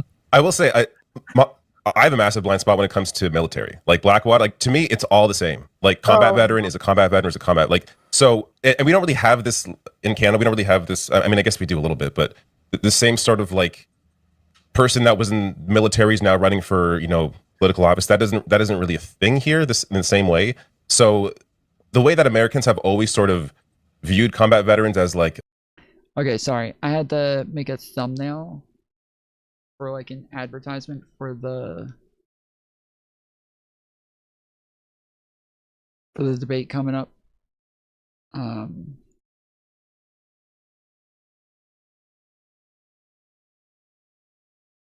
So sorry, I know I've been a little quiet, but needed to make something. So we have this tomorrow here on the Tom Foolery Show, hosted by Tom Foolery, of course. We've got Soy Pill and Jordy Liebeck, aka Kid Not Kin, versus Dylan Burns and Cassell. What's the topic going to be about? The DSA in the Democratic Party.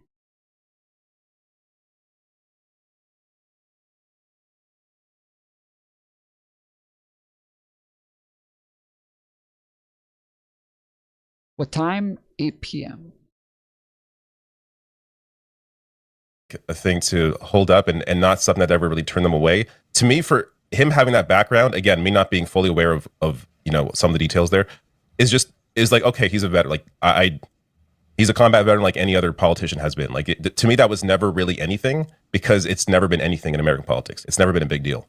So yeah, I'll be honest, like that was my blind spot there because I just didn't see what the big deal was because isn't it normal to be? That's a fair blind spot to have, David, for sure. Yeah, like it's a very normal thing as far as I'm concerned. In the past couple of years, for sure. Like I think growing up that was the case, but like now it's like if you and mind you, I'm not necessarily against a combat veteran. Like if you are running a progressive platform and you're like, I went into the military. I did not know what I signed up for. I did 2 tours. I am not, like I wouldn't, and you yeah, see they expected people to just like be apologetic.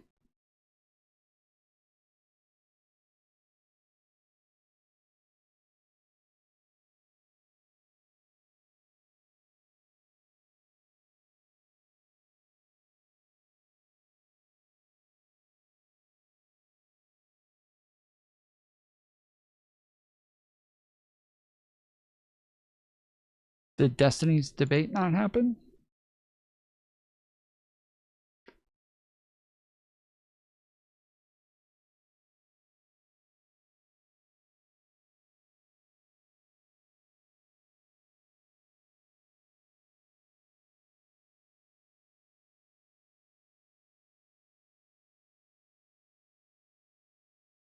What was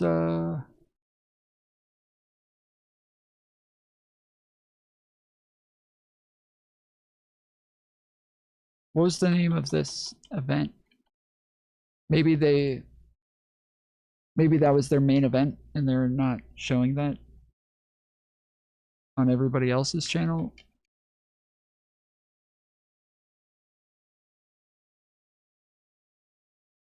I'm trying to figure out like what platform this could be on.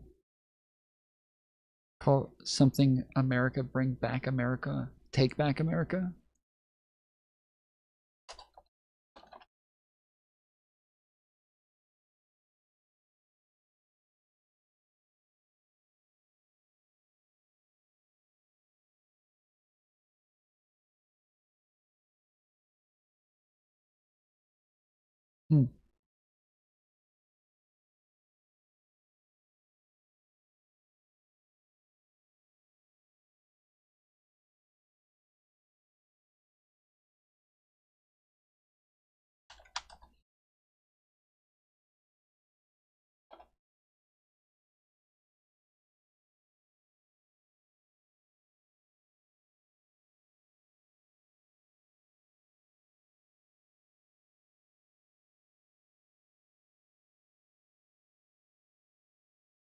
So it looks like Logix went live to cover it, and it just never happened.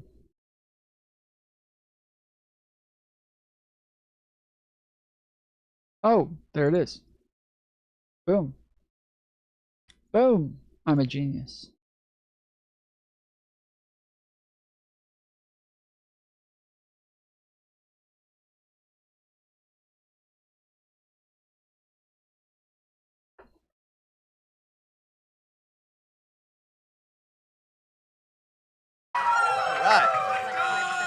Okay. So I just want to announce this real quickly. We got this QR code behind me. The reason why we're able to do these kind of events is from help from people like you. We'd love for you guys to donate. And also there's a raffle. You can buy tickets at the entrance. No, Logix isn't in it. Logix went live on his stream to cover it. And the winners will be announced. And here's some really good news as well. There's going to be a Q&A. So after this debate, you guys are going to be able to ask questions to either George or Destiny. So I want you guys to think right now what type of questions you're going to ask. And you're going to be able to have the opportunity to do that. I don't know. Maybe it'll be a viral moment. Maybe it won't. All right, so let me give you a little bit of the rules here, what we're going to be doing in this debate. I'm going to talk a little bit about the topics. It's going to be a one-on-one debate. It's going to be 90 minutes. And as I said, then we're going to open the floor to a Q&A where you guys can get involved as well. So Destiny is going to be arguing that the modern Republican Party has abandoned the rule of law in exchange for loyalty to Donald Trump. Way. George is going to be making the argument that the Democratic Party is ignoring election results and opt for that instead. So he's going to be, they're going to be going at it in that category. I have a feeling that the Democratic Party is the Democratic Party is ignoring election results and opt for that instead. So he's going to be, they're going to be going at it in that category. I have a feeling it's going to be pretty exciting, pretty entertaining. I was just talking to George back there. He's a very funny guy, and I'm looking forward to this. So again, let me just repeat what I just said. Think about questions that you're going to want to ask these guys now so that when we open the Q&A, because we only have a certain amount of allotted time to do so, you guys are going to be able to get right up to the microphone and ask the questions to both of them. All right, so are you guys ready? Are you guys ready? You guys been waiting here, you've been patient. Without further ado, let's introduce these two men. The first person I would like to introduce up here on stage, he's one of the biggest live streamers on the planet. In my personal opinion, on the left, he's one of the best debaters in the world. Happy to call him a friend. The one, the only, Destiny. Come up on stage, Destiny.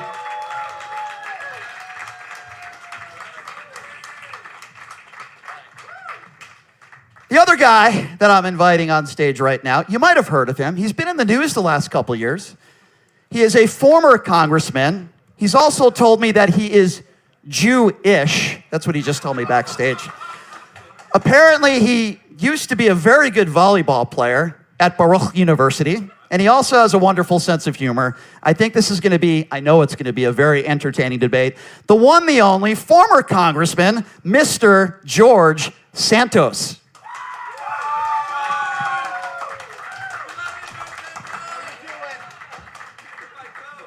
So Kyla, I believe, is going to be coming up here, and she's going to be the one, the only moderator for this debate. Kyla, take it away. Enjoy, everybody. I know I'm going to enjoy this.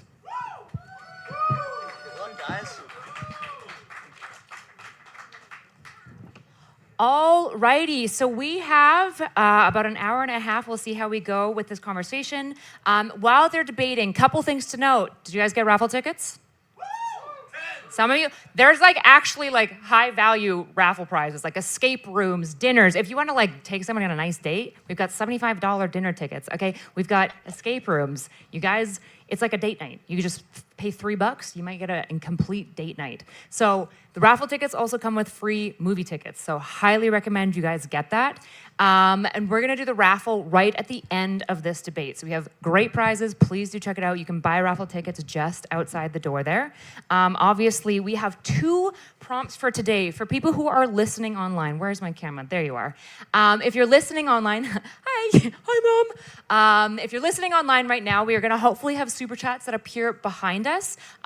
Super chats that are over $100 will also be asked into the mic for you if you're interested at the very end. The Q&A will be about 30 to 40 minutes at the end of the debate. So in the next hour to hour and a half, okay? So make sure as you guys are listening, if you have questions for either of them, load them up, have them prepped. We're going to hand down a mic to the center area. So my audio guys, make sure you've got a fourth mic ready to go for down in that center area. And we'll have a great debate here tonight. George and Destiny, thank you guys for being here today. I'm excited. So we have kind of two prompts. It's a long, loaded debate. So each of you could basically have two affirmative statements to talk about today. So on Destiny's side, you approved of the statement, the modern Republican Party has abandoned the rule of law in exchange for loyalty to Donald Trump. That is the position that you will be defending, Destiny. George, you submitted that the Democratic Party is ignoring election results and opt for coronations instead. That is the position you will also be defending. So what we'll do is opening statements. We'll open with you. I would like you to address both points, ideally. And then we'll go to you, open with both points. And then it's going to be a free-for-all. The moderation is going to be the same as we've done all night. So by and large, I'm going to try to be as neutral as possible, stay just in between you two. Please, no slurs. We're on YouTube, so be TOS friendly. Don't go crazy, okay? Otherwise, I'm going to slap the mic out of your hand. Other things to be aware of, if you interrupt to a point where I can't even hear who's saying what, I'm going to pause you guys, but you can be spicy, okay? Go ahead, have fun. Interruptions make debates and conversations, I think, flow better, if I'm being honest. Most importantly, Evol as well, if I feel like we're getting super off topic, if we start screaming about I don't know. This is a pretty broad topic, so I feel like we have a lot of ground that we can cover. But if I feel like we're off topic, I will re-rail us. And of course, if you feel that your opponent is running away from a question that is essential for the debate to be answered seriously, you can appeal to me as the moderator. I will ensure that your opponent answers the questions. Ready to go? Ready to go? Woo! Yeah, all right. let's go. Take it away. I think that the current administration... Hi, Destiny. Hello, George. How's it going? Okay, now we can start. All now right. we can start. Jesus, rude. That last debate was a warm-up for what's going to happen here, guys. No, I'm just kidding. I think the current administration has a novel interpretation of how the U.S. government works, and by U.S. government, I mean exclusively the White House. Whether you're talking foreign affairs and you're talking murdering Venezuelans that are off the coast of South America, and having absolutely no regard for international law or norms, whether you're talking about continuing on in this Iran war, which is now an illegal war, which Congress and the Republicans have completely abdicated their duty on restraining the president on, whether we're talking about the slew of hilariously vapid and stupid indictments that are coming out from the White House that are trying to make it so apparently every right-wing movement that wasn't real in the United States actually was really real, but they were only really real because the SPLC was secretly funding all of them. There's just absolutely no honest engagement with the structure of the government, with how it's supposed to work in any part of this administration, in a way that is so far and away from anything we've ever seen in this country before, except for maybe in Trump 1, where he was still restrained by people that knew how government functioned. I honestly have no idea what a defensive rule of law is going to look like. I anticipate bringing up something like Obama weaponizing the IRS, which never happened, which is why there were no criminal charges for it, and why there was no serious investigation that said as much. We could try to bring up Obama assassinating a U.S. citizen, an opinion that he went to his Office of Legal Counsel for. They said it was probably okay. This guy was a terrorist overseas. Nobody sought to hold Obama accountable for this. We try to make some comparisons, but nothing reaches the level of just blatant disregard for structure of government as what we have right now with the Trump administration. I don't think I've ever seen federal authorities murder U.S. citizens and then be whisked away to freedom by the same federal government that says that they're doing it for our own good to enforce immigration law. As for the second prompt, what was his? He's defending what? Oh boy, he got me. Democratic Party is ignoring election results and opt for coronations instead. I mean, this is the same party where, I don't know if this is mass programming that they do behind the scenes, where they all have to get the, Joe Biden was certified the winner of the 2020 presidential election, and they can't even answer honestly for who won that election. I can't think of anything more to do with coronations than the Republican Party when it comes to Donald Trump. I feel like these people think that Trump has won the past 4 elections and think that he's going to win the next one even if he doesn't run. So I don't know. I mean, we can talk about the Kamala Biden thing. That was far from a coronation. What about Plattner? What about Plattner? He's gone, isn't he? Who's replacing him? Well, we don't know yet, but it's a pretty awkward position. But those are my openers. We can go back further. You can give your openers. Go for it. You know what? Why did he bring up Planner? No, I mean we can talk about the Kamala Biden thing. That was far from a coronation. What about Plattner? What about Plattner? Okay. He's gone, isn't he? Who's replacing him? Well, we don't know yet, but it's a pretty awkward position. But those are my openers. We can go back further. You can give your openers. Go for it. You know what? Thank you. Sorry You're for welcome. interjecting there. Go ahead. It was very hard to say shut. But from the rule of law and Department of Justice, I'm going to start there, obviously, because I have a bone or two to pick of how I feel on that. But as far as rule of law, the way that you characterize it, it's overly broad, the way that Destiny put it forward. I think it's a little bit more specific, and there's a lot more nuance in the sense of the SPLC was, in fact, funding radical organizations. It's delineated in the indictment because last I checked, Democrats love looking at indictments when it's somebody like me being indicted. And a lot of people probably in this room went line by line, made memes. Well, thank you. I appreciate it. It just made my cameos more expensive. Wait, just to check the audio, did you say indicted or convicted? Well, I'm talking about indictments Okay, right now. all right, okay. Right? Well, convictions, that comes later, right? So when it comes to people like me and you look through an indictment, you guys go line by line. And as I said, thank you for that. My cameos were amazing. But in all seriousness, when you start looking at it for what it is, you guys will not have a single opposition to anything that's in an indictment against somebody like a George Santos or a Donald Trump. But the moment you put the shoe on the other hand, oh, this is all fake. The shoe on the other hand.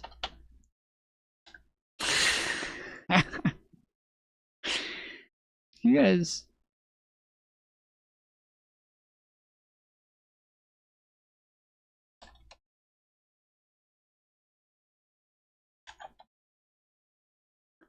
You guys would never agree when we put the shoe on the other hand. On the other foot, whatever. Like I can sit here and do it all backwards. Like I famously said, I can chew and walk gum. I don't give a fuck. Oh, sorry. I can?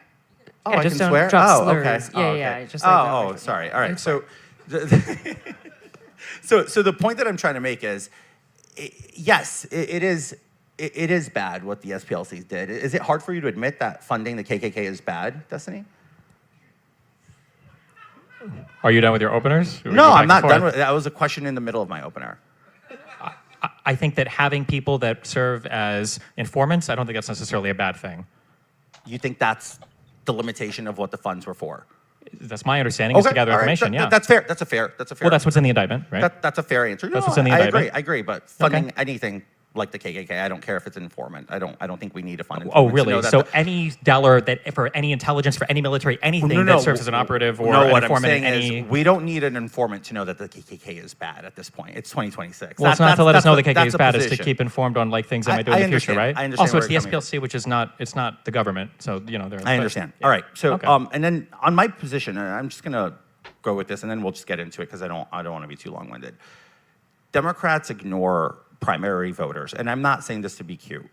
Joe Biden was nominated to be president, even though the people had issues with him and knew that his performance wasn't going to be the same. I'm not going to sit here and make attacks at the former president. Okay, it's just not my MO. You know that because we've interacted before. Attacking is not my thing. I rather make fun of it, but not attack it. It's not cool. So there were obvious problems with Joe Biden and the capacity for him to perform, especially running circles around somebody like Donald Trump, who's going to literally make a meme out of the entire race. And we knew that was going to happen, right? So then they go and do the whole switcheroo with Kamala, completely ignored the Democrat base, and now they're doing the same thing in Maine. Remember that Graham Plattner had a lot of these allegations already out there, and still 145,000 Mainers went out there and said, we don't care, we want him as our candidate. And then all of a sudden, the DC establishment is like, no, we can't afford this. It's going to look bad because all of a sudden, polling in the general started to look bad. And once again, the Democrats are ignoring the democratic process that took place, and they're going to find somebody to put a crown on their head and say, this is our candidate. That's wrong. I think we're all better than that, and I think we should do better. And Democrats want to criticize us, but this is the way that they're behaving with their elections, and I think it's reprehensible. And I'll leave it at that. Go ahead. It's open. It is. Can we agree that every single person right now, every judge, anybody that made it to any position of the government that couldn't honestly answer who won the 2020 election should be removed when the next president comes into play? No, I disagree. People are entitled to their opinion. I was a. Oh my. Remember goodness. Any opinion?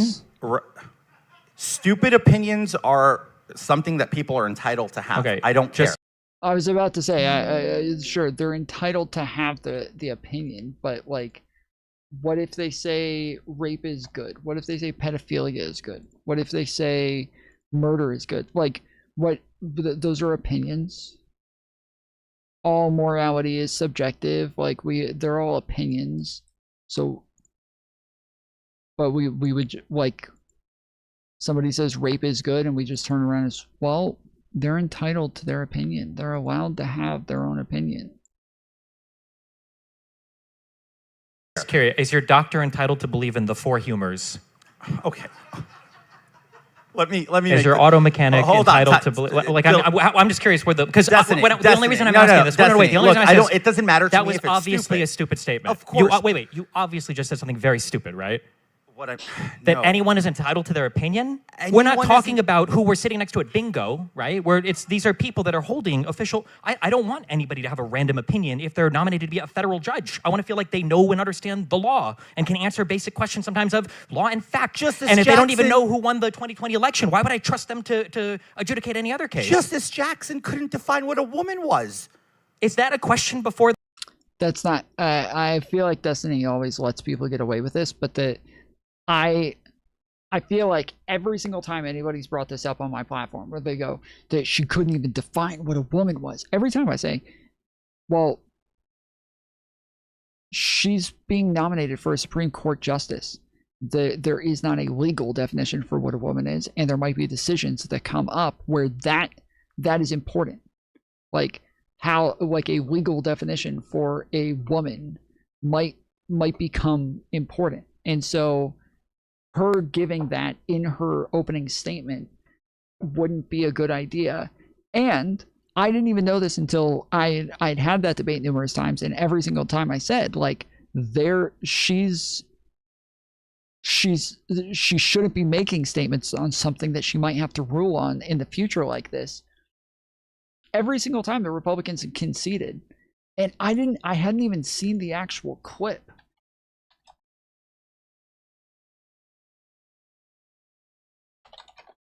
And I found out that's literally what she says.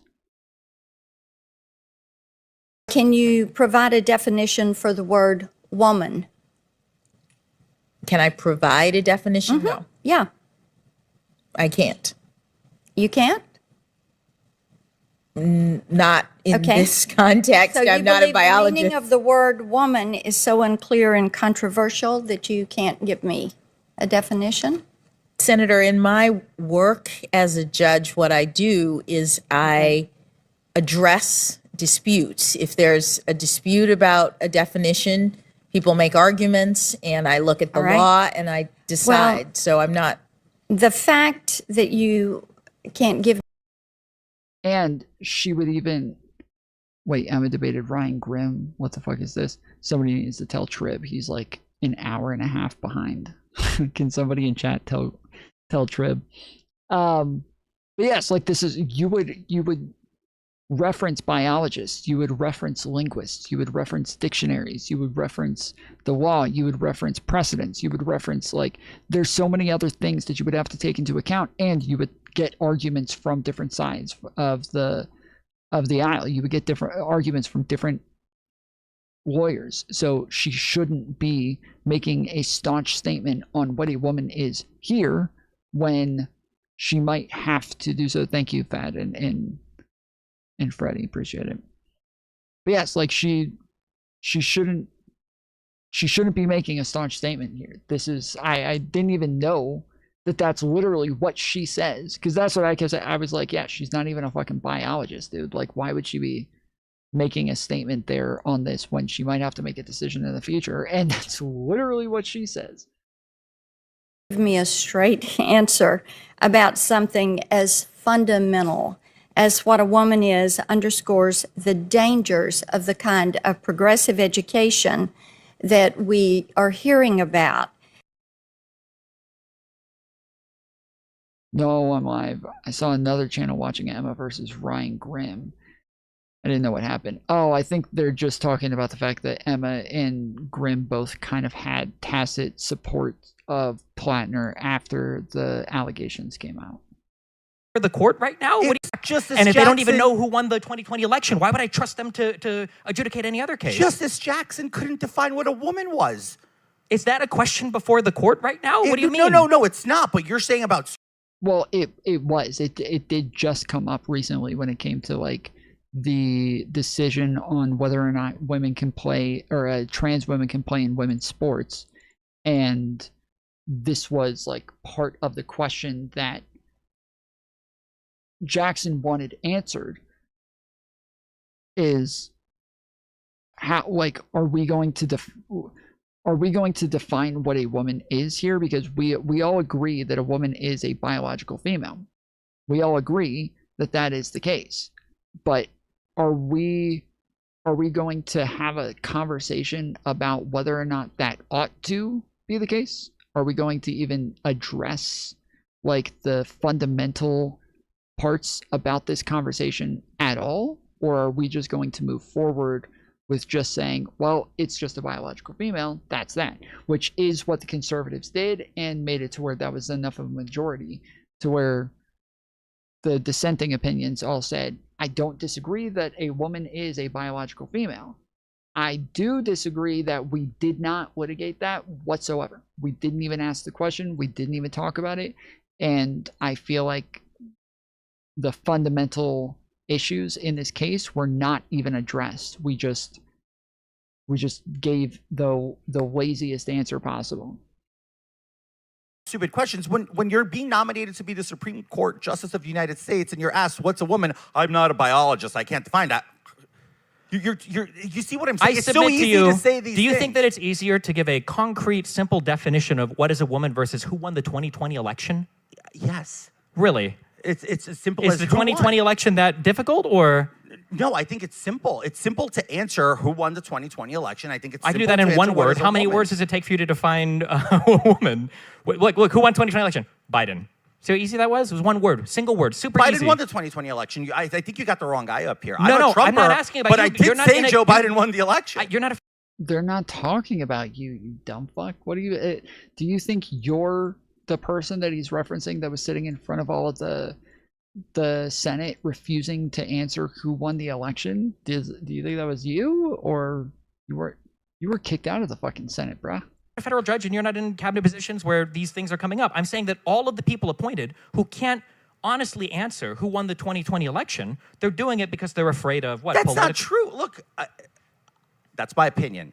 Now, if you want me to go observe and see what other people are saying, I'll give an example. I was on the ballot in 2020, by the way, in New York for Congress. It was my first run. 2 days after the election, I was up by something, I don't know, I think it was like 4,000 votes, 4,500 votes, something like that. It was enough ahead that I got invited to go down to orientation in DC, right? So I'm there, whatever, doing my thing. And then absentee ballots come in. It was 17,000 absentee ballots. Majority of them were military. Military ballots were breaking, I think it was like 60-40 for Republicans. Everybody's like, oh my God, you might have just pulled off the biggest upset in the country right now. I'm like, not gonna celebrate before every single miserable ballot is counted. 7 days after the election passes, that's the cutoff for absentee ballots to come in. Andrew Cuomo goes on TV and says, it has been brought to my attention that there's a lot of ballots in the USPS, wherever, I don't know where, and I am going to now extend for 3 more days for ballots to be delivered. Now, first of all, that's changing election law after Election Day. You should have prepared for this before Election Day. I think that's a fair thing to say. He changed election law after Election Day, right? And allowed for ballots to come in a little longer. Post-dated by Election Day, I'm not saying that the post-date was different, but afterwards. That's kind of fishy. And then all of a sudden, 70,000 ballots came in my race. I lost the race, whatever, I conceded. I didn't agree with the way that it took place, but that's why people have questions, dude. That's really things like that did happen. I didn't mount some legal insane crusade and go out there and go crazy, but that did happen. And that's a localized issue. Did somebody sue him over this? I didn't. I was the only one entitled to sue, and I chose not to. Did anybody sue him over this? No, I chose not to. So if it was such Okay, so then it's still an easy answer, and your entire explanation was completely meaningless, because the idea that Joe Biden didn't win the race is over like shit a bit more complicated than that. One, just like because hopefully as he said, he didn't fight it. He thinks that they should have been counted. Yeah, I think everybody agrees they should have been counted. This is the first time I've even heard somebody bring up that they actually counted the ballots after, when the law didn't say that they were supposed to beforehand. Like, I don't know if that's the case, but this is the first time I've ever even heard somebody bring up an argument like that. It's still even with like those discrepancies, it just was never the little things that they bring up all over the place, add them all up, and there's still never enough to actually change the outcome of the election. If it was such a flagrant abuse of the law, why did nobody sue him over it? The reason I chose not to sue, it would take countless dollars to go and do it. Time. And we all know Republicans don't like to waste money. Well, he's probably the only one who would have standing as well. Like, it would probably have to be his campaign. So when Destiny acts like anybody could have done it, it's probably only him. On lawsuits, and not even just you personally, but nobody else in the Republican establishment. It was my decision to make, and my decision was no. Why not? You don't think you could have asked any other Republican? You don't think they would have cared? No Koch brothers, no Trump funding, no fundraising, nobody else? It wasn't about fundraising, because we did have a okay, so I understand what you're saying. So you've given me your personal opinion that you felt like Cuomo shouldn't have done what he felt was in his job as a governor to make sure all the ballots were counted. I understand Republicans don't like it when all the votes are counted. I understand ballots need to be counted. And your issue with that is that somehow that was against an election process, that he was trying to get all the ballots counted, but you didn't challenge it. No. And somehow this is supposed to make me feel some type of way about people not acknowledging who won the 2020 election? I'm going to say this again. I'm not saying that this is some minor, this is literally changing procedural election law after election day, period. It's wrong. You can't hype it up this much and then tell me, but nobody decided to sue over it. I chose not to sue Why? over it. Then it wasn't worth the squeeze. I was seeing... It wasn't worth a seat in Congress? Let me put it this way. I saw what was unfolding across the country, right? As everything started unfolding, all the lawsuits, everybody, and I saw where it was going, and there was a narrative. The courts were already rendering opinions, dismissing cases. I just didn't want to go through that. Because so many of the cases were bad cases. Probably. So if there were a ton of bad cases... You're asking me to argue something. Well, you can't say probably while you're trying to defend the idea that, like, all of these people are saying that the election was stolen, or they refuse to answer whether or not Joe Biden won the fucking election. Okay. So if they're all bad arguments and bad cases, then they should all be able to answer pretty easily that Joe Biden won the election, then, right? That should be pretty simple. Something that I'm not going to argue. Well, because when I gave an opinion... I don't even think they're all bad cases. When I gave an opinion, you seemed to disagree. I think they were poorly presented. And then what does that say about the case? Well, I think some of the lawyers are bad. I mean, I'm going to sit here and I'm going to get a lot of flack, but like when you give Sidney Powell a case, you're fucking certifiable. Well, what does it say if the only lawyers willing to take these cases on are... Okay. Yeah, I was about to say, he's not wrong. He's not wrong, but yeah, it's kind of that's kind of the environment they were in. I mean, they didn't have many options there. They had all of the fucking all of the lawyers were certifiable, every single one of them.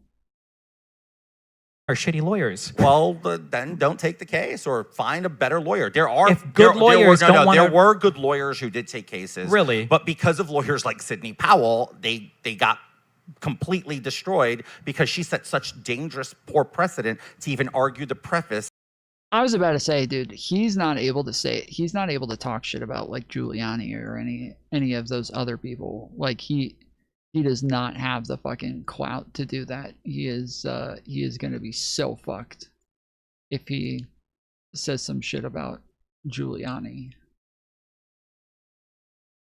Of any kind of irregularity. I submit to you that if the only lawyers that are willing to take on the cockamamie ideas that a person is putting forward, it's probably because those ideas are cockamamie ideas. They're bad ideas. They're bad cases. They were from the start.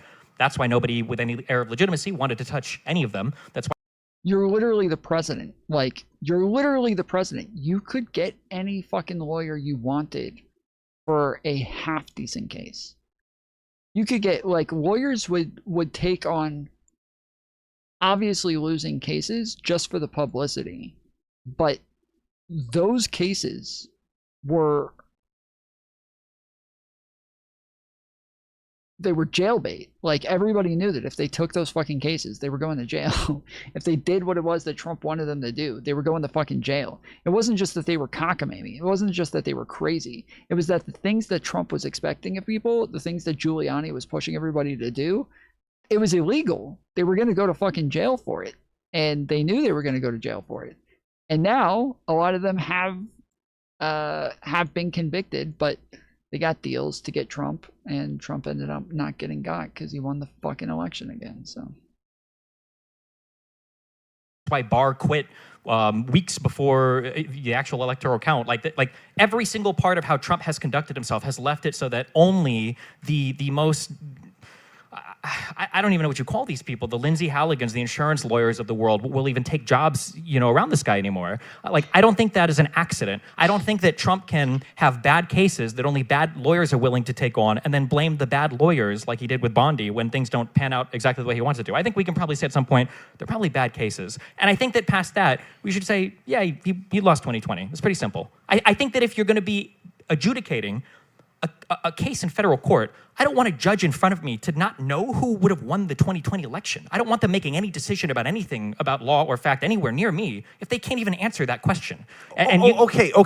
All right, sure. We don't want a judge that can't define the 2020 election in simple terms, right? And it's a win or loss, one word. I understand. I Okay. I understand what you're saying, but I'm going to go back to the statement I made earlier about Ketanji Jackson or whatever her name is, Justice Jackson or Brown, whatever.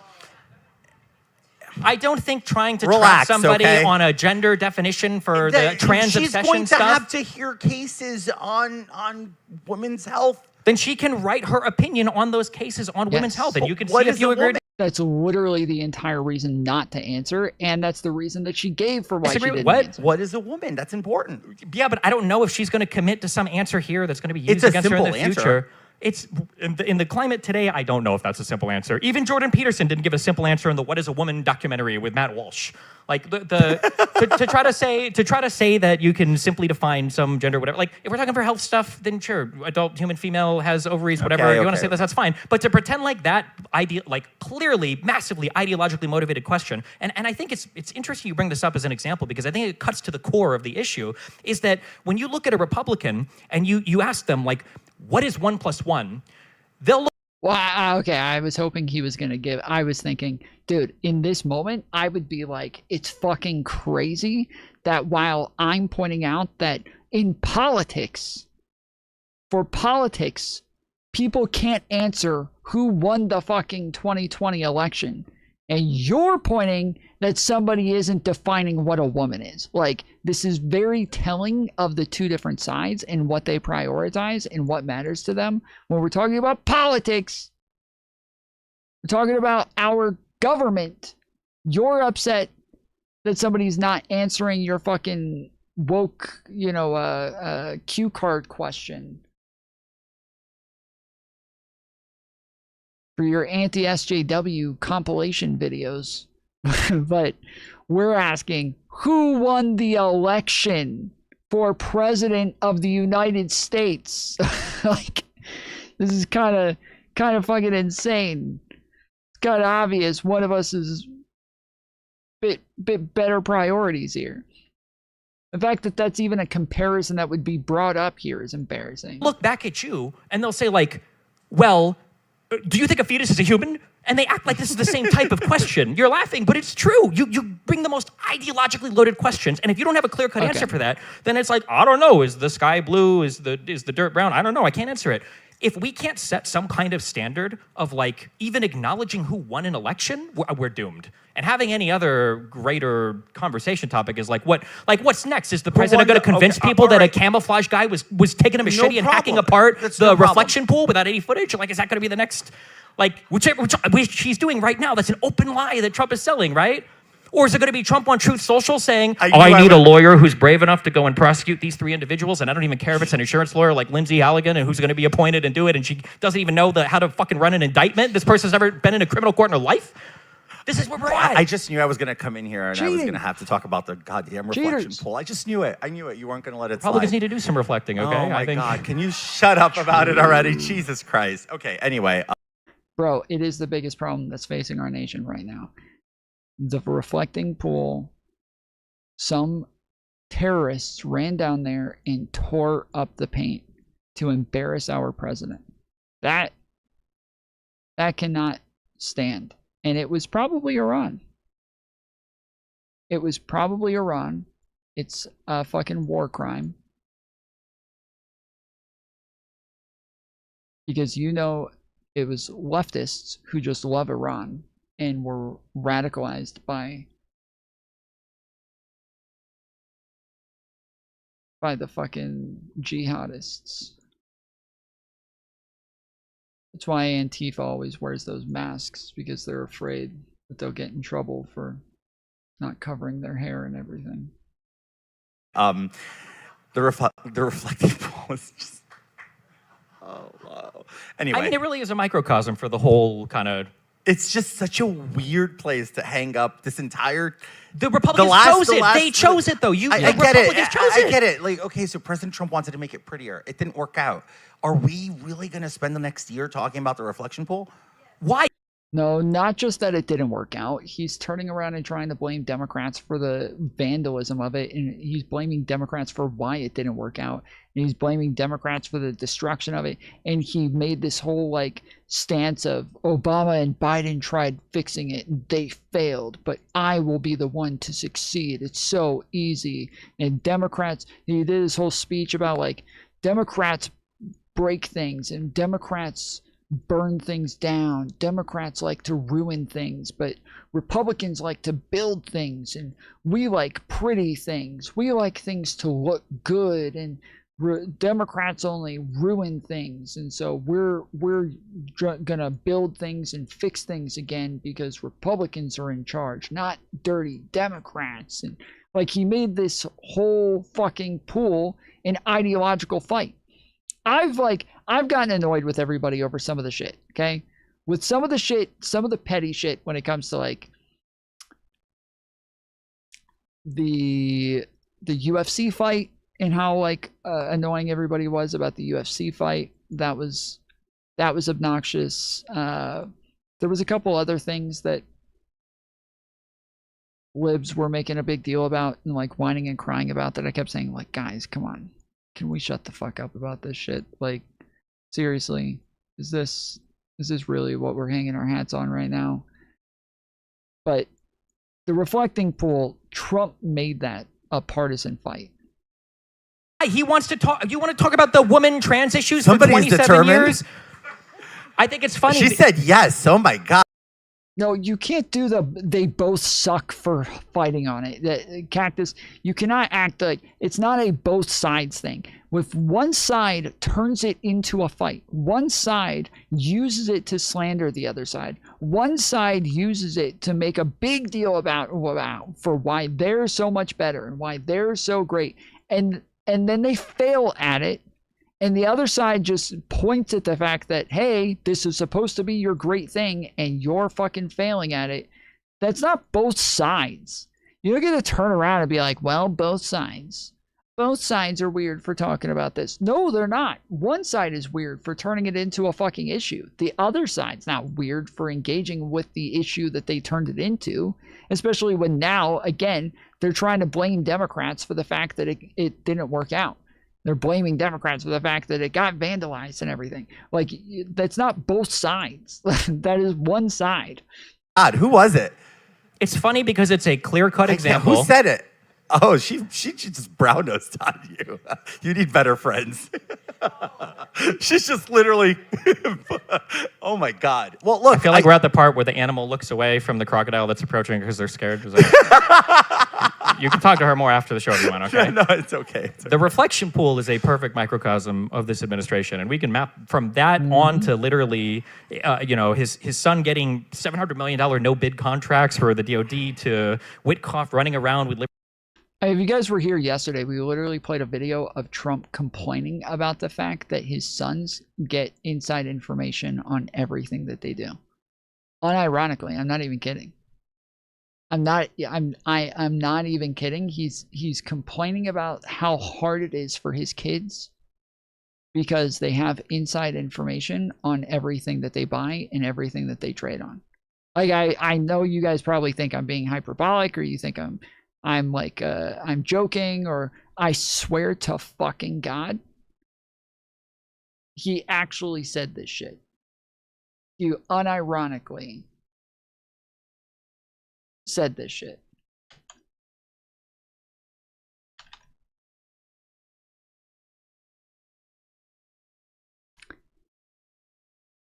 I was looking for the fucking clip and they killed me, pieces of shit. How dare you?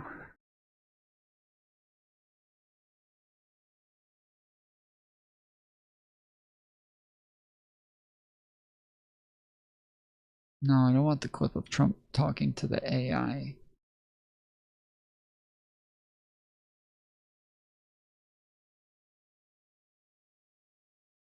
I feel badly in a way for my kids because every time my kids... I feel badly in a way for my kids. I feel badly in a way for my kids because every time my kids do, if they invest in a stock or if they go and do a bill, anything they do, because the presidency is so powerful, so big, everything, right. If they buy a cupcake company, well, the energy to make the cupcakes is, sort of like, how's my energy policy? So therefore you have a conflict. Almost anything they do, if they want to buy a truck, if they want to buy, if they buy an energy efficient truck, they have inside information. So it's pretty tough in that sense. I feel badly in a way for my kids because it's so fucking stupid. One, you don't have to share inside information with your fucking kids. They're not part of your administration. Two, the fact that he says he feels bad for his kids, but his kids are just holding on to his companies while he's in the White House, but they're still all in his name. They're just running them for him. Whereas other presidents are the ones who let go of their own fucking companies. They let go of their holdings while they're in the presidency. But he's the one who just holds on to all of his businesses while he's in the presidency. And then his kids are running those businesses for him while he's in the presidency. And he just feels so bad for them. Feels so bad for them that they got to deal with all of the inside information that he's giving them.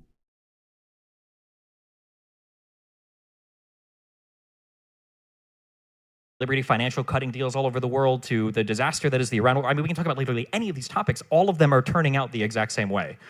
And it's not like a mistake from one to the other, where these things are just randomly happening over and over again. Were you this upset when Hunter Biden got the Burisma contract? I'm just asking.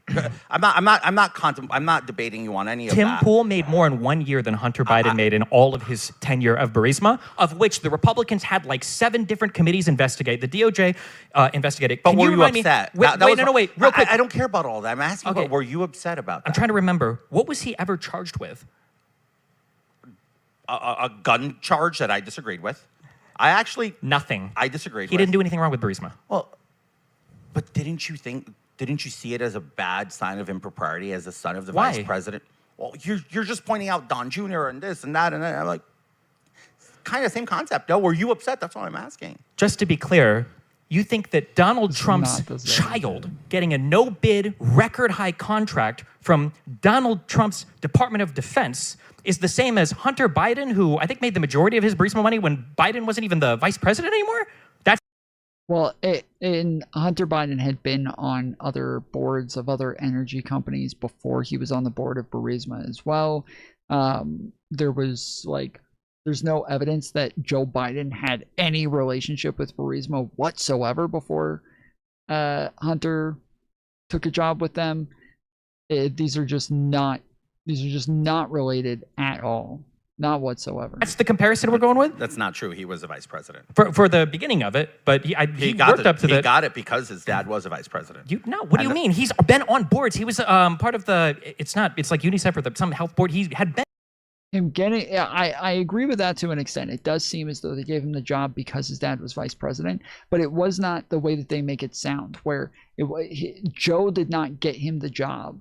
It wasn't, it was that he, at the time, the Ukrainian revolution was happening and they were getting stepped on by Russian oligarchs and getting in trouble with the Russian government, and the company Burisma wanted some safeguards, and so they felt like if they hired the vice president of the United States' son, then Russia would be less likely to fuck with them.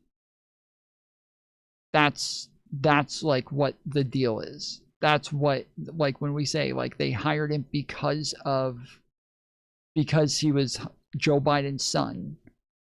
It wasn't that Joe Biden had anything to do with it. It was that, yeah, they were afraid of Russia, and so they hired him to try to stop Russia from fucking with them.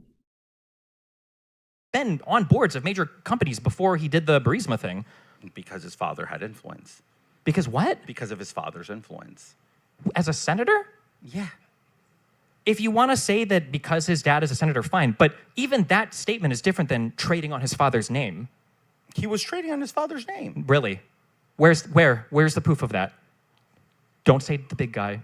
I hope you got something more than that. The Republicans investigated this for the Republicans put years. The Republicans first guy put that James informed Comer, What? the worst Republican in the House. The guy's actually certifiably deaf with hearing aids. That's who we chose to investigate Biden. That's why it fell apart, because we put an idiot to do it.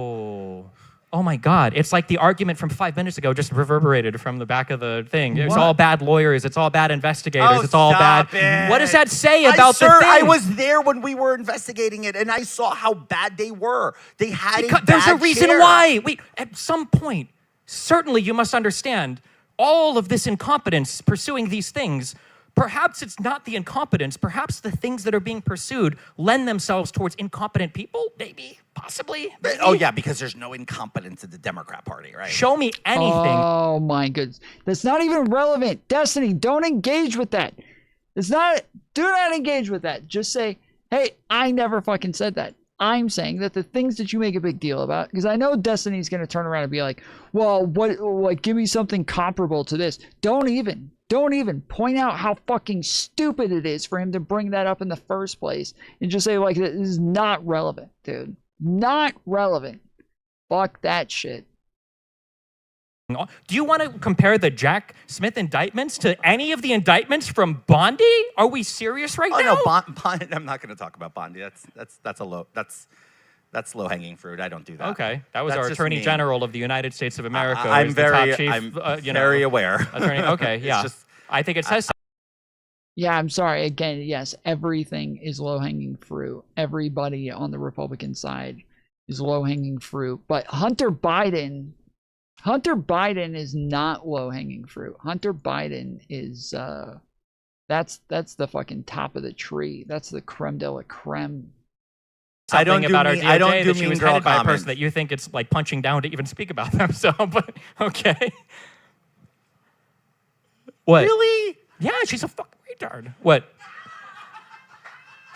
What do you want me to say? She came from Florida, okay? So what do you want me to say? Jeez. They breed them there. Just kidding, sorry. I live in Florida now. I can say that, so. Oh, is that true? Is that true? No, seriously. What? Look. We could try to move on to your point. It's so exhausted because this is the same talking point. I'm sorry to the audience and I'm sorry to people at home because I think this conversation's been had with other people, other just plug and play whoever it is, and we have the same conversations on a circulating. Because the Republicans keep lying about squad. it. Yes. But you guys only complain. Because you guys won't acknowledge what's happening, and now we're here. You guys wouldn't acknowledge weekends at Bernie's for 4 years. Acknowledge what? We literally, the White House was weekend at Bernie's for 4 years. What is that? Was that Like, I don't know what weekends is at Bernie's is. I literally heard somebody say that the other day, and I didn't know what it meant. I know it's a movie, but I've never seen it before, so I don't know. I don't get the reference. Biden was checked out and AutoPen was running the country. Yes, I know it's a movie. There's a whole portrait on the White House. It must be true. It's hanging in the White House. Didn't they drop that AutoPen investigation? Oh, they no. did, didn't they? No, because they did not. they did. It's Because you still know why? ongoing. It's not. Because they made it up. You know there's no evidence for the AutoPen thing, right? Hold on. Are you even willing to admit that? There's zero evidence that Biden AutoPenned a single thing? Are you serious? Yes. Oh, no, you're serious now. I'm actually shocked. You're saying that with a straight face. Come on, Stephen. You're better than this. You're going to say that Not Biden only never was used there the no AutoPen? evidence for it, do you think right now that we are getting the full truth about Trump's health? I have no reason not to believe so. Why would Trump brag about getting 3 good MRIs like in a row? Oh, girls Do you think he gotta visits get an the hospital MRI for to fun? make sure everything's in check? Why is it that his doctor? Why is it his What's wrong with an MRI now? Are we anti-MRIs too? Why? Well, half the Wow, he hates the MRIs. Why does Destiny hate MRIs, dude? What the fuck? That's so weird that he hates MRIs. What a weirdo, dude. I've never met anybody who hates MRIs before. That's interesting. It's interesting. What a weird guy. All right. I gotta run to the restroom real quick, so I will be right back. Republicans Jesus seem to be these Christ. days. They don't believe in I thought vaccines you were anymore. the party so who of knows? healthcare. Like, oh my God, let the guy have MRIs. You people So they're are lying about awful. Trump's health. Jesus. You know they're lying about.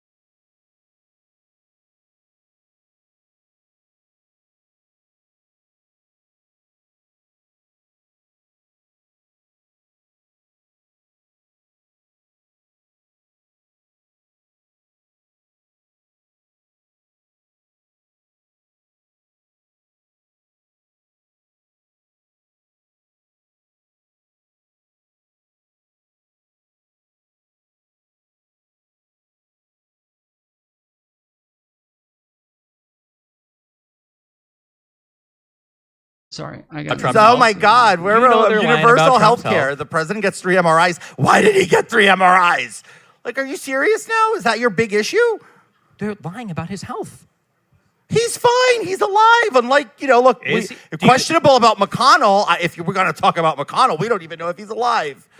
Donald Trump. So what? Nicki Minaj is part of the government now. What did they No. say? The Islamic Republic Shut of up. the Islamic No. Republic of No. Japan. Keep Nikki's name out your mouth. We had Putin instead of Zelensky. Donald Trump is making gaffes every single day, You're and nobody has attacking anything to Why say about are you any going of this. after Nikki randomly? Because Donald Trump That's brought up her hateful. name on accident. He misspoke. That's what I'm bringing. She's yeah. amazing. That's why. You're You not even meet aware. her, she Oh, this graces is the your life. this is the Republican talking Stop. about. I didn't No, hear about that. I didn't just hear about fuck- this thing. I fuck didn't hear about that. I have been a barb I didn't much hear longer about than that. she became a I didn't hear whatever about she is that. now. I'm No, just saying no, there's more no. evidence for Trump being senile than there ever was for Biden. So not true. Really? True to the dementary. What the hell does that mean? True to the what? Well, but I don't know. That's literally what Sure. Joe Biden You brought said. up. So you brought up the. Define that word. That he misspoke? He misspoke a lot. Donald Trump misword us. I mean, who do you want? What do you want the comparison to be between? If Biden was senile, if Biden was senile, I will take Biden senile to whatever Trump is right now, because whatever you call this is not working. I have never seen. Here's the thing: if Russia incurs 1 inch to Ukraine, they'll be held to pay. It's been 4 years, almost 5. Oh yeah, and what was the day zero? I'm gonna have a peace deal with Russia. I'm gonna have a peace deal with Hamas. I'm gonna have no new wars. We want to compare foreign policy records between Biden and Trump? We could do that if you want. It's not on the list, but you're talking about cognitive decline. I'm talking about I'm talking about cognitive decline. You want to pivot? We can pivot. I'm talking about cognitive decline. You're talking about an old guy who's getting slow. No, we were literally just talking about cognitive decline, and then you pivoted to foreign policy. We can pivot, but let's finish cognitive decline first, and then we can pivot to foreign policy. Donald Trump had executive orders explained to him when they were handed to him for him to sign. He didn't seem to have any idea. Every single president has that. Oh, that's crazy, because when I Googled that, because I was curious if that was true, and Biden seemed to explain his before he went and signed them. That is not true. If you see the first 21 executive orders that Joe Biden signed the day he was sworn in, every single one of them, it's on video, was handed to him. Mr. President, this one is now the executive order on, and then blah, blah, blah, blah, blah. Okay. And signs. Every single executive order that Trump was given. Somebody, he same looks. thing with Biden. And same it's thing not with true. Obama. People at home can go and look it up. I've looked it up before. Stream, we watched them where Biden will explain an executive order, because I had the same question. Is it normal that some fucking weirdo is explaining to you your own executive order while you're sitting there looking like a lizard with a fucking throat vagina, like trying to figure out what you're even supposed to sign? Like, it's not normal. I'm sorry. Nothing about the Trump admin is normal with regards to this. You can say all those mean things. He's still your president. I will, for now. He's still your president. Vance has got his eyes on that. Vance has got his eyes on that. He was your president twice, baby. Well, maybe, but a lot of Republicans believe 3 times. Girl, so, stop. You know. Nah. Who knows? We saw that. We saw with Democrats, and we don't want to do that again. With right? what? There's a reason we have term limits, is thanks to Democrats overstay. Sure. Well, winning elections, right? Oh, winning elections, Well, winning elections, right? Sure, 3 terms. Wait, can I get you on the record right now? It won't happen, because I don't know if he's going to survive the whole term. If Trump were to run again, you would completely disavow that, right? You'd say this is absolutely not okay. I've already did that. Oh, what? I said I don't think there should be more than 2 terms. He's already served his 2 I didn't terms, hear and that. I love the guy. I said you would disavow it. You would say Trump should I already not. said if he he runs a third term, I said don't he should support not. him. I said he should not. If they run a disabled, trans, black, non-binary woman as the Democrat and Trump runs again, I would vote for the disabled, trans, non-binary Democrat in the wheelchair. I would not vote. I mean, why is the option so... I just wouldn't vote. Okay, close enough, I guess. Have you ever seen anything, if you had to choose an action comparable to a president going on social media and announcing who he wants indicted and announcing the attorney that he wants to indict them, what is the comparable behavior here on the Democrat side? Joe Biden weaponized his entire Justice Department to go after Trump for 4 years. Okay, so I didn't hear anything specific. Melania Trump's panty drawer was tossed at Mar-a-Lago. It's a fact. It's in the search affidavit. There? Panties. Okay, so... Thongs. I get it. I get it. It's hard to No. that happened. I read all those indictments, so I'm glad to go through all of them. No, not the indictment. No. The affidavit of the search warrant. I'm glad to go through. Specific. That's fine. Trump hides shit fucking everywhere, so they should toss whatever the fuck. He had over a year to turn those documents back. Maybe the president of the United States shouldn't be hoarding top secret. Joe Biden hoarded secrets in his garage. What happened when Biden found them? He gave them in. What happened when Trump found his? He's ordered his employees to hide them from his own attorneys. It's in the indictment. I know. It sucks because you have to actually read through those indictments. They're not 2 pages like the stupid SPLC bullshit indictments that the barely literate people in the DOJ right now like to put out. But he was hiding documents all over Mar-a-Lago. We have pictures of them. All right, we have pictures of the documents scattered all over the floor. There is I think it's very messed up to say that there are highly competent individuals in the DOJ. Jay Clayton is a very respected attorney. Todd Blanche is a very respected attorney. So much so they Todd Blanche. Both of them were confirmed with Democrat votes. So then I think Blanche is a very competent attorney. Yes. Whatever he's been reduced to work under Trump is not. Oh, come on! Just because he works for Trump now, he's bad. Well, I mean, if RBG were alive and worked for Trump, you'd say she's bad. That's the Court but that's the standard. That's Hold on, your just to standard. be clear, do you think a Supreme Court justice serves at the pleasure of a? Do you think we? No. cycle all I night gave up? an example. If she You were gave a alive, bad example. Okay. The Supreme Court doesn't work for the President of the United States like an officer of the. I didn't use her in her capacity as Supreme Court Oh, justice. so I'm if she saying was like as the a attorney, person. Yeah, if she was the Attorney General. then for I would Trump, also say she's being dead. If she was working for Trump in the second term, yes. God bless her. That's your standard. It's just work for Trump. That if you work for somebody who's asking you to do basically authoritarian things and you're carrying out that mission. So Biden. So real quick, you do not think Biden weaponized justice? Not even close. At all. You're absolutely dead Zero. in the water on that. Yeah, of course. Okay. Here's a simple question. I know Gavin Newsom right now feels different. Easiest question in the world. What is one piece of evidence of coordination between Biden and Garland? Gavin Newsom.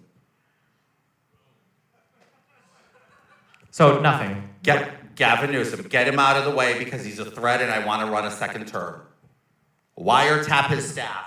Go investigate him. This all started under Biden's administration. Right I said, what is evidence of... That's the evidence. Between Biden and Garland. Biden asking Garland to take out his biggest As political reported by threat. whom? This never happened. Steven. Come on. No, this didn't happen. We live in an alternate reality. I don't live in an Okay, alternate what do we- reality. I'm actually one of the we more can't deal with the pragmatic facts. people you can talk to. And you know that for a fact. Just to be clear, you're delusional, okay? I'm not. Biden had multiple, his own son was investigated under his administration. He had a special counsel appointed Then he to said he investigate wouldn't pardon his him and own, pardon him. which, after the Republicans basically fabricated 2 charges that nobody has ever really been charged with before. Oh, I One was- agree. I agree. The gun charges were bullshit. I still and agree the, to and, this the, day. and the IRS charge for taxes he'd No, already no, paid no, off. tax- He'd already paid off. But tax after evasion is Biden, tax evasion. after Hunter had already agreed to an immunity thing that they ended up tossing because they did a huge runaround. By the way, these were indictments that we were supposed to have that were relating to his Burisma affair, which, by the way, that whole thing started because the initial confidential informant lied. And he was arrested and put in prison because he lied to the FBI about it. That's why nothing ever came from Burisma, because all of it was bullshit, literally from the very beginning. From the very beginning of the weirdo that dropped the laptop off at the blind crazy dude's fucking store, to all of the investigations into Hunter Biden that continued under Biden's own presidency. They continued under Biden's own He had presidency. no option. What do you mean he had no option? I'm sorry, what did Donald was Trump... he going to tell? Was he going He to could do what Donald Trump does and fire everybody was that he doesn't gonna do tell? it, right? Was he going to Wait, tell? couldn't he do what Donald Trump does and fire every single person that doesn't do exactly what he wants, like he did with Comey, right? Just like he did with the prosecutor in Ukraine. That's right. He fires prosecutors. I With forgot the about that. what? He holds foreign aid hostage. What are we talking? Yeah, he did do that. Biden Trump did did that. No, Biden did that as part of the agreement that Europe and the United Fire States had the for loan prosecutor that is guarantees to investigating Ukraine. your side. The loan guarantees to Ukraine were contingent upon them cleaning up parts of their system, because all of Europe... Why do you think Biden could say that so openly on stage and nobody questioned it at the time? This is Republicans desperately trying to salvage some amount of moral high ground out of fictitious events that never happened the way you guys think they did. You guys will look at look, Biden is admitting all of it right here. Oh my God, you're spicy today. Well, because you're lying about everything. No, You're lying I'm about not. everything. You are. All of these things are lies. You just have TDS so bad. You can't. You can call it can't whatever find you one want. Good thing. You can't find one good thing. Okay, bite me. I don't care. You can find one. You can't find one good thing that this president does. Everything's do. bad, I think- bad. I'm actually quite oh my happy God, that you're I like had a so much broken about his health. record. What? You're like a broken record. Calm down. He's a horrible president. Calm down. Shh. Breathe. Okay, good. He's trying to laugh. He can't do it. I'm not, because it's not Yes, funny. you are. It's You're fucked up. It's crazy. It's not fucked It up. is. You're It's just super so fucked mad. up. Oh my God. I am mad because it's... You can't live like this. It's gonna destroying- give you wrinkles. Like, I agree. We can't live like this. It's Oh my not good. God, It's not enough good for Botox us. in the world to fix it. Stop. We're probably mass producing it now because every single person that passes by the Trump administration has to fill their fucking face with enough to float into the clouds. Thank God. Thank God for that. I mean, that is the one positive. Looks maxing. Is that looks? I thought it was Jigsaw maxing. I Okay, feel like in a that's fucking fucked horror up. movie every time I turn the TV on. That was a very low energy clap. Nobody followed you. Try again. There you go. Come on, guys, help him out. There you go. You're welcome. You're welcome. Do you think that Donald Low Trump... energy claps don't get the crowd going. Do you think Donald Trump would allow a special prosecutor to investigate him in his own term? I'm sorry. Do you think I Donald was Trump would laughing allow... Do you at think him right and then now... I'm sorry. I was laughing at the low energy understand. clap. Look at her hair. It is. It's amazing. It is. Do you think that? Beautiful. Do you think I that love Donald it. Trump would allow a special prosecutor under his own term right now For what? to investigate him? Sure. Didn't we do this before with Mueller? What happened with Mueller? Was nothing but Mueller was only appointed because he fired Comey because he was trying to obstruct his investigation, and he begged Sessions, please, not a special prosecutor. And then Mueller came about because he didn't know at that point that he had to have iron control over every single person he appointed. That's why Barr even ended up ditching him because of how crazy Trump was. That's why I said this term, because this term he realizes that he needs more jigsaws like Bondi or Blanche, and not actual conservatives like Barr. For as much as you might hate him, at least you're gonna lose a lot of support in the liberal housewives market. I'm just saying. Do not do that. That's not going to work. There's a lot of liberals who love the Real Housewives, and you're like making attacks like that. I'm just letting you know. Just take it easy. Stop calling everybody jigsaw. That's not nice. Lisa Reed They're weird. The look is inappropriate. Just be it's careful. unbecoming of the positions they hold. There are times and places. And I ways warn to you. present And if yourself. I see a news article of Lisa Rena coming after you, I will pray for you. I promise. Okay. I will. I'll pray for you. Okay. I'm more concerned with like Kristi Noem like lying about U.S. citizens being murdered by feds, and then Okay. I feel like that's kind of more of an issue, but Yeah, sure. Yeah, it is. No, I mean, so you're okay with Alejandro Mayorkas letting 30 million people or whatever the number is in the country, right? We don't even know because because that's a fucking lie. I mean, right? You don't know because it's a lie. You have no idea, right? I was in the House towards facilities. Literally, CBP leadership were like, "Sir, they say it was 5,000, but we processed 15, but we say that the number's 5,000." Literally coming from CBP officers. The Cato Institute of people who study this. I think it's like 4 million or something. 4 million. You think that's not a lot of people that shouldn't be here? I think it's not 30 million, and if you have to lie that much about it, it makes me wonder if the 4 million. Oh, that's why it turned off. I was wondering. I was like, I took my earbud out ahead of time before I left. So whenever you take your earbuds out, it'll pause whatever you're watching. And lots of times when I take it out and put it down, it'll take like 10 to 15 seconds before it actually pauses. And so I took it out, put it down, and made sure it like went idle, and then hit play and walked away. And then it paused again. I was so confused, but apparently the earbud died while I was walked away. So I've got a family emergency, and I might have to leave early. I'm not sure right now. Currently, it looks like I'm not going to, but we'll see. But if it comes down to it, yeah, I might have to just take off real quick. So we'll see. Million matter. I'm going to make it very.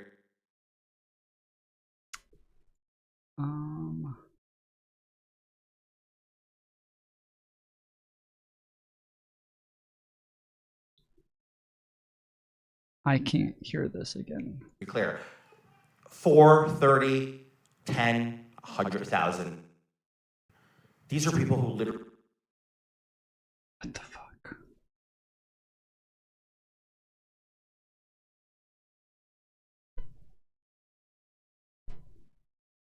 Really came in here, and the majority, I'm not saying all of them, but the majority of them, we don't even know who they are. We didn't vet them. We didn't process them accordingly. Really?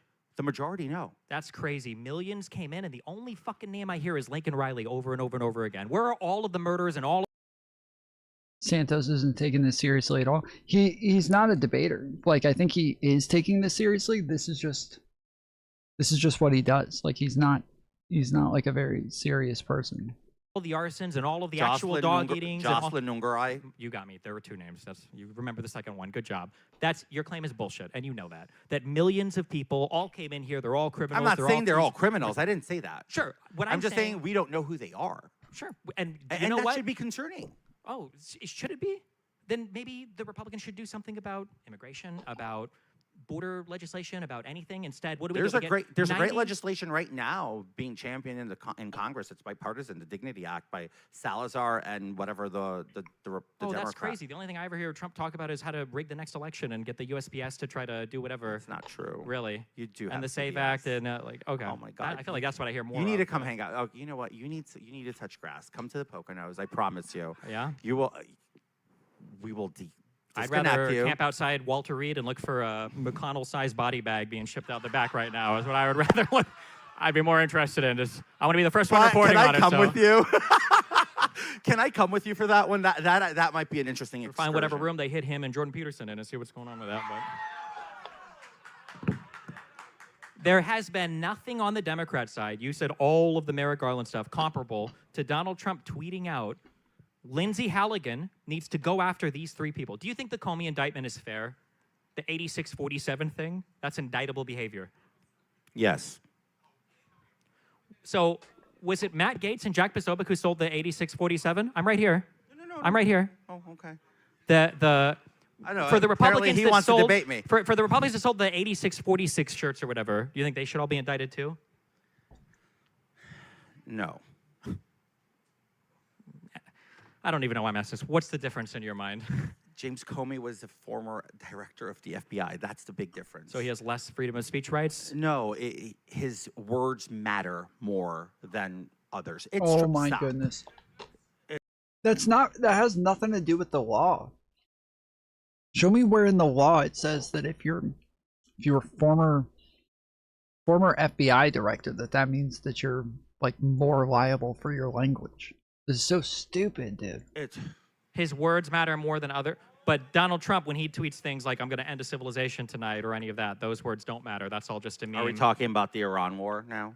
Well, I mean, because you change subjects, you pivot so much. I feel like, are you running for office? Sorry, let's keep my God. let's keep in the same topic. So words matter, talking about killing people and everything else. For Donald Trump, when he says that 6 members of Congress should be executed for treason, is that responsible speech? Did he say that they should be executed, or was...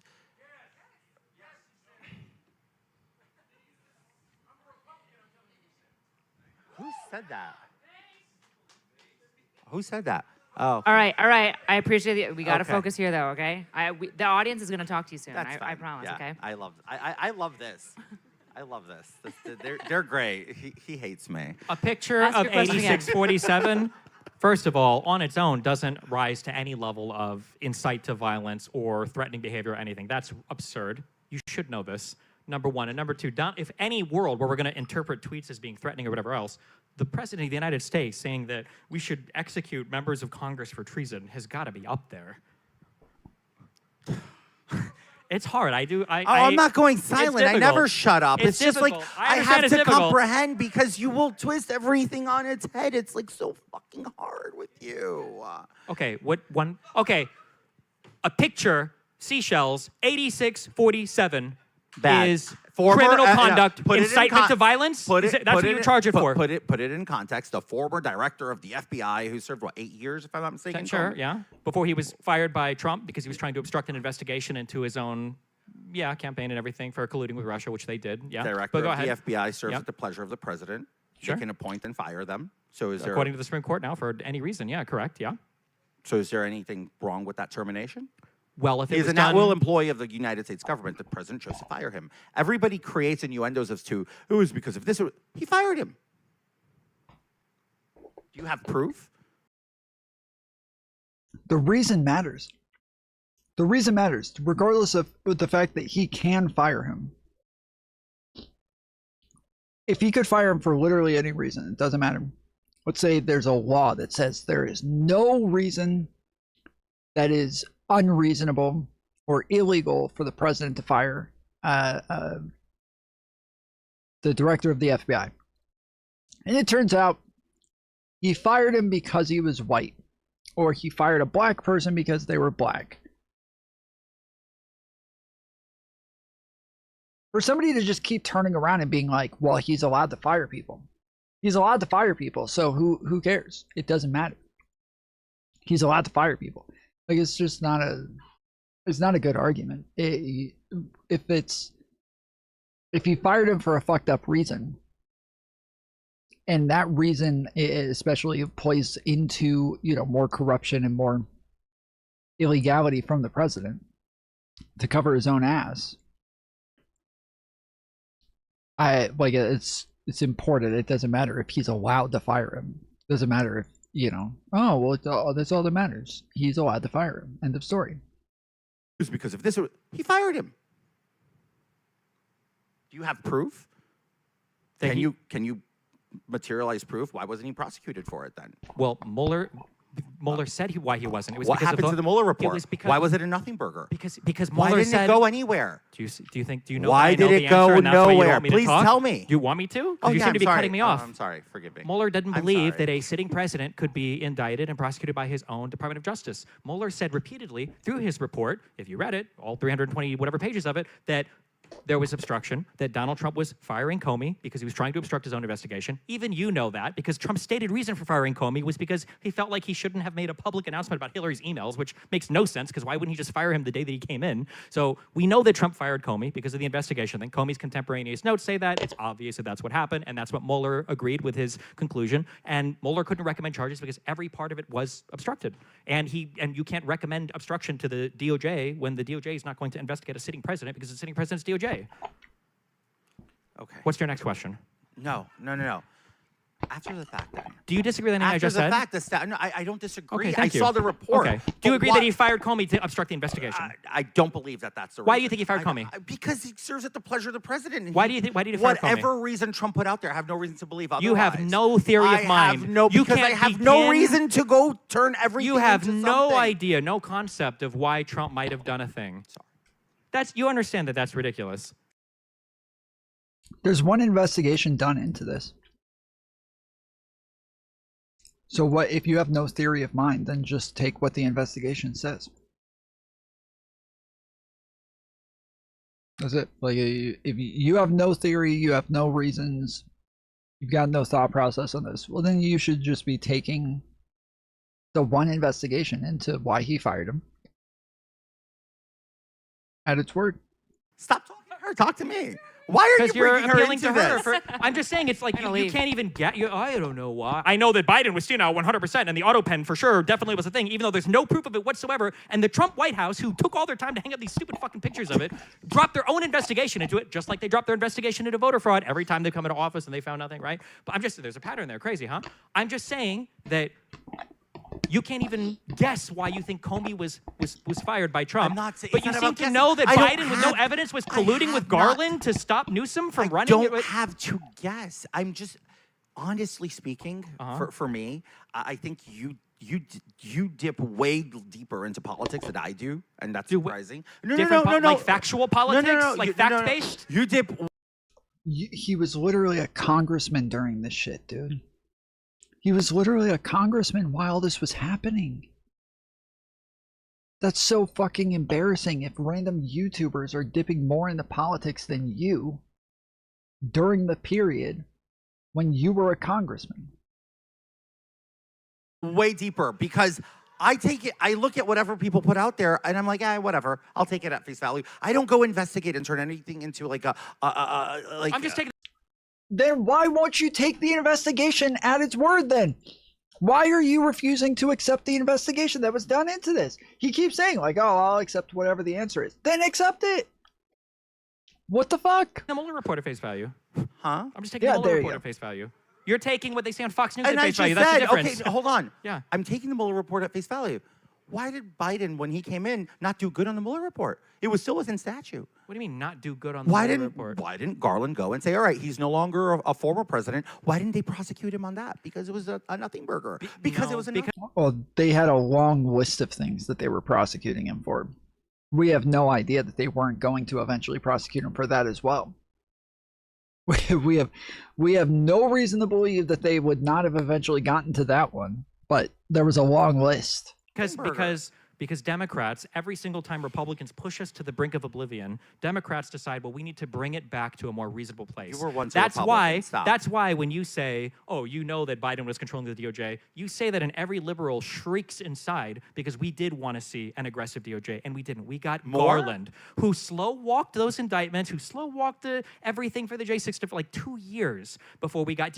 Trump had like 9 months with the Department with records, with NARA or whatever, before they finally recommended to the FBI that they should investigate, because Trump was dicking around all day with the classified documents and everything. It took so long for anything to come out that by the time we finally kind of got the ball rolling on things, well, looks like Trump won the next election, and now all of it's gone and dismissed. To say that that was an aggressive DOJ... You don't think that was an aggressive DOJ? Absolutely not. in so many ways, it did unprecedented things. Because we had an unprecedented monster in the White House. What do you mean? What a stupid right, statement. Biden, yes, he was an unprecedented monster in the White House. Biden compared to Trump? I mean, you just said it. I didn't say it.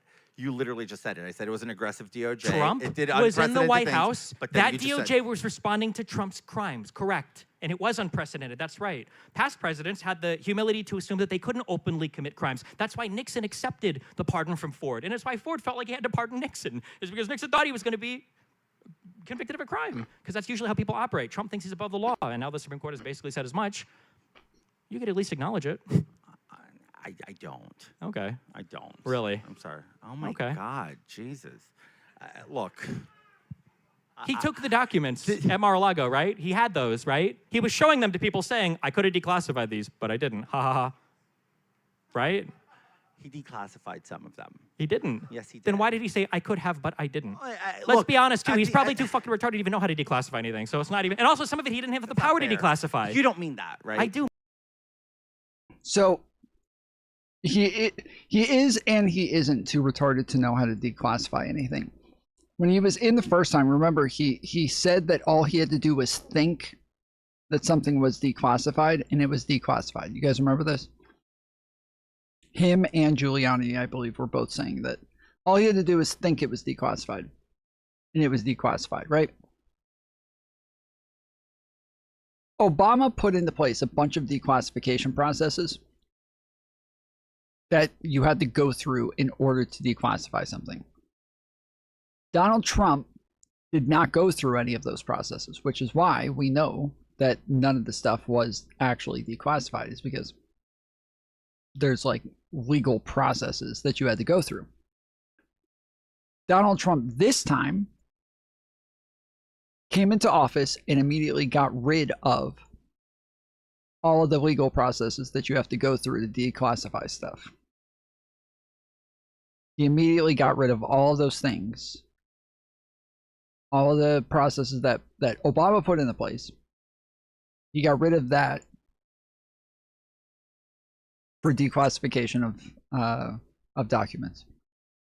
So when I say he is and he isn't, I said, well, there literally is no process now. So it's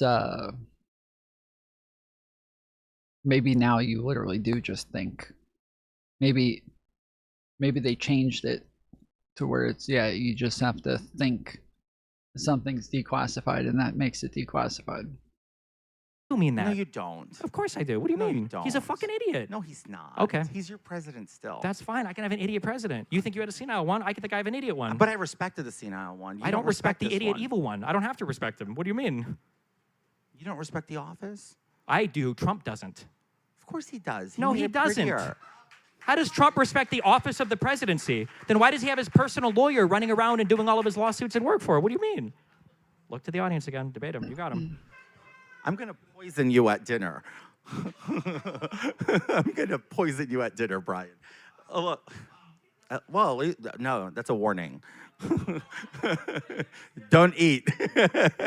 Anyway, so... What do you think is the most corrupt thing that Trump has done in office with the DOJ? I've seen nothing that I can turn around and say was corrupt. I can say what I don't like that's happening in the administration. The Epstein case, I don't like it. I don't like how it's being handled. I really don't. Whose fault is that? You can blame it on the entire administration. I don't care. Why not Donald Trump? You can blame it on Donald Trump? Bondi, Okay, cool. whoever. Okay, cool. My point Trump is... was telling... Well, yes, if you blame the entire administration, then it's Trump's fault. It is objectively Trump's fault at that point. Like, there's nobody else to blame. If you're blaming the entire administration, the person who is in, the head of the entire administration and, the person who is responsible for hiring and firing all these people and everything, like it's just Trump then. Telling people the FBI needs to censor his name Listen out of the Epstein that files, is right? not true. Really? That is so not true. Everybody lied about that? That's not true. Why is that not true? Who You said that don't on the like record? it? Who said that on the record? Was it an anonymous source? It was reported on by every single major... Who said it on the record? I don't remember. Nobody. On the It record was an reporting. anonymous source, as usual. Oh, okay. Am I boring you? Is that why you're yawning? She's so bored. I mean, so I'm kind of like, you know, let's move on. Can we talk about So when those Democrats Epstein now? files were released, all right, you know what? and Trump's name was censored and redacted all of them, was that just on accident, or was it lucky, or? Okay. What does this guy always say? He's in the Epstein files like 20 times more than Jesus' his name is in the gospel or whatever. Not that Trump's read that either, but I mean. All right, can we talk about Democrats a little bit? 'Cause it's like, no, I mean, we're agree. going to start. We're going to talk. Let's talk about Democrats. No. Let's talk about hold Democrats. on, time out. I can continue to talk about Republicans, but are we going to address? I want to talk about Democrats. Okay, cool. Go ahead. Tulsi Gabbard said that Donald Trump went to war with Iran without consulting the intelligence community. Why? How is that even possible? You guys, because you Weren't say we gonna Gabbard talk was a about Democrat all the Democrats? time, right? You said Tulsi Gabbard's a Democrat all the time. Don't you guys say that? We can talk I've about never- RFK Jr. Wait. I'm just curious on this, and then we can talk about the rest of the Democrats. No, Do you they think- are not Democrats. Do you think that They are I'm not glad Democrats. somebody admits that? Thank you. They are not Do you Democrats. think that we solved? They were Democrats. Did Like we you solve, were a Republican. Did we solve? I was a Republican when I was a teenager. But you I had were an a excuse to be an Republican. idiot. Okay, that was all right. Did we solve You're autism? spicy today. Did we solve? I said that it was going to be a autism? spicy, Did we sassy solve- queen debate, and you Did we solve? you actually understood the assignment. I did. Okay. Did Now. we solve autism with RFK in office? Does that happen? Is autism Oh, solved? Is come that on. First of all, that's a low ball. Stop. I'm just saying, you guys make a joke at everything he says. Meanwhile, stop. That's the whole fucking administration is low balls. There's no, literally everything we bring up is fucking low balls. There's nothing left. There's nothing left. It's all fucking low balls. Low hanging fruit. Putting the shoe on the other hand. Fauci gets one statement half wrong about something, and now you guys are watching your kids die of measles, and you're like, I told him so. Like, it's not, how is it even remotely a tenable position to not care about anything anybody in think- office does on your side, but on our side, you're critical of every You're talking. single You're person. talking about vaccines. I'm not going to get into the debate of vaccines. You're talking about Hunter I'm- Biden Burisma, whose entire income at Burisma is a rounding error to any number of Trump's crazy fucking money-making schemes. It's not even close. Low energy. Oh no. Oh, it's picking up. Yes! He understood the assignment, Brian. Buy him dinner. Sorry, we're going to talk about Democrats now. No, it's okay. Okay. Fuck you, Destiny. It's an impossible. Do you acknowledge that this is a hard debate for you? It is harder It's for you not- than no, me. It is because it's Trump not is hard. fucking Look, insane, I can and it is sit the here- most corrupt Dude, administration I can sit ever. here and tell you with a straight face that Yeah. I think he's a great president, and I mean it. What does that mean to I you? mean What does it I mean to be a think- great I president? think he's a great president. Great is he how? perfect? Is he perfect? Great he's how? Not perfect. Great how? He's not perfect. Nobody's how? freaking perfect. I like his policies. I like his foreign. I like his I like his border policy. Do you not like his border policy? No, I don't. Oh, so you rather more people coming in? That's the option. Either an executive order at the border pretending everything is fixed, or unlimited immigration into the country. Those are the two things. Do you prefer 4 million people coming in unvetted, or do you prefer no people coming in unvetted? I would probably That is a prefer question. no people, but you know what I would Oh, actually okay. So prefer? you prefer no people? You know what I would like actually that. like? Actually, we found common ground. What if we have a actual immigration bill to deal with some of the people There that are here? is one working its way through Congress. We had one at the end of Biden's term, and Trump shot it down because he didn't like the fact that Democrats were going to do something about the border. And Ted Cruz and everybody else on the record. And you talking about believe it. that? That's what everybody said. Trump said it publicly. The nice thing is I don't have to guess at your guys' conspiracies because you guys are open about Trump them. said he didn't like it, but that's not the reason it didn't pass. They didn't have the votes to begin with. They had the votes They for did it. not. They absolutely They did. did not. They did because Ted Cruz and It everybody else had to passed come out and through the talk House. about. I was there and I Oh voted my against the God. bill myself. After it was a Trump- bad bill. it wasn't a bad bill. It was a bad bill. It gave broad amnesty to almost 10 million people. It was a bad bill. Absolutely did not. Yes, give it did. amnesty. If this was a Republican. No, it did not, dude. What the fuck? Every time I hear somebody bring up the border bill, there's like 10 new things that they supposedly believe was in the bill. So fucking annoying. Bill. No, it was not. It was. It It came was- from Lankford in the Senate. I know that's a different place than where you were at, but there are Republicans in the other place too in the Senate. What do you mean? I forgot about the nursing home. I know it's Senator Langford's bill. I understand that it's easy to... The nursing home? The Senate. Oh, I'm thinking of the White House. The COVID thing? My bad. Keep going. Right. Sure. How old is Trump again? Sure. Okay. Uh-huh. Isn't it crazy Yeah, that because like Biden wasn't a fucking nursing home patient. at least Biden's not a fucking retard? He is a retard.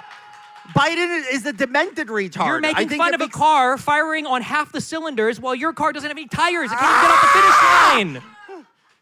Stop! You're gonna give me wrinkles. They're gonna come through the Botox, you crazy son of a bitch. Netanyahu needed 5 minutes of slam poetry with Donald Trump to convince him to nuke Iran, okay? And Biden, for all his senility, realized that Netanyahu is full of shit. Who's the retard? What's going on here? I don't like Netanyahu either, so it's tough. Well, it must be hard because Trump was his biggest fan. Wait, actually, or he might hate him right now. Or he might be his biggest fan right now. I'm not sure because it changes every 2 fucking minutes, which is a big symptom of senility, by the way. Frequently changing your mind and having no idea what's going on around you. All right, are we going to talk about Israel now? Is that it? We can talk about whatever you want. I don't know, like you. The Democrats. Are you the Democrats? for We're doing the Democrats. All right, Democrats. all right. So let's go back. Can we go back to 2024? Arguing with a Can we Republican go about back to Trump, 2024 it's like for a fighting a second? boss battle where every single part is like vulnerable. So you can talk about anything. And it's like target here on everything. Because Joe Biden was so ironclad, his administration was so perfect. Compared to Donald Trump, he was the fucking Pope. He was a Not even just compared to Donald Trump, dude. It was a fucking amazing administration. You cannot. The fact that these people are trying to act like Trump is good next to a fucking saint like Joe Biden is insane. Our country is not worth saving at that point. Dumpster And you know what? That maps because you guys even hate the fucking Pope now, so it even works for that analogy. Jesus Christ. Don't bring Jesus into this. Okay. Listen. Inflation was a shit show. Immigration was a shit show. Why was inflation so bad? Is it Trump's fault too? No, I'm just curious. Why do you think inflation was bad? Watch this. COVID. Oh, was that Biden's fault? No. So then why Was would it you- Trump's fault? Not really. Was it Trump's fault? No, but I'm not blaming Trump for inflation. Oh, okay, great. All right, so COVID, nobody could have controlled it, right? But were Biden's policies friendly for reducing inflation? No, but that wasn't the goal of the policies at the time, right? It should have been. When the whole world economy... Hold on. Do you ever want to... Do you ever want... Wait, what do you mean friendly for the... He literally did the Inflation Reduction Act. Like, what are we talking about? His policies did reduce the inflation at the time. Want to deficit spend as a government ever. No. We should not deficit spend. Ever. Never. We should balance the budget. Oh, at every like they did in the opportunity. Great Depression. My point is, I mean, the fact, listen to what I'm trying to say, seriously. The fact that we can't get a single administration, and this is my biggest criticism of even President Trump, we cannot get a single administration since Clinton and Newt Gingrich, which is mind-blowing, to balance the budget. It is. Why is that? Because everybody likes Everybody? porculus. Everybody likes porculus spending. Everybody. Both sides. Everybody. Both sides? Both sides. What did Obama have to spend through when he came into office? Iraq. And? Afghanistan. And? The global catastrophic financial market meltdown. Right. Okay, that's true. 3 big ones. And then his deficit spending was coming under. It was getting better. And then Trump comes in. Why the fuck is he deficit spending before COVID? No fucking reason. And the deficit got worse. Obama handed Trump a booming economy. What are you talking about? A stock market booming? that was posting all-time highs, unemployment at record lows, GDP growth that was... So what Trump inherited was Obama's, all Obama's, and then what Biden inherited was his? Because you guys love parading. Trump could have... Under COVID. So you can say it was Trump's economy if you want, but it was fucking under COVID. So if you want Trump to take that, you can give it to him, but you're not gonna like it. Have never saved the country. Hold on, wait, you just said hold on, your dad was your grandfather's son, and I'm supposed to believe that you're your dad's son? Yes, No. What do you mean? Yes, the president inherits the thing from the president before him. What do you mean? Great, I agree with that. Okay. So can you agree that Biden inherited something on the right tracks from Trump? Operation Warp Speed? I'm just trying to figure out which one is it. I agree with that, but it's funny that you named the one policy from Trump that every fucking conservative hates. But yeah, Operation Warp Speed was fine. I think that was good. Yeah, I actually love Operation Warp Speed. Okay, that's So fine. don't put every conservative in the same basket. So Trump had Operation Warp Speed. Okay. I'll give him that. So but that's not what we were talking about. We were talking about inflation. But I'm saying that Obama comes in and you name 3 fucking once-in-a-lifetime catastrophes that the Democrat Trump had a once-in-a-lifetime catastrophe, and you guys essentially almost blamed him for COVID. But I'm saying, why was Trump engaged? Did you blame Trump for COVID? Why was Trump engaged in so much deficit spending when he came into a booming economy? He passed a huge tax cut. He couldn't do anything about the ACA. They cried about that. He didn't get his infrastructure bill, but he was still spending. If I was Destiny, I would avoid that question as well. Like, because to an extent, obviously Trump fucked up COVID. COVID was not his fault, but there are like endless lines from Democrats, like actual Democrat politicians, that you can use that they were saying and pushing on everybody at the time that really are not easy to argue against. Like, you're kind of fucked. They're not easy to defend, is what I mean. For no reason. And then his deficit got bigger and bigger until COVID, where he also capped it. A lot of people like to say he passed a huge tax cut and it was all about giving tax breaks for the rich. He capped salt taxes. Oh, wow. Thank God. It's a cap on the rich. It's more spending. No, it's not. It's when you reduce the revenue that you make and you don't adjust your expenses, that means that you're spending more money, right? Yes, right? Yeah. Yes. Okay. So what did Donald Trump do when he reduced his tax receipts with your state and local tax cap deductions? Okay, right? And then you don't adjust your spending. What happens? Obviously, inflation. Okay. Now Biden comes in off of the back of COVID. We get the whole Israel fiasco, and then we get Ukraine, Russia, right? Are any of these Biden's fault? I'm not saying they're Biden's fault. That's the difference between you and I. I don't blame Ukraine on Biden. I make observations that he said no. It's like coming into the kitchen when finish. you've ruined everything Are and you your gonna brother's let me there and he's talk? done nothing and you're like, well, I'm not pointing any fingers. No shit, because you fucked it all up. You don't get credit for that. Republicans fuck shit up in office. Okay, go ahead. I'm not in the business of blaming. I am. That's what I'm here to do tonight. I'm here to blame somebody because the Republicans have fucked shit up over and over again. I know they don't want to be in the blame game because if they were, they would be getting all the blame. Jesus Christ. I know. He can't help the Republicans now. You're so bad. No. Well, maybe you could bring McConnell back. You're so bad. I can't even get mad at you for that comment because I kind of agree with you on that one. Huh? Oh, no, we have common ground. We have plenty of common ground. Do you remember Doge? How are we going to pretend like Republicans are doing anything for spending? It's not both sides. You said it yourself. The last balanced budget was a Democrat. With a Republican speaker. It was a bipartisan effort. It was an actually great bipartisan effort. It was Newt Gingrich and Bill Clinton. Are you going to deny that? Or is Newt Gingrich not a Republican anymore? So we give the Speaker of the House credit when it's a good thing. When he does his budget, when he does his job. Yeah, absolutely. okay. No. Okay. I'll give any Speaker of the House when they do their job. Their actual obligation, which is to balance the budget and pass individual spending bills. Yeah, absolutely. 100%. I'll give Pelosi that credit. What was Trump championing? The big, beautiful Botox bill or whatever the fuck it was called? How did that... We solidify, like, the spending is a fucking disaster, and it's the Republicans that do it. When we have to be honest. It's only about the it. Republicans. We have to be honest. It's about only it. the Republicans. It's yes, majority of the Republicans right now. Yes. You do understand that we're still spending at Nancy Pelosi levels of spending because we are still reappropriating her CRs, which are inflated by 45% because they were pandemic era spending. We're still spending at the same level of the pandemic era. Do you know that's why? A fact. Do you know why? That's not innuendo. I'm just saying. So do you think that I we're would still criticize? spending at Pelosi spending? Do you think that I would criticize Bezos for buying a yacht? I wouldn't, because Bezos might have Bezos' level of spending, but he probably also has Bezos' level of income. Pelosi might want to spend at a certain level, but Democrats aren't the ones that are constantly pushing to defund the government. At the very least, Biden tried to pass legislation where the cost of the legislation also was offset by other revenue-raising tools. So like the IRA, the reason why it was called the Inflation Reduction Act, because he's trying to match spending cuts.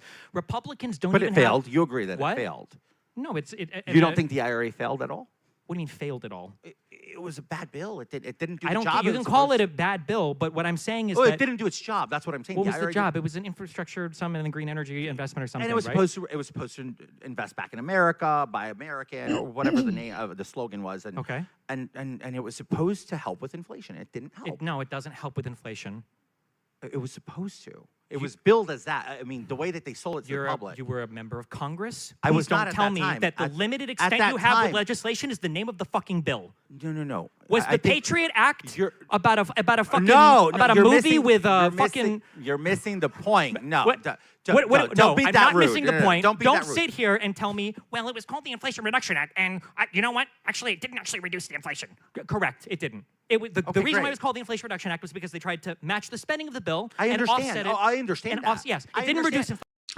inflation. I disagree with Destiny on this. That it was meant to reduce inflation by investing in American. That was like it was supposed to give back to Americans to put money into American businesses.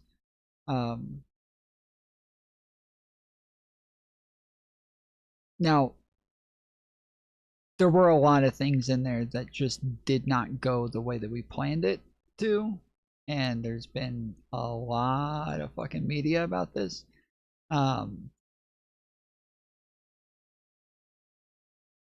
So, there's like a lot of shit that he can definitely point to that's not easy to defend, but I mean, overall, I would say that yes, it did its fucking job. I understand the appropriation process that it took. I get all of that. Sure, My okay. point is, it failed to accomplish most of what it saw out to do. It was a bill that had spending measures tied to it for investing in. And it failed. Failed how? It failed. I don't know what that failed means. What do you mean? There There was money that was spent for investments into green energy infrastructure in the United States. How is this? What do you mean failed? I know that it worked because Donald Trump has to put his name on all the fucking signs that says paid for with the Biden fucking IRA or the Biden fucking infrastructure bill. So I know it works. Just like I know the ACA works because Donald Trump's up here saying, actually, we kind of like pre-existing conditions and, we just cap Medicaid and blah, blah, blah. And all this other shit that Biden did that Republicans like to pretend is horrible. Great. I think that's great. That's fine, but Democrats should probably get some credit for it instead of Trump acting like he's doing novel shit. Well, he is doing novel shit, just not stuff that you want to... Okay, here's something. No, wait. Here's Where were something we? that nobody likes to acknowledge. Who capped insulin prices? Biden did initially. No, it wasn't. Trump started it. It's true. And then Biden finished it, but Trump started it. At the end of his last term. It's true. It's a fact. Okay. Is that a good thing? No, I don't like price controls, actually. I'm more of a libertarian guy when it comes to the capital markets, so... I fucking hate you, I swear. Why do I do this? Why the fuck did I come? Like, you're awful. Where were we? Oh, who said that? Oh, that's actually true, I think. What? Donald Trump is on track to be responsible for like a third of the debt on his own. That's kind of crazy. At what point do we think maybe Republicans have the spending problem? Maybe? I think, but dude, you're arguing something with me that I'm out there. Do you even hear what I say? Or I know I don't expect you to. But I I'm just do saying, hear what you say. It's infinite excuses. It's infinite I'm not pivoting. excusing. It's infinite... I'm literally telling you. I agree. Republicans have a spending issue. You think it's the same as the Democrats? It's not. I think they both have awful spending issues. You just repeated what I said softer. I'm telling you that's not the case. They both have spending issues. If they didn't, but would in 2016 would Hillary Clinton have done the Trump tax cuts? I'm sorry, what? Would Hillary have done the same tax cuts? I can't remember Hillary's policies. Or are you saying if she would have? What are you saying? If Hillary was elected as the president of the United States, would she have been an advocate for the same types of tax cuts that Donald Trump was? I don't know. Okay. I don't know. You're talking about one of the most practical and pragmatic human beings to ever be in politics. She probably would have. I don't think there's any evidence for it. I don't think she would have. Do you think that when they solidified the Trump tax pragmatic. cuts, do you think when they solidified the Trump tax cuts, do you think that Biden or Harris would have done that in a second term? Would have tried to solidify the Trump tax cuts without matching with any spending cuts whatsoever? No. Okay, so the Republicans spend more. They do, and they don't make any more money. They try to defund our IRS. They're spending crazy money on wars that I What don't even about know the if they know why tariffs, we're in them. He made money with tariffs. Oh, well, we know why we're in the war with Iran. Is that what you're referencing to? I think with Iran. He made money. He made China give us tariffs. He made China pay tariffs, guys. Did you not know that China was getting away with so much, and Trump stopped them by making them pay tariffs? Xi Jinping is so mad right now.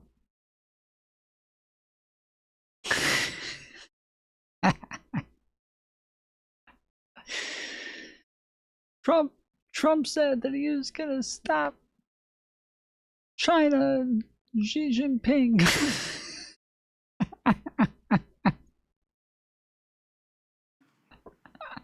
I don't know if you know. I know why we're there. Why? Please Because tell Trump me. is fucking retarded. Oh my God. Is that really your reason for everything?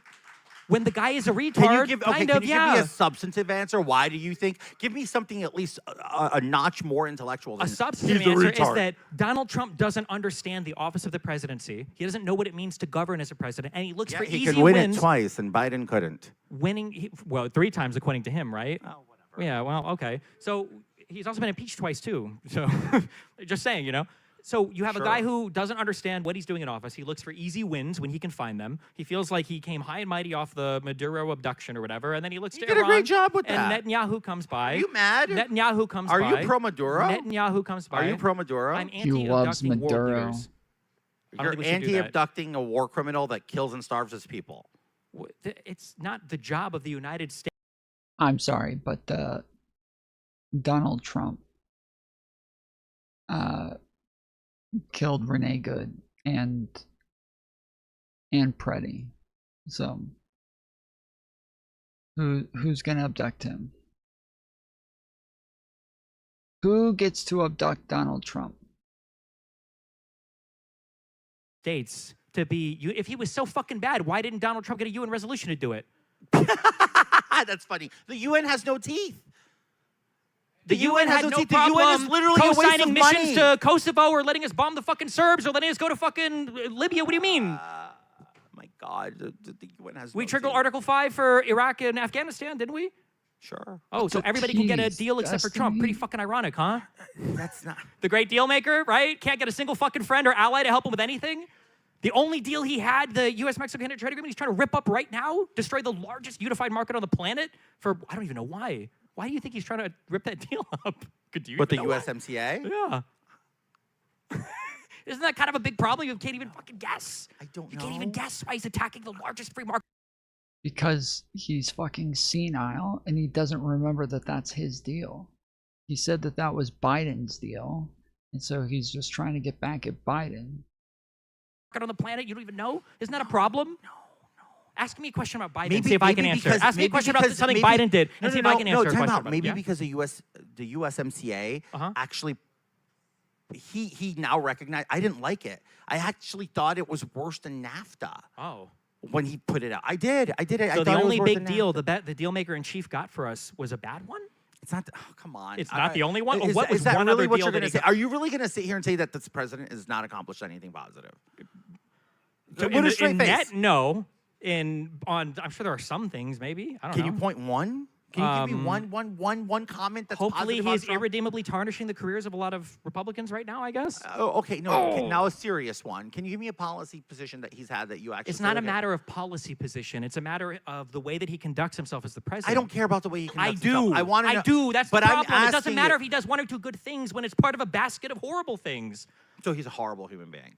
But yet, You mean a basket of deplorable things? but yet, the majority of this country voted for him a second time. Yeah, the majority of this country. The majority of is the country voted for gay. Hillary Clinton over Trump the first time. What do you want me to say? Oh, what? I'm sorry? The majority of the country voted for Hillary Clinton. It was 3 million more votes. Sure, okay, but she didn't win because of the Electoral College. That's not how our elections take place. Then why are you saying the majority of Well, Americans voted for Trump when you're? What does that What have I'm to do with saying anything? is Trump won the election. Okay. A second time. Okay. That's because people wanted him back. Okay. So what? I have to accept? No, I'm not saying. What is that? I don't understand what the point of that So is. the way that you paint him, it's like he's incompetent and he can't do anything good. He's not. That's true. He's not. Then why has he failed to deliver on basically every single thing he came into office talking about? He has not failed to deliver on every single thing. Or anything. I don't know. I'm asking too. Okay, well, we had the president of no new wars, right? President of no new wars. We're Seems in a like- war. Okay, Yes. that kind of fucked up, right? We had the Inflation has not gone down. 100 deals in 100 days. I think so far we have 0. The U.S.-Mexico Canada trade agreement is Here's the link for the debate. on the verge of being torn up. We've made enemies of every prior ally in the world. Five Eyes is in shambles. NATO doesn't know if the United States is even willing to respond anymore. Hey, fools, go like my tweet. There's a link pinned at the bottom of chat. That is the tweet showing the panel that we have tonight. The debate. I am hosting Soy Pill and Kid Not Kin versus Dylan Burns and Cassell. They are debating DSA in the Democrat Party. Okay? That's what they're debating. It's going to be absolutely amazing. Absolutely amazing. I don't tweet. You don't have to tweet. You can just go like my tweets. What the fuck? I don't care if you tweet. I care if I tweet. And you go like it. I'm not going to like your tweets. I just want you to like mine. You've got countries in Europe that won't even... Well, hold on, but let's put NATO in perspective. Erdogan being, my favorite dictator du jour, are they really an ally? Turkey? Yeah. Do they behave like an ally? Do they? Girl, that sounds personal.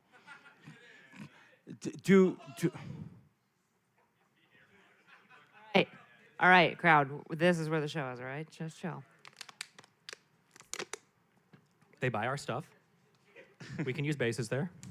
I just got thrown off. Like somebody said I need plugs. I'm like, what? Oh. That's kind of catty. Who said it? Was you in the corner?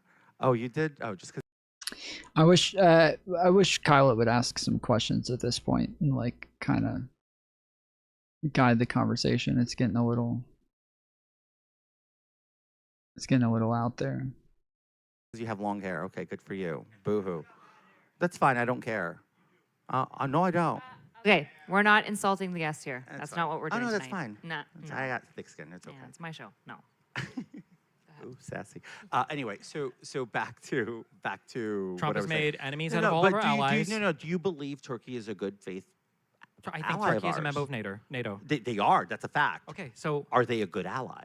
Have they done their part as an ally? Have they failed to respond to requests for help when we've requested help from them? They've blocked us from using bases on their ground to defend our position in the Middle East. From when? Recently, with Iran. They barred us from using their bases in the Middle East. After Donald Trump has continuously attacked NATO and undermined it over and over I understand, and but over they're again? still in the membership. The United States I don't is even the know if the largest. United States is in the membership right now. Of course it is. Really? Do you think it's We taken just for left the granted right now summit. that if somebody were to attack Poland, that the United States would respond? You know that I they, believe that's they. I great. believe Can we you would. tell me how in the fuck can you mind read Trump here when every European leader disagrees with you, but you couldn't figure out earlier why Donald Trump would do any single policy ever? Why are you so confident the United States would respond to another country asking for help? The United States would not leave any of its allies if needed. You know that. No, why would you ever? He abandoned Kurdish I have allies. He no did that in reason his to believe administration. that. Yes, he abandoned Afghanistan. That was a negotiated retreat and a total surrender to and a capitulation to the Taliban. He did that, right? Didn't do fuck all for Ukraine. He's continually lambasted Zelensky. Who is America helping? Tell me. I want to know. Even Israel's getting fucked right now because now Trump said you can't hit Hezbollah anymore, and Netanyahu's about to lose his fucking mind.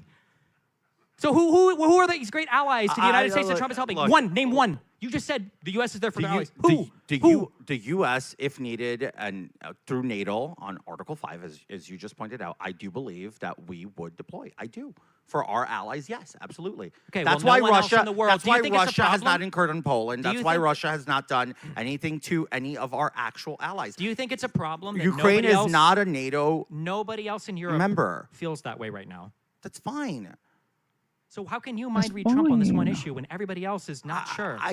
That's You're not just going to true. ignore all But of the times Trump has called NATO into that's question? speculation. I mean, there's no reason. It's speculating based on the things that Donald Trump has said when he's repeatedly. Yes, you're also speculating.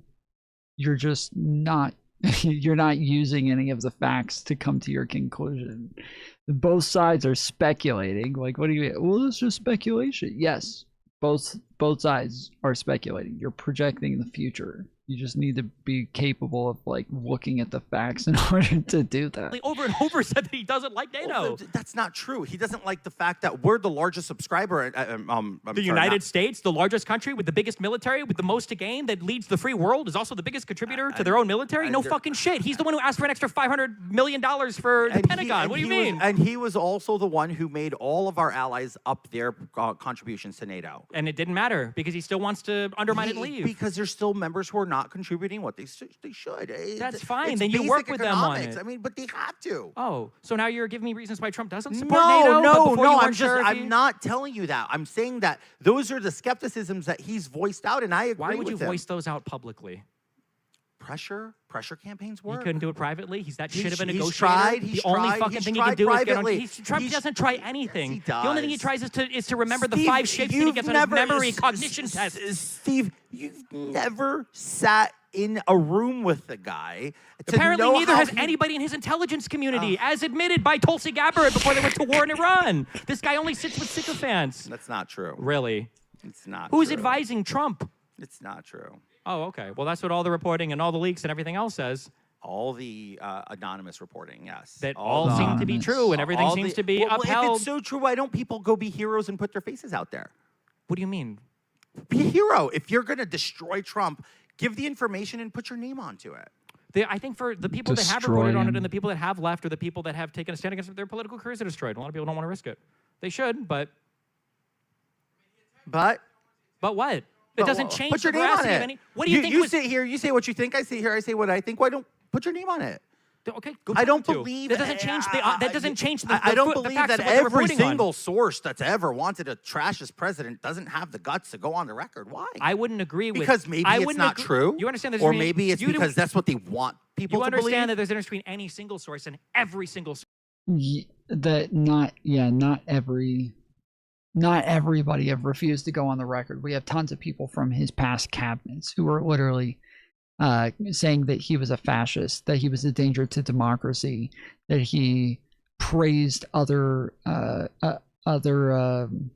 dictators, that he said he wanted generals like Hitler's, that he praised people like Kim Jong-un, and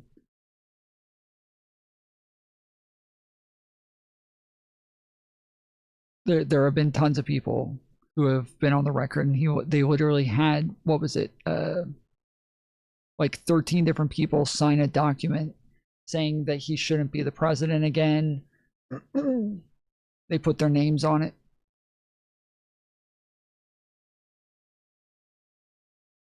Source saying the same thing, right? I understand. Okay, so when everybody says that Trump is You incompetent, understand coordination, right? What? You understand coordination in media, right? You understand coordination and coordinated It was the attacks. media that made Trump No, go to no, war I'm in not Iran. saying- It was no, the no, media. I'm not saying the media. I'm saying coordination in media where people coordinate You to have go tell media the derangement syndrome. I'm sorry to Oh, say, sir. yeah, yes, I do, probably. The media reports on these things. I probably do. Donald actually. Trump follows through and he does the things, and then you're saying, well, I don't believe the leaks that predicted the thing that Donald Trump ended up doing. How am I supposed to engage with that? And then when I ask you, why did Donald Trump say that 6 members of Congress could be executed? You're like, I don't know. Well, it's selective omniscience. I don't know how to deal with that. I don't know if this is like Dune 3, if this is like a preview or whatever, when he starts to lose his powers or what. I don't know. I just I don't know, I'm know how supposed to deal with you. You're just so Factually correct No, on everything you go back and to not the vibe-based. same tired talking points every single Because time. they're all still in play They're today. so What do you tired. mean? They're not. We got an SPLC indictment so that Republicans wouldn't have to feel bad about fucking Charlottesville. Tulsi Gabbard opened her IC position by talking about how Obama fabricated Russiagate from 2016. we are still talking about forgiving the J6 people and getting Tina Peters out of prison so that she can fly around The with Democrat Mike Lindell governor guy who pardoned her under Trump's pressure and threatening to withhold aid from states, which he's doing right now, by the way, to pressure other governors. Kind of crazy. That's not what he said. What do you mean? That's not what the governor said. That's not what Polis said. Oh, the governor that's being extorted by the president who's threatening to withhold aid didn't tell the public exactly why he's being so nice Go to be Tina a Peters? crusader. What? Go be a crusader. Go tell the truth. Well, I can just watch the court videos. You can just watch all the video. The facts are all out there. No, I'm saying why didn't the governor come out and say I'm pardoning her under pressure? That's not relevant to my claim. You just made the claim. I made a truth claim for why he's doing it. Donald Trump is Why do threatening you- to withhold how do you stuff. know that Donald Trump that's has tried true? to pardon Tina Peters. I think he forgets the president can't do that sometimes. Tina Peters helped, I think it was Lindell, get into offices to co-opt election stuff that she wasn't allowed to. And then she got arrested for it. She was indicted for it. She went to court for it. She was an election official. She was allowed to go in the office. She was not allowed to let other people into the office. Do you see that intentional lie that you just did there? What, assuming I haven't watched the case or read the court files? She was not allowed to let other people in there to make copies of things. Just like Donald Trump. But she's allowed to go in the office, bro. What do you mean? This is what he keeps doing this over and over, where he makes a statement that is totally irrelevant to everything else, where they're talking about Trump fired Comey for looking into the Russiagate stuff. He's allowed to fire the director of the FBI. He's allowed to fire him. Okay. What does that have to do with anything? Trump wasn't allowed to show classified documents to reporters, right? Sure, but she was allowed to be in the office. That's not why she was indicted and convicted. It was for her going into the office. Yes, it was, because No. she did go alone in a couple No, of she occasions. didn't. Yeah, she did. In what? She was alone for doing her job. And then they turned it into a big, she brought people into to steal government property. Well, which she is, did. No, she did not. Oh, well, the jury disagreed, I guess. I guess. I mean, That's crazy, I I could guess. sit here and I'll say it all day long. That's fine. We can debate it back and forth. So we can't agree with the leaks. We can't agree with the indictments, convictions, the juries. It's not like Tina Peters was saying, I didn't do this thing. She was saying that, I needed to do this thing. Sorry, where are we at? Well, I guess we're at the point where I go, is there questions that each of you feel your opponent hasn't answered for you? I know there's a number of times you felt you were being interrupted and vice versa. So is there any questions that you feel Destiny hasn't answered, or Destiny, do you think there's any questions George hasn't answered? And we'll kind of get towards our last 10 minutes of the conversation. Okay. Can you just tell me, how do you feel about, and genuinely, we don't need to go in circles about it. It's simple. Do you agree with this trend now almost forming with 2024 and now with the main Senate race of all of this, people get votes and then they get forced out, or it's not politically convenient anymore, and then we're discarding votes. And that's all I care about right now. I'm talking about votes, right? Because Democrats like talking about every vote matters. Yes, I agree, every vote matters. I agree, every vote should be counted. The predicate and the notion of stop to count is insane to me, right? So do you agree with this position of the Democrat Party now that they are they're taking the voice away of the people that voted for Joe Biden and then now for Plattner, and giving it to the powers that be of whatever the delegates? I don't even know what the process is. No, 'cause I it's don't. Not. You don't agree? Nope. So how do you come back from that as a party? That's just kind of, how does a party come back from that? Whatever the answer is to that question, there's no Republican in this country that has the moral authority to even it's not ask about it. moral. No, it is. It really is. Okay. That when you have a president, But I'm engaging when with you in have good a- faith. I'm engaging with you in No, good you're faith not. and I'm having I believe We're having a friendly conversation. It's I'm not having good a friendly faith. conversation. It's only Okay. friendly because it's not good faith, right? Because if it was a serious conversation, you would be crying right now, right? It's not a good faith conversation. Why would I cry? Because all of your points are absolutely fucking. Yes, because if you were being honest, you would be so fucking embarrassed of everything that you've defended over the last 10 years. You would be absolutely ashamed. You would want to fucking kill yourself. Unironically, you would want to fucking kill yourself if you were capable of looking yourself in the mirror and actually coming to terms with all of the fucked up shit that you've endorsed and the Republicans have endorsed, that Donald Trump has been doing to our country. You would absolutely be ready to fucking pull the trigger in a second, dude. fucking nonsense. And if we were to start fact checking every single thing you said, it was just crazy. But every single one of your points is based on the fact that you hate President Trump. It's based on I hate President Trump because the things that I'm saying are true. I hate it when they do that, where they act like there's like this presupposition that we start with that we hate Trump. Like, it's not that we hate Trump because of all of the fucked up corrupt shit that he does, but instead it's that we just start with the belief that Trump is bad and then go from there.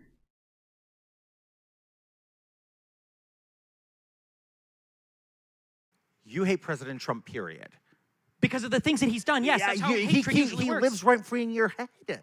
Because he's the president of my country and he's destroying the reputation of the United States around the world. It's not true. It absolutely is true. Ask anybody on the planet. What do you mean? It's not. I mean, it's true to you. It's not. It's true to Europe, right? Do you think Europeans are happier or Europeans never liked Americans? You have no answer to that. It's just no. I'm just absolutely fucking it's not retarded stupid. pivot. I've traveled to It's Europeans absolutely have fucking always retarded. Europeans have always viewed us as arrogant, this or that. So this is where all the homos hang out. Destiny and Santos. They're in I don't know what state they're in, but they're not in Georgia. I know that much. That's not changed.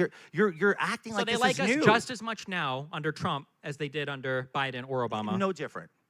Okay. No You're just different. wrong. I can't argue with that. It's a No delusion. different. It's a delusion. It's not. It is a delusion. It's no different. It's a delusion. It's a dangerous. It's Dave- Trump derangement syndrome.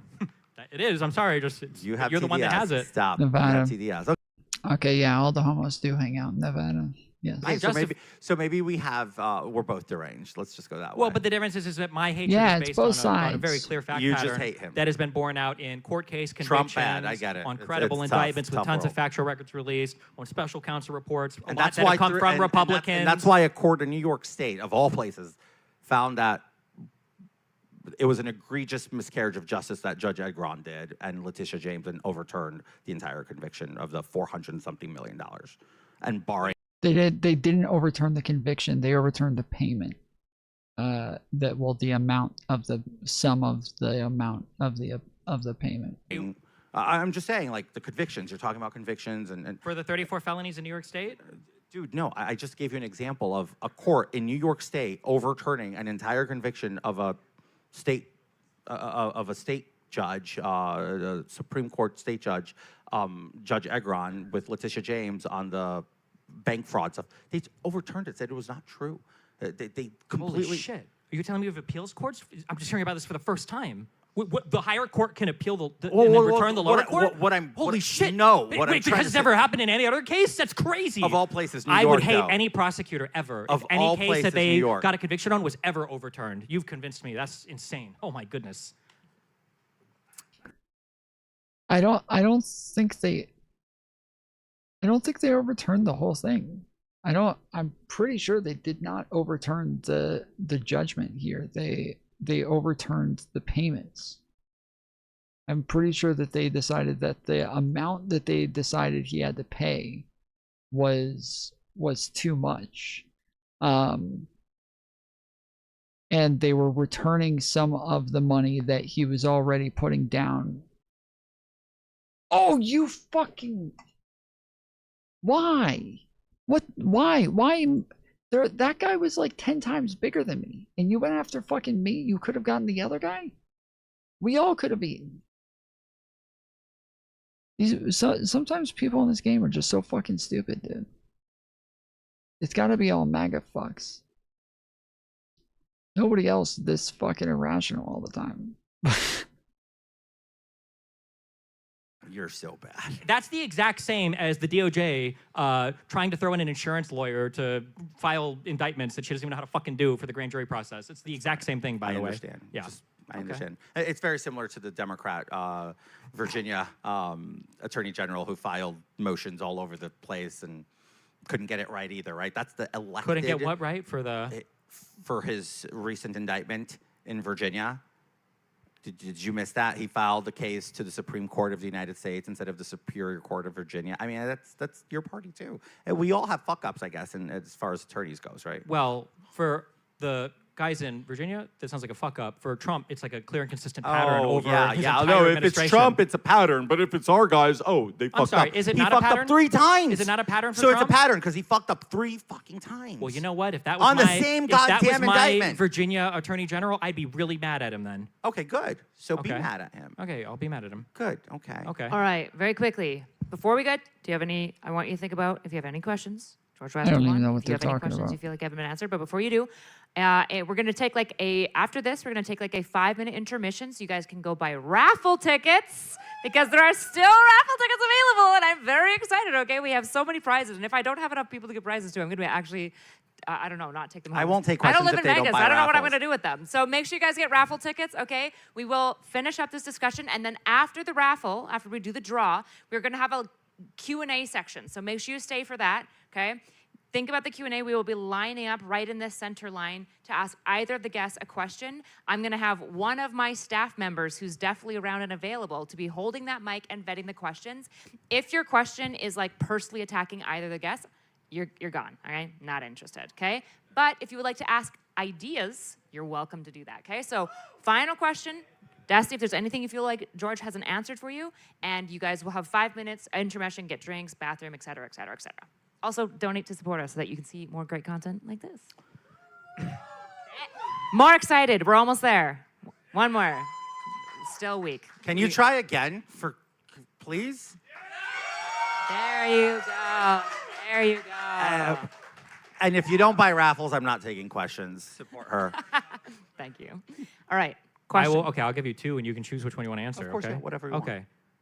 For all of the horrible stuff and all of the hacked emails and everything else that Hunter Biden supposedly did, why did we get absolutely no even charges brought relating to anything having to do with Burisma? You could answer that one. Or the second one, what is one fact or assertion from the Mar-a-Lago indictment that you think was incorrect or that you disagree with about Donald Trump stealing classified information? I'll just go quick on the first one, and then I'll do the second one, and I'll do both. The prosecutor dragged his feet on the Biden, on the Hunter Biden thing. And look, I'm going to take a step back and try to equalize and be normal. There were 6 fucking years of investigations. He dragged his feet.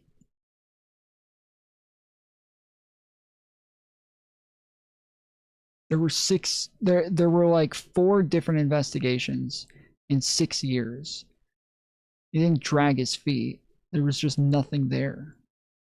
would really like to go back to a place in history where we stop prosecuting everybody's families. And you leave don't say that. Answer the second question. What's the second question? Let me finish. my No, point. because it's bullshit. It's not bullshit. It I is, mean because you think that Trump and if you think that the Democrats and the Republicans do it equally, this is not a real opinion. I'm going to say this to you. I don't personally support, for instance, if Trump were to go and indict Biden. I don't support Do you it. think that the Republicans have been measurably worse than the Democrats on this in the past 10 years?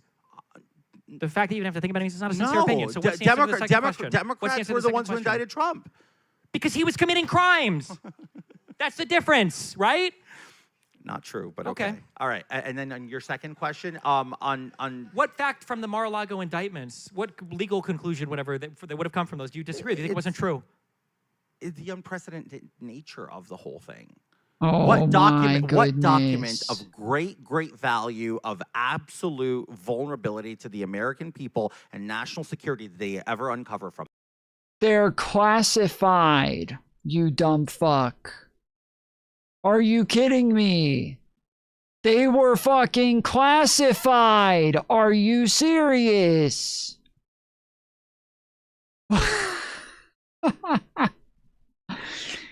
What? Which classified documents? Which classified documents did he have? Tell me, Destiny. Tell me which ones.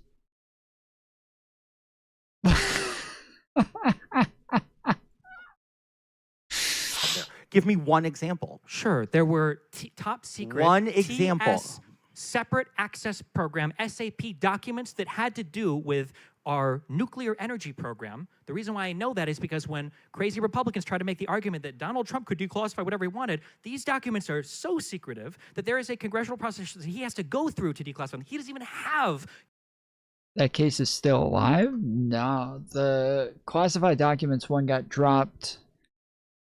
Well, it got thrown out of court before Trump even won the presidency. And it was being appealed, and then the appeal was dropped by Jack Smith.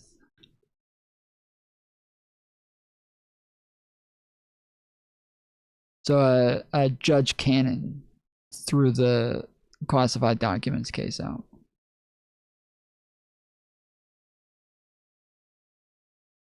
Universal, individual declassification authority on those documents. So these are TS SAP programs. There are TS SCI documents, which are also there, which are at that level of classification. The idea is that if they were leaked and they've seen by enemies, that they could cause great harm to the United States or their allies. Is there any evidence to prove that national security was threatened by any of the documents he held at Mar-a-Lago? Doesn't matter. That's not how that works. No, that's not the question I asked. What do you? Well, the literally again, just the fact that they were classified and that he had them, like that is the evidence. That's all you need. That's the end of it.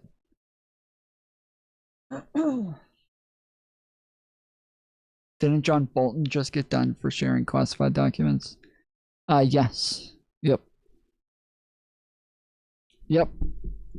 Another one of Trump's guys. Yup.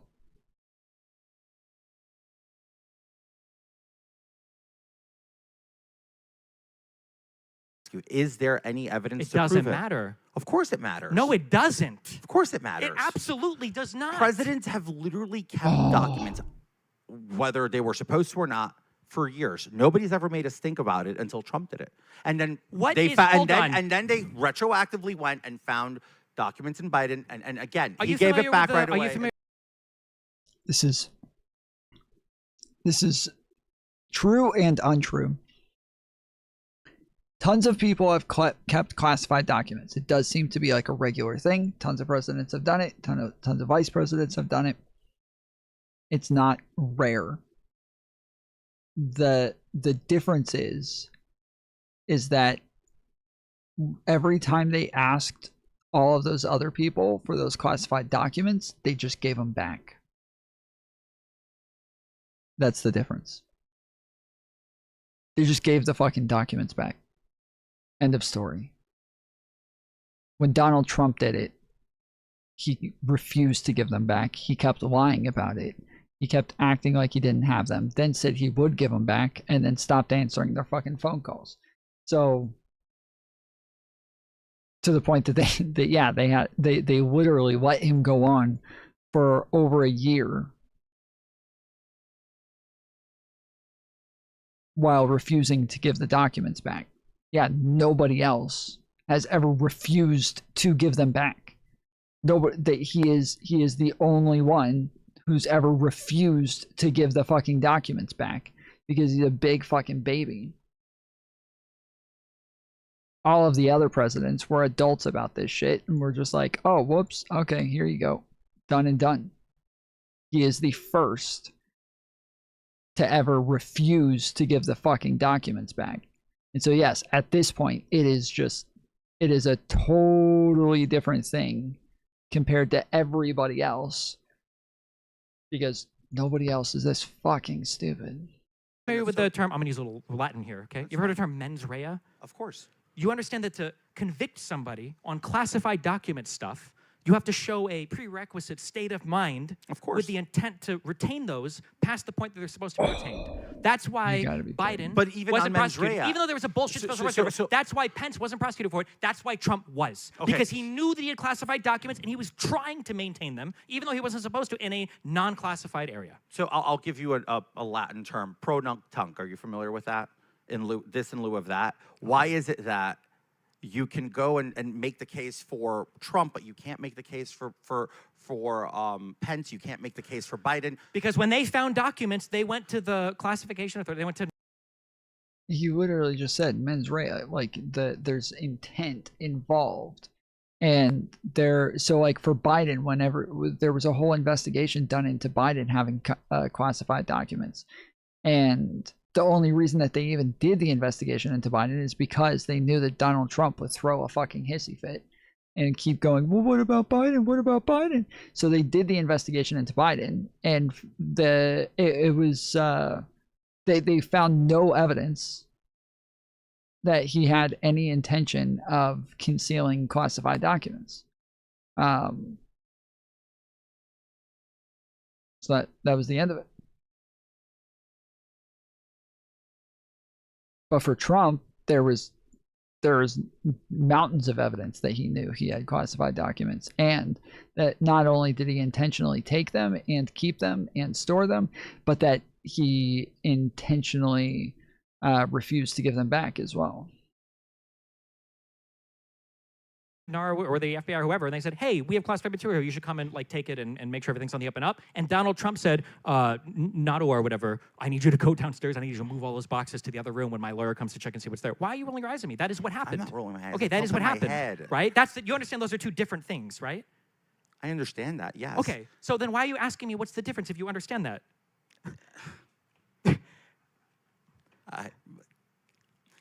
Very, very clearly, we're not going to agree that there was an We're just not going to agree, Destiny. We're just not going to agree. Recovering those documents.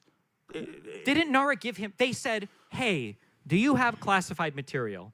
And Trump dragged his feet for over half a year. But eventually said that they can go get it. Eventually. And when they did... And then instead of sending them to go get it, they send the FBI. No, that's not true. Okay. They sent the FBI after they went to get stuff, and they realized that there was TSSCI stuff that had been retained. Then they started serving FBI warrants. Donald Trump still didn't cooperate, was telling his employees on the phone to move boxes around and hide shit. That's why the FBI... Do you think that the FBI should not have gone to retrieve that classified material? Not in the fashion that it in did, what no. fashion then? Did you do realize that they created an absolute disaster zone with Secret Service at the time? I think that there was no coordination. You mean Trump? No. So okay, tell me then, how should they have gotten the documents? How should they have gotten the documents? I think it could have been done better. I How? think it could have been done better. How? Not with the SWAT raid. That's it. Period. It was not with the Anything SWAT else? raid. It was a SWAT It was the raid. FBI. It was It was not a SWAT style raid. As somebody It who's been was. swatted, I promise you, it was not a SWAT. When the FBI, knock, knock, knock, knock, knock, hello, we need to go and look for all the bullshit. Let me go through your panty drawer. Donald Trump seems like the kind of guy who would misplace things in there. It's a search warrant. They probably have broad discretion to search everywhere. But you know what? When you're hiding shit in the fucking bathroom, yeah, they're probably going to search it a lot of different places, right? You saw the pictures of the documents. Hold on. Did you see the pictures of the documents in the bathroom? Decommissioned bathroom that was being used as storage. Okay. So even worse. Gross. Ew. Ew. I don't want my classified material Ew. smelling like old shit. come What the on. fuck? That's crazy. Wait, so All he's right. intentionally hiding stuff. How else should Decommissioned bathroom. No. How else should he have gotten it 1 minute. back? 1 minute left. How else should the FBI... I'm going to let him if talk. They for asked the him 1 minute. politely Yeah. for He's not months. going to stop They talking. asked him politely. He didn't return it. Don't you send the FBI? No? Maybe? No? You don't what? send the FBI to get it back? No. Okay. You just keep asking and waiting, and then nothing will happen. And No, I think it could have been resolved better. but better, with no actual clear... No. There should have been, bless you, there should have been a conclusion to it. I just don't think it was. And you acknowledge that it was materially different than Biden and Pence, who turned over their stuff immediately. Yes. Oh, cool. All right. We're going to end there. Before you guys get up, before you two leave, first of all, thank you both for being here. George, Oh, no, Destiny, thank give you. it up. Yes. You did amazing.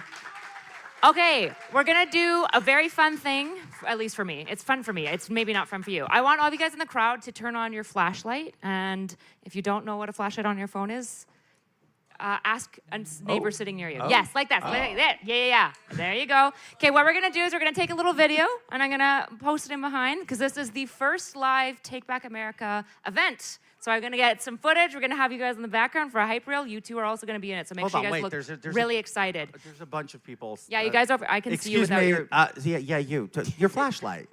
Oh, it froze. Here, you can borrow mine. Okay, and you two, you're just gonna look up towards me as I flash this around and take a little video, okay? You guys ready?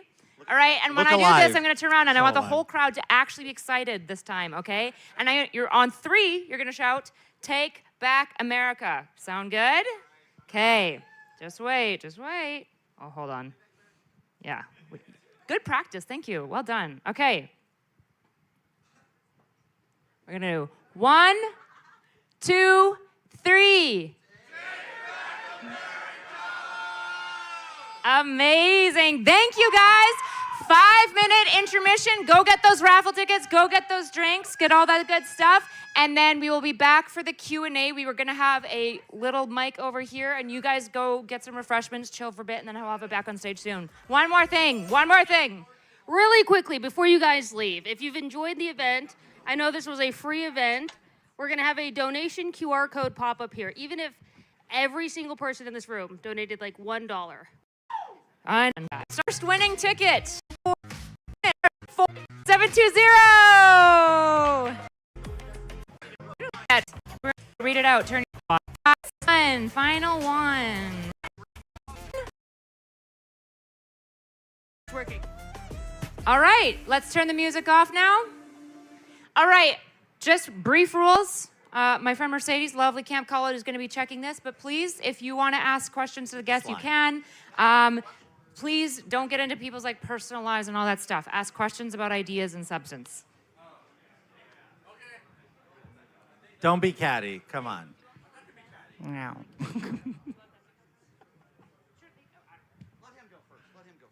Let him go first. He's all dressed up. He looks good. Austin, get over there. Oh, wait, that's right. Where do I? Right there. Hello. All right. Hi. How are you? This question is for you, in fact.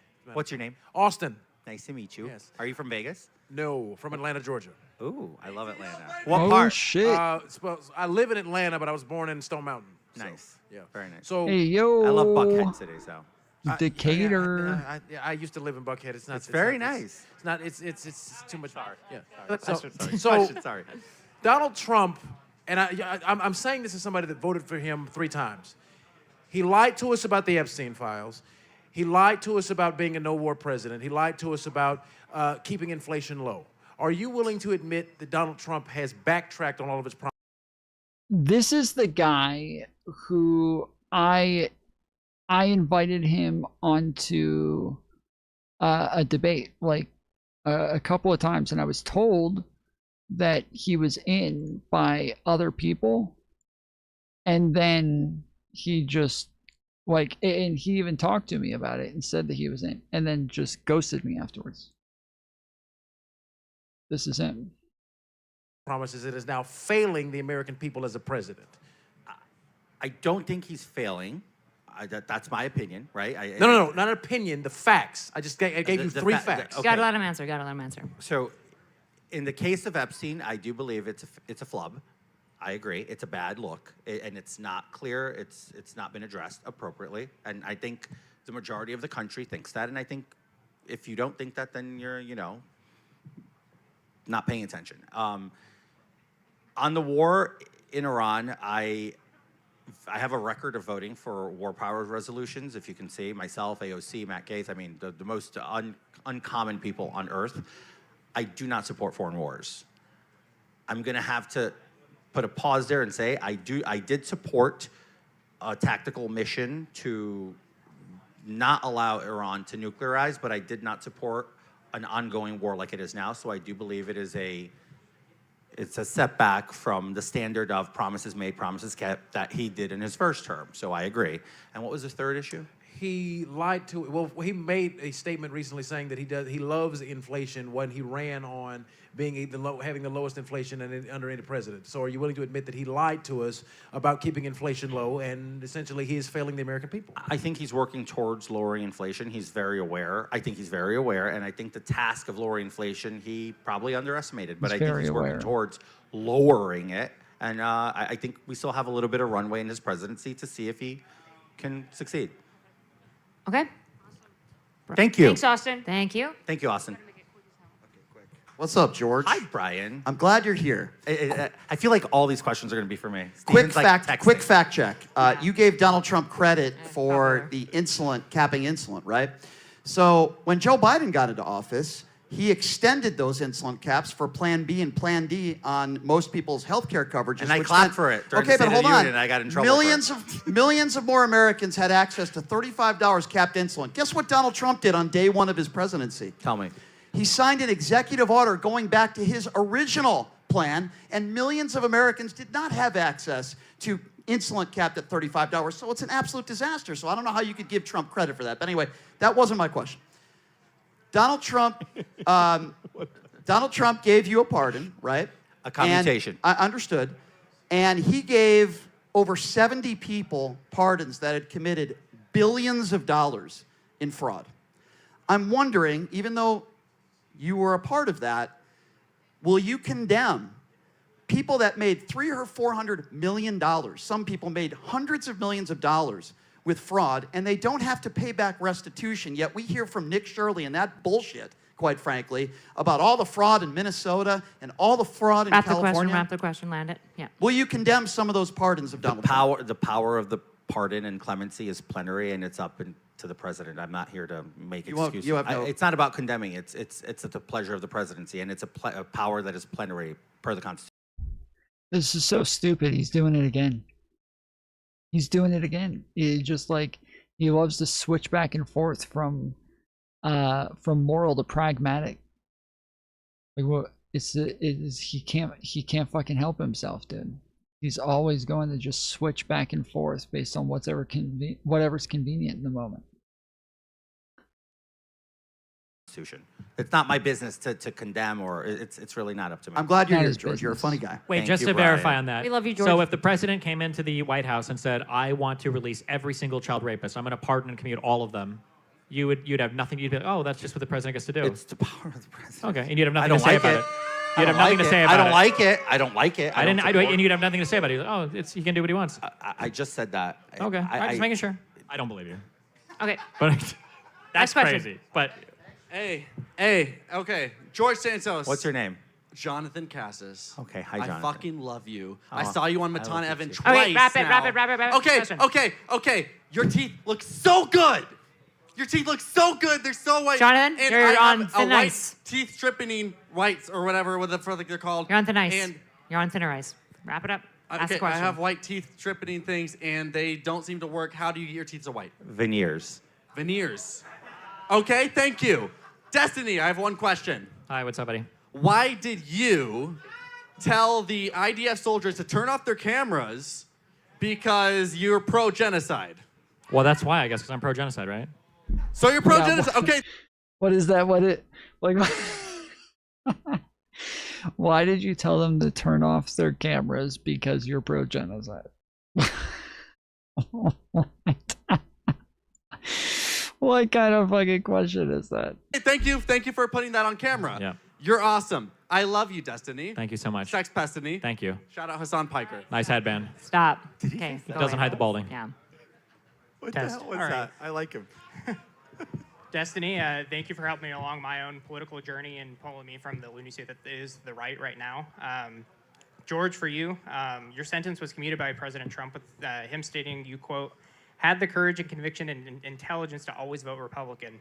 Doesn't that prove Destiny's point on his debate topic, that the Republicans are abandoning the rule of law in support of fealty to Trump? Isn't that some form of quid pro quo? What was a quid pro quo? I don't see it. That you're, I gave him nothing. I was commuted from prison from a sentence that Democrats and Republicans alike said was wild and insane for an election case that was civil and turned federal. Which I'm not here to debate the merits or not, but But at the end of the day, when you got your sentence commuted, isn't that also an admission of guilt? it didn't come with any strings, no. And I've been the most straightforward person saying that. I've made some very shit decisions in my life that landed me in that position. And if I could go backwards and do it differently, I would. But I'm very grateful to the president. And every single day I wake up, I'm grateful that I get to wake up with my family. All right. Thank you. Thank you. Thank you. Hello, I'm Hello. John Scott for Hi, John. governor. Look me up. John Scott for governor where? Here. I'm Oh, running for here? governor Oh, here yeah, Sin as a City governor. I love nonpartisan. that. Yeah, let's go. Hello. So since our government is captured You're so by young. 25. Since our government is captured by a bunch of rich people who will never raise the taxes on themselves. I believe that a consumption-based tax system would be the best way to distribute the burden instead of enforcing it on the general population. Any thoughts? Consumption, as in if you spend Sales more, pay more. tax, GRTs, VATs. Yeah, but that also He doesn't hurts, know what a that also consumption hurts tax is. everyone, right? If it's consumption based. He was in who Congress. actually uses and Understand, rich people spends the most. It Rich won't hurt rich people, but it will hurt everyday Americans who have to buy, food, a car to go to work, or. Well, no, you don't have to put consumption taxes on groceries, which we already don't do. Depending right? on which state. Yeah, depending on which state. Yeah. Depends. I don't know what Nevada state laws are, but. So luxury taxes would Nevada. still. Yeah. Huh? It's Nevada. Okay, whatever. Nevada. Sorry, Nevada. It's Nevada. Sorry. Okay, I will always conform to the state and how they like it. Sorry. I'm a Las Vegas scene.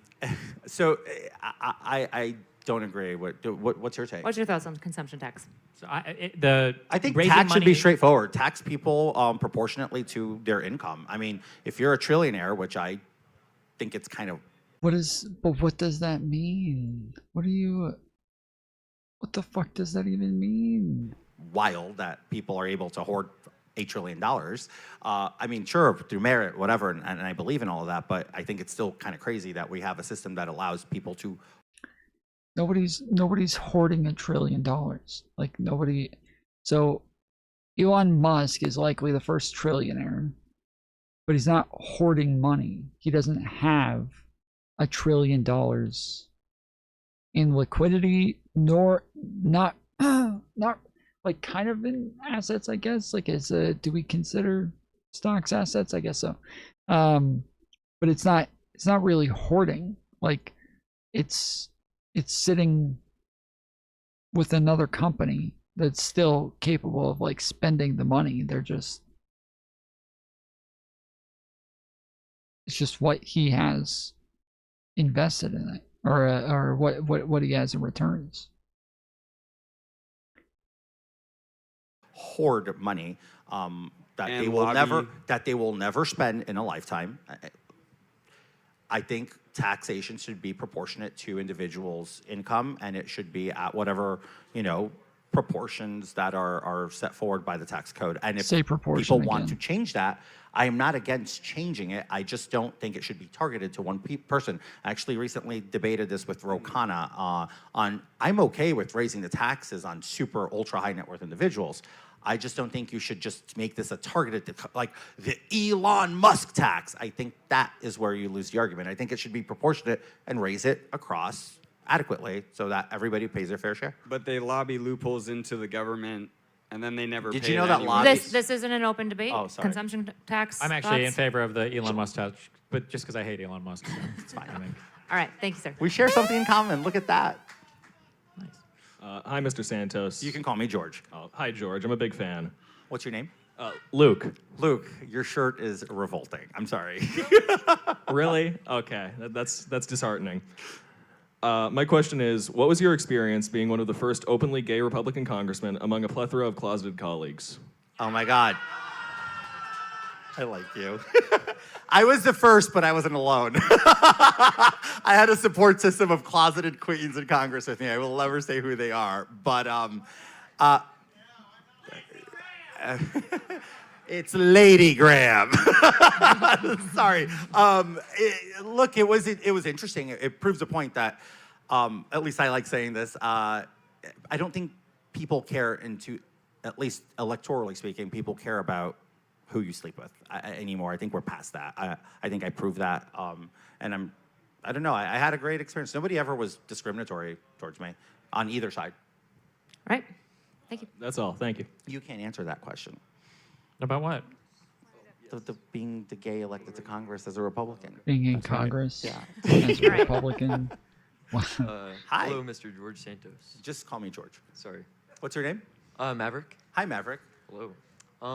So I watched your episode on the Matan podcast. Everybody loves it. I love that episode. Did you see me taking him for mani-pedis? I did. It's funny. Yes, that was very funny. Wild. So my question was, would you ever consider doing another episode with him? I think we've done 3 now. I think it's just exhausting at this point. But I did post about him today on X. Go look at my thing. I said Matan in 20 years, but probably not in the near future. No, not because I don't like him, just because it's overkill, too much. That's fair. Thank you. Thank you. Thanks. Thank you, Destiny. Good as always. Oh, as always. You guys have history? Have what? You have history with this kid? Oh, no, it's just I do well in every single debate I have, so. Oh. Yeah. Super fair. His head is so big because yeah. he's full of himself. So, George, a question.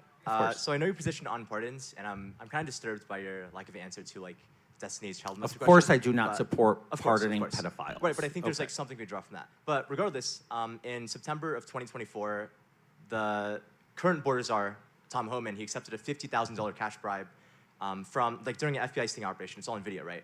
And the Trump DOJ closed that investigation a year later in September of 2025.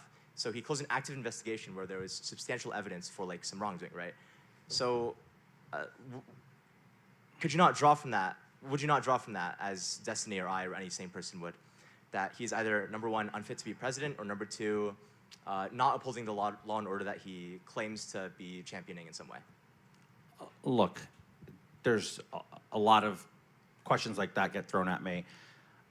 I'm not pivoting, but I'm just going to give you an example of how every side does this, and this is because we have a system that is to protect its own, regardless of who's in power. Right, but does that make it acceptable? Like, does it make I'm not. it? It's not a question of acceptable. I don't know. I honestly, and I'm going to say this, I was dealing with my own personal issues in 2024, so I am not even aware of the Tom Homan thing. Not because I'm oblivious or willfully ignoring it. I was literally dealing with the fight of my life. Let's just call it that way, right? Yeah. So I'm not aware, so I don't want to comment on it because I don't know it. So I'll owe you this. You're more than welcome to DM me on X, and I'll give you a better answer later. But yeah, that would be the appropriate way to say it. Yep, thanks. Thank you, sir. Thank you.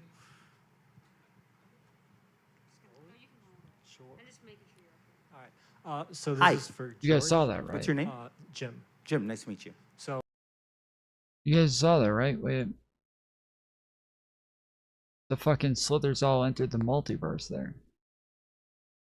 my question is, with Plattner in Maine, you guys didn't really get to it, but what should the Democrats do if they find out a candidate is like a serial liar, sorry, I'm from Jersey, but serial liar, criminal, all these things? What should they do before they get in office? I'm going to say this, in a lot of these allegations have been levied against. Well, he's probably not the one to ask.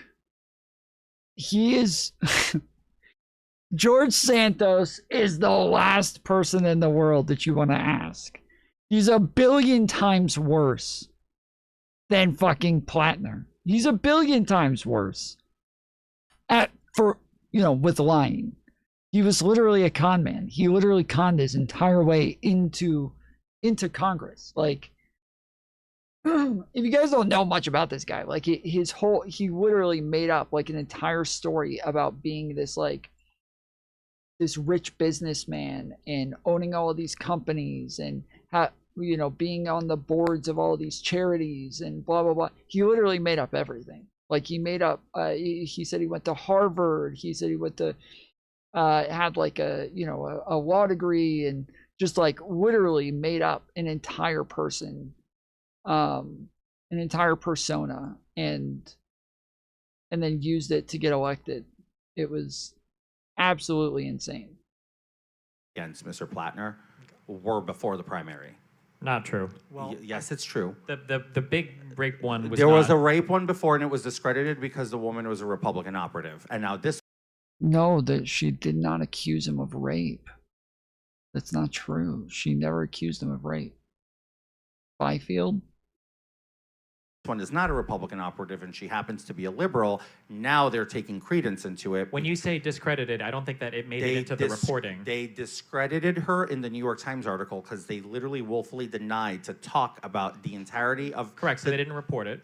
But I'm saying they reported it, but they discredited her on the reporting by saying we cannot independently verify this, although she had vast documentation, offered corroborating witnesses. What is the and point they, of even they this? chose, The question is, the question the is, voters didn't have the same access to the information to where now the there's voters like the voters had access to his Discord comments, to his porter potty, whatever nonsense that he said, which I don't even think that's impeachable or something. So I mean, we're we're three-dimensional human beings. We're all fucked in one way or another. That's my belief, okay? I'm fucked. I've fucked up many times in my life. I think Plattner is fucked up, and he's figuring out this path of his. I wish him well, right? Because it's not an easy journey to go through. He might have criminal charges. I don't know. What bothers me is that people voted for him with a lot of things out there, and we know there were a lot of things out there. The sitting governor of Maine was in that race and was pushed out by, the operatives, the Democrat operatives in Maine, and she did get the second, if I'm not mistaken, she's the second most vote getter in that primary, even though she suspended.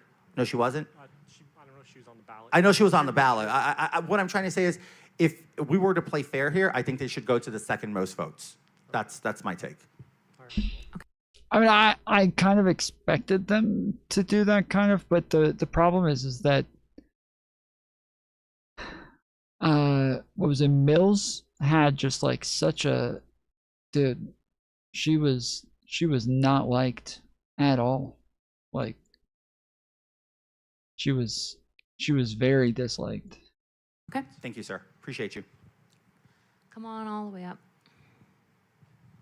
Oh, hello. Hi.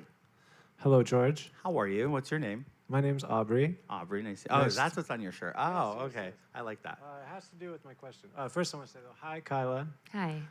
Hi, Stephen. Kyla. Hi. I just want to say I appreciate you so much Kyla. for standing so tall on liberal principles at this time in our country. Anyway, so my question, like I said, I'm a streamer. I Kyla. do music. I don't do politics. But my question is just for Destiny. I don't know if you don't deal with it anymore. I mean, because you've been doing it for, you've been in the game for a minute. But like back when you had videos that maybe you would post that didn't perform as well, how did you not get like super disenchanted with it? Or how did you not like tie your personal self-worth to like the numbers on your channels? I don't know. You have a pretty good idea of like what performs well and for what reason, and what doesn't perform well for what reason. And then, I mean, if I understand why a video doesn't perform as well, I mean, not everybody's going to like some of the stuff I have to talk about. I don't know. You just can't take it personally. I think one of the big issues with, honestly, with everything today, because everybody wants to be a type of influencer, even if you're running for Congress or whatever, is that when you're trying to be a streamer or YouTuber or whatever else, like you really do feel like your personality is on trial and that it's tied directly into whether you succeed or not. But the reality is like it sucks and it's weird, and I guess, Yeah, I don't ever feel that way. If a large amount of people reject me, it's because they're all fucking retarded. I'm fucking awesome. we watch movies about main characters and everybody feels like they want to have that, but like just because you don't like succeed in that realm doesn't make you like a bad or a worse person. It just means that you don't have the personality style that engenders that type of viewership. And I know that, yeah, for a lot of people, it just feels like, oh, I'm just a bad person. But I mean, like, you're not a bad person. I'm not saying you, but like in general, like if you don't make it, that's just not the style of stuff that people, I guess, want to watch. Like there's plenty of other things to do on the planet, and there's plenty of other things that great people do, and yeah. Okay, perfect. Hey, thank you so much. Can I throw something at you? Yeah, please do. Don't focus on numbers. Just do your thing. It's gonna hit. A lot of us get caught up. That's such a stupid thing. If you guys know who Cherry is, there was one time where she came on and she's like, I always listen to you and you're always talking about like what everybody else's numbers are. And at the time, my audience was much larger, and she's like, you always mention like what everybody else's numbers are and how well they're doing, and she's like, it's so weird, like, and if I remember correctly, I think it was after I had mentioned like, you know, how many views IRI or I think it was IRI was getting, and Relly, and a couple of different people, and I was like, it was part of the conversation, it was relevant to what we were talking about. And she's like, it's so weird, like, and it's unhealthy, and why do you do this? And I was like, what do you mean? Like, it's my fucking job. Like, what do you mean, why would I do this? Like, it's you're supposed to know this shit. These are people who are in my field, who are peers, who are in the same genre as me. Like, I if I'm going to like be good at my fucking job, I ought to know what their fucking numbers are. And she kept acting like it's so strange. Why would you know these things? Why would you know that? But it is your job. Like the whole thing is numbers. I don't know what the fuck he's talking about, but the whole thing is numbers. It's you know, whether or not you're able to monetize, whether or not you're able to get pushed in the algorithm more, whether or not you're able to get enough likes, enough comments, like everything is just numbers. And not only should you be paying attention to your numbers, but you should be paying attention to other people's numbers and what it is that they're doing to get those numbers and what it is that they do that's successful. Because even as I was bigger than most of the other people that I was talking about when it came to their numbers, I was still looking for everything that they were doing to try to find like anything that worked for them and what was anything that I could take and grab and use myself. And that's just anybody who's like going to be successful, that's the type of shit that they should be doing. It's all numbers. The whole thing is numbers.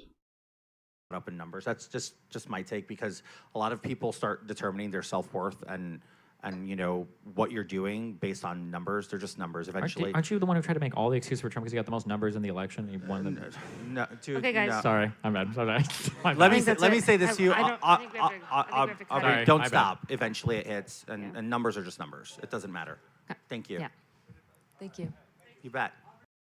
I do think that like there is an audience out there for just about everybody. And so even if you don't have some, you know, some special talent, dude, people watch Anna Kasparian.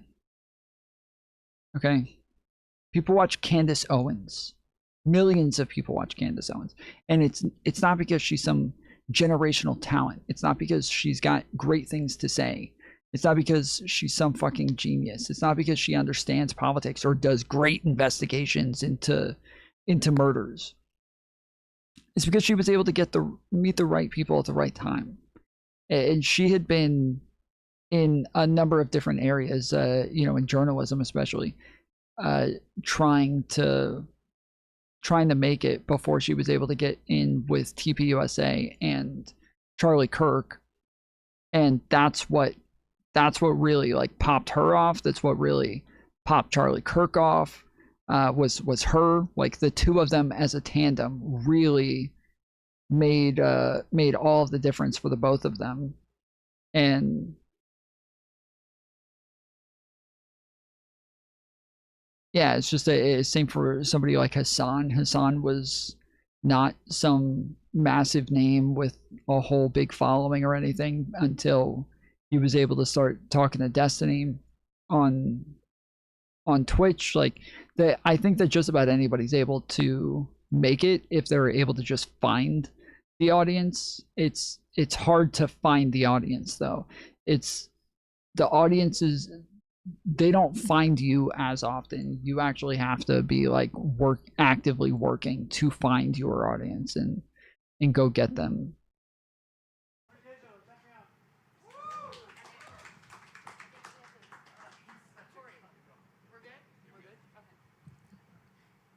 They were trying to cut you off like that. Can you imagine? I know, right? Oh my God.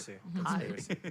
No, as for George, what is like one of you would say was most charitable kind of like Biden policy that you think that would be like something good, like something that you think, and also, what's your favorite season Kick of him off. RuPaul's Drag Race? My favorite season, I think it's season 6. Bianca Del Rio won, and that's my favorite drag queen of all time. Good answer. So, Good yeah. answer. All right. I mean, I love an insult comic as much as the next guy. No, she's right? beautiful. She's beautiful. We got 5 minutes. Go Beautiful quick. is not. Go quick. I wouldn't use that, but Yeah. look, I will say this about Biden. I think Biden had certain things that had to do with giving back to the people that I think were something I appreciate. Like I said, insulin earlier, I remember standing up in the State of the Union and clapping for that, and people were like, why are you clapping? Because I had, by mistake, forgotten to stand up and clap for veterans because I was on a text message. Oh yeah, he doesn't clap for veterans, but he claps for insulin. Classic mistake. I was just like, oh, whoops. So yeah, that's what I would say. Okay, insulin. All right. Well, thank you. Thank you. Thank you.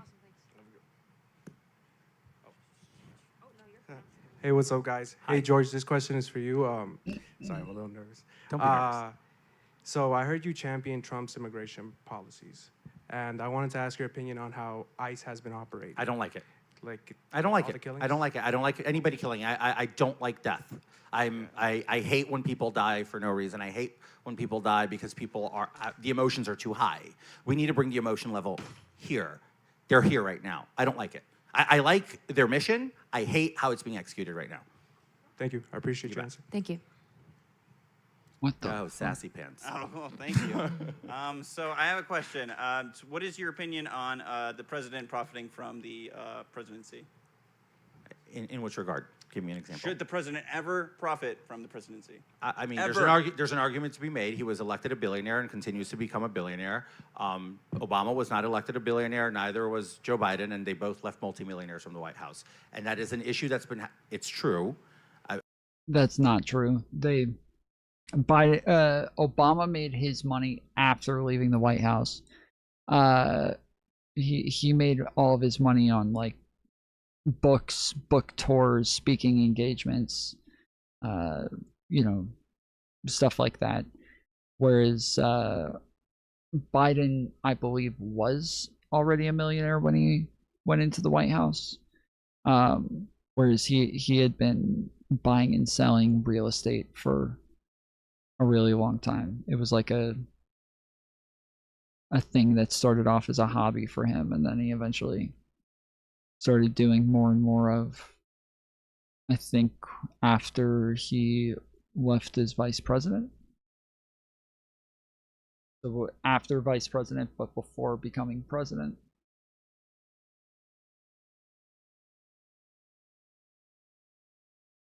Obama was elected. He had a house in Illinois that was worth $600,000, and then he left and bought a mansion in Georgetown, and then one in Martha's Vineyard. Okay. He was president for 8 years, making $400,000 a year. I recall someone like George Ford they indicted him for profiting from his peanut farms at the time. That wasn't George Ford. Or Ford. No, Sorry, I forgot what it his wasn't. name is. Who was it then? The peanut farmer was Jimmy Carter. Carter, sorry. And he didn't get indicted for profiting. Yes, he did. I'm Did I pretty miss sure he did. Carter indictment? No, he didn't. Peanut farms. This was a long time ago. Didn't he just have to divest from it before they would let him, or whatever? He had to divest from it because people didn't want him to. He have had to control divest over from it, but Jimmy Carter was a very humble man. I mean, Yes, he was. He did not become rich off the presidency. Yeah, no, but he was scrutinized. Yeah, no president has ever been indicted before. I don't. Donald Trump's the first one to ever even be charged with a crime. Was he not? He had to divest from his peanut farm. Yeah, they scrutinized him. So my point is, do you think Trump is profiting from his presidency? No different than Obama and Joe Biden did. Did Oh, my Obama ever have a goodness. All right. cryptocurrency? Come yeah, on, bro. you ask that question, then we're done. So sorry, we have like 2 minutes left. FMJ 716 GSN. Aloha. Hello. Destiny, it's really cool to see someone who reminds me of just a lot of the ways I see myself as as an individual. It's cool to see someone who's weird in the same way that I am, who puts Thanks, it I out think. as Yeah. much as you do, just like kicking ass as much as you do. So Oh, I thought he meant like having sex as much as he does. That he puts out as much as he does. thank you for being a very grounding individual. Like I said earlier, you make me feel very sane. It rocks, and it's rare to come by. George, as a former congressman, where would you say your precise expertise lies in, on just in that level? Where would you say you are My objectively? passion as a congressman that Well- I focused was immigration. As an expert in terms of dishing out raw facts and I understand and the stuff like immigration. that. I understand the immigration process. I understand the abuses of the immigration process, our vulnerabilities. I've outlined that in legislation I try to pass, which was just making it safer, right? I don't come from a hateful point of view because I'm a son of immigrants who migrated here. So I don't have a hateful approach at immigration. I have a responsible one, and that's all. And that's where I personally dedicated a lot of my efforts when I was in the House. Gotcha. Rock and roll. I believe you when you say that. Thank you for your time. Appreciate you. Thank you. Thanks all Three of you. And I love your hair. It's actually really nice. Well, thank you very much, and sorry for all You're the fine. stuttering. Stop, I've had a stop, couple you're fine, drinks. you're fine. Thank you. All right. Sorry, these last two have to be like Quick. lickety, like so fast. So this one's actually just for George. So you mentioned in the debate that you felt that Republicans do not have a spending problem. However, No, I said they was have it- a spending problem. Okay, but you said that both parties have a spending They do. problem, but not both parties have spent $9 million a month on luxury seafood to spend up the military budget before the end of the fiscal quarter. So can you really say it's a both party issue when one is so horribly egregious? Actually, it has been common practice to give our servicemen and women some morale. They chose to do it in seafood dinners, which is fine. No, I don't see the emojis. $9 million is pretty standard though? It's a very, we have a very large military, and unfortunately, the way government contracts are bidded or sometimes not bidded on, which I agree is Incredibly a problem. rare. Only Trump does that right now. But the It's point I'm corrupt, trying Rick. to say is, for morale purposes, there's been spending in other cases, and I understand this is now the topic du jour. I don't see a problem with it. I know it's spending. If we lived one day in a veteran's shoes, we would understand that it's not that much of a sacrifice to do what we can for them. That's just my take. Okay. Oh my God. All right. Last question. Sure, I'm fast. Real quick. I don't think any of us are going to change any others' minds, but I'm aware of who you are and what you believe. But I'm interested to know, even from you, Kyla, since you've been moderating, how is it that each of you process new information? And is there any significant change that you've made in your mind over the last 5 years? And how did you come about making that change? Bro, that fucking voice. Holy shit. He should be a video game actor. I look for counterfactuals. I change my mind on things like all the time. I don't know. I've updated my abortion position like to some degree. Changing your mind doesn't mean 180ing. It means like 5% over time. My opinions have evolved through time. I used to be a lot more, for instance, hardline on abortion. I'm a lot less hardline on it now, because I've seen an experience that was close to me that kind of softened me on it, and I think my personal experiences change it. So I do evolve on my opinions, and specifically in the last 24 months, I've had a lot of sobering moments where I'm like, okay, I think this is extreme. I think this is not. I don't know. There's some things that I've like gone full 180 on it. It's, I think, fairly common for people to full 180 on some things, but not like, not moral judgments, not value-based judgments, but obviously on whether or not something is true. If you believe something's not true and then you find enough facts to believe that it is true, then yeah, you can completely 180 on it. Even if it's like a major issue to you that's like completely horribly egregious, yeah, you can find out that like, oh, you were wrong on a couple of key facts and then just totally flip your position. Tom has a stiffy from that man's voice. Oh yes. Oh yeah. Not cool. I think we should do better here. I think, yeah, I don't like this. So it's touch and go, right? It's life. We're complicated humans. I mean, it really depends on the position you're talking about. There's a very boring answer here, unfortunately, but I think that to evolve an opinion on a topic, you just have to be willing to read some stuff. So if you want to know, why legal scholars hate Alito so much, you just have to read what he writes. And you have to be willing to read the opinion. You have to be willing to go to some of the court cases and see what they're citing. And if you're willing to like engage with the underlying subject matter, I think you can expand your mind infinitely. A lot of what happens in the media today is kind of like it's a horror movie called The Human Centipede, and it's basically just that in a circle where it's just the same dumb information passes around over and over and over again. But if you're willing to take even 5 minutes to read an article to understand what's being talked about, or to read a study and even to go through all the methodology and everything else, like you expand the stuff that you know about a lot. Unfortunately, you can't really engage much with the current media environment because nobody does this, and then, yeah. Sorry, my bad. You're good. Thank you, guys. Thank you, everyone. Donations. Hi, guys. I'm going to hit you one more time like a pastor who's looking for them plate donations, except instead of a plate, it's a QR code that's magically going to appear up here. And woo, there it is. That's crazy. Even if you donate $5, if you love the event, it helps. I'm going to be the bad guy asking for the donation. So especially on the super chats. All super chats will be going to pay for this event as well. So even if you're just watching online and you enjoyed it, literally $5, just have one less. Lee. There is the screen. If you guys want to donate, use the QR code there. on the bottom of the screen. Apparently that is a way to go donate to them. They were nice enough to provide us some content to react to tonight.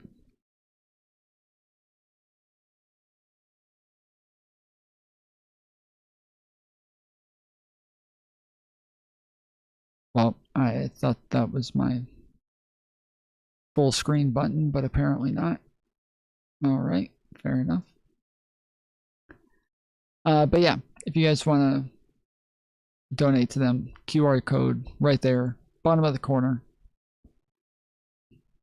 Coffee, and it literally pays for all of this to happen, because I think there is like 2,000 to like 4,000 of you live right now. So if every one of you donated like $1, that pays for a small portion of I'm this going to event. say That's this. how we put on these events. They okay? put on great events, and I'm coming from the opposite side of the political spectrum. Support them. This is engaging, it's entertaining, and supporting them does not hurt anybody. So just one cup of Just coffee. $5. Thank you guys. Thank you guys so much for coming out. We really appreciate you. You can follow Take Back America anywhere on any platform to see upcoming events. Have a great night. Thank you so much. And thank you if you stuck around. Throw the music on.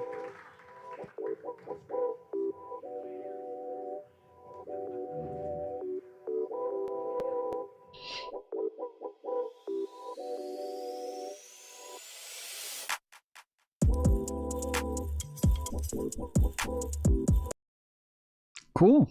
That was awesome. They did a really good job at this event.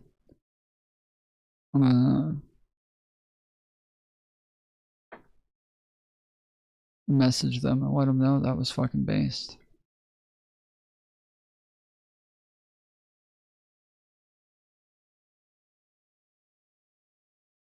All right, what is this?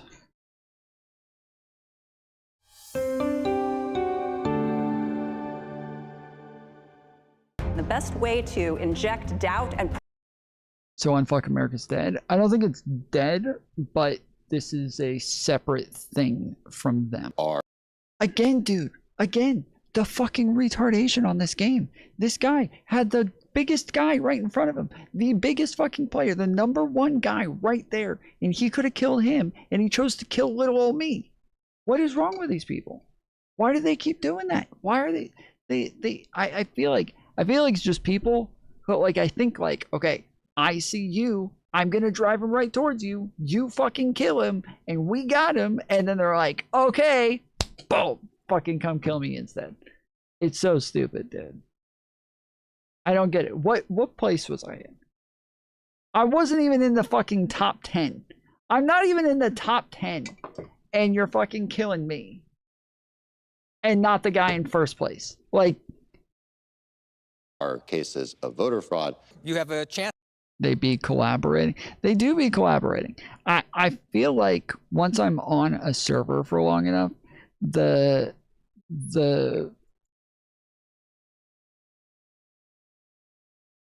people just start ganging up on me because they know that I'm the best. I'm pretty sure that's what it is. They all know that I'm better than them and they're jelly, and they all of their snacks give each other like a little wink.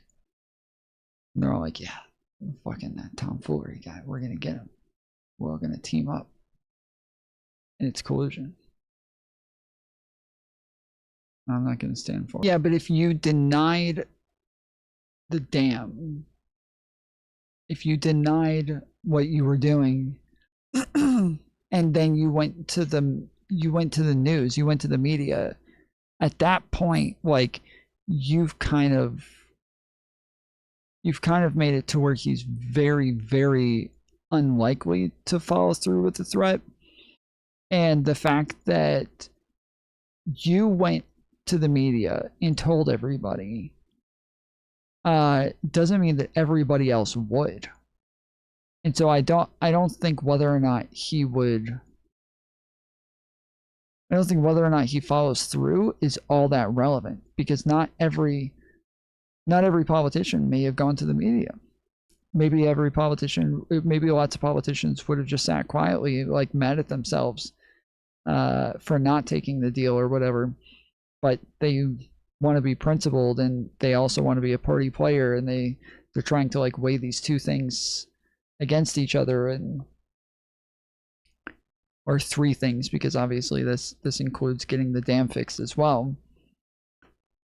But just the fact that the president is willing to make the threat in the first place, that should be the impeachable thing. Not just whether or not he was willing to follow through with it. That's stupid. Like, Donald Trump has done this numerous times where he's said that he's going to withhold aid from California for their fires. He said this twice.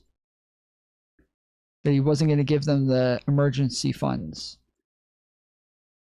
for their fires because he was unhappy with something that Gavin Newsom was doing. This press conference. This is really interesting. I actually really like this. Like the way that it's that all of these people are just playing themselves in these scenarios, and almost all of these are scenarios that actually probably did happen during their jobs, or at least, you know, something similar, or they're things that if they didn't happen during their jobs, they're likely going to be happening soon enough.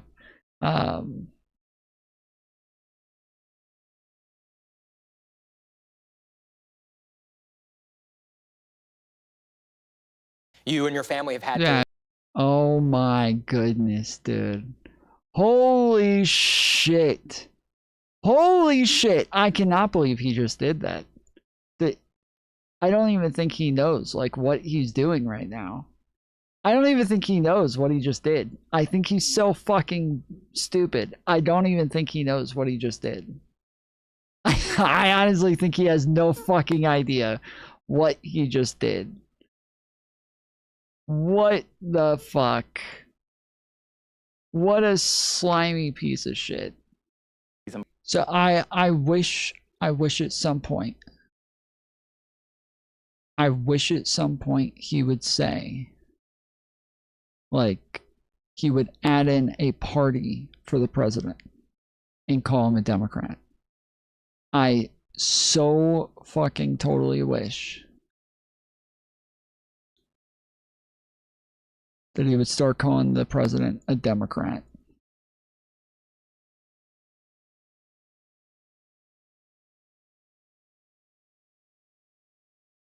That would, I feel like that would really change the way that somebody like him would react.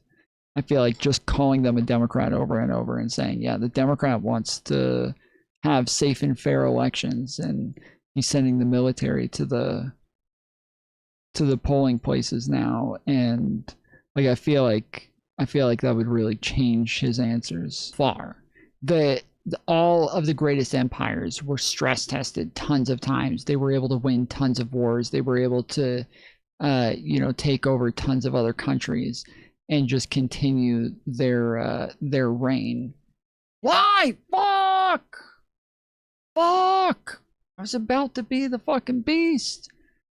But eventually, the Stretch Armstrong only stretches so far. I mean, you can't just expect that all stress testing will turn out like, you know, January 6th did.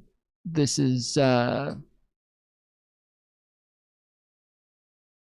kind of a really, really, I want to say dumb way of looking at it, but honestly, I don't even think that he actually looks at it that way. I think he's just trying to think of like the best thing to say so that he doesn't get in trouble when the time comes and he's not being a hypocrite.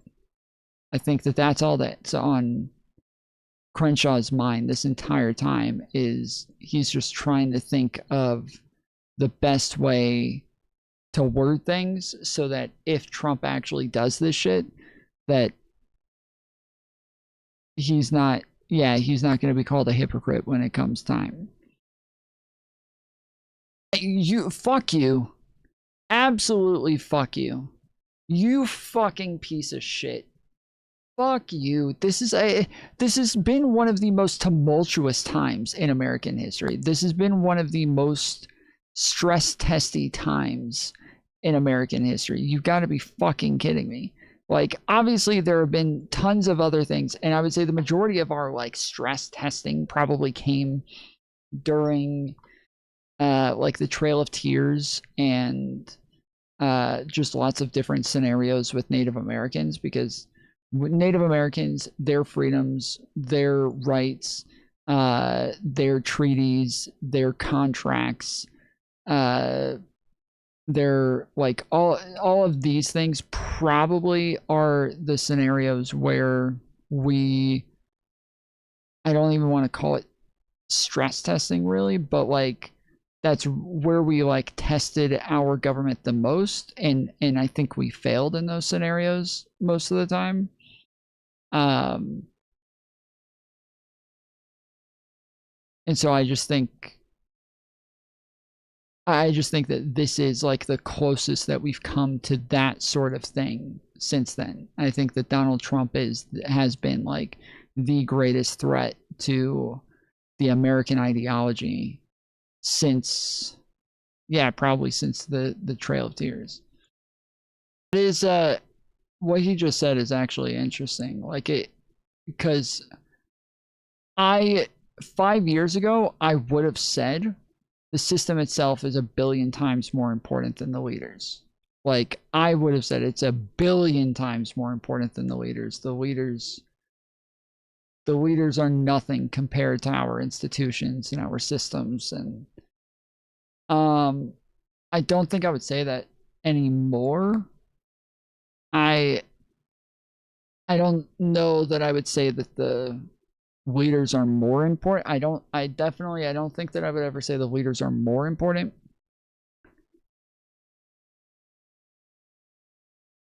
But I wouldn't say 1 billion times more anymore. Like Donald Trump and just the Republican Party at large has kind of made it clear that the system, without the people who are willing to like uphold the system, it doesn't really mean anything. It's kind of oh shit, I didn't realize we got fucking wrapped up. Oh fuck, and he was right there and I could have killed him and I didn't see him. Shit. Yeah, I do a poll on what, which one we wanted to. Allie was the one who put this in content suggestions last night, and so W Allie in the chat. That was a cool segment. I like that.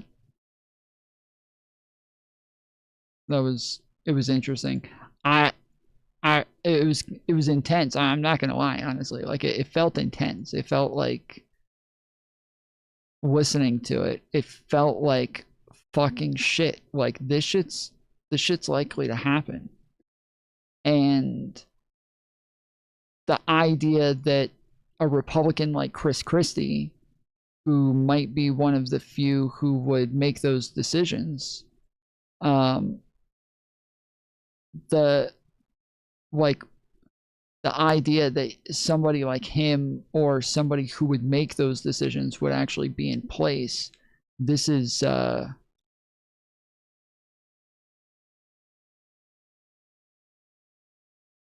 that's not a sure thing right now.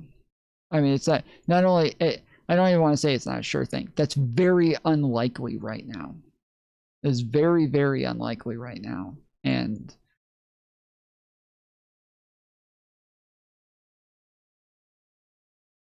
I think it's become obvious that when I say that, like, I wouldn't say that our leaders are way less important than our institution. It's because Donald Trump has made it clear that he can just replace as many people as he wants with loyalists and get away with so many things that his presidency just becomes insurmountable compared to our institutions.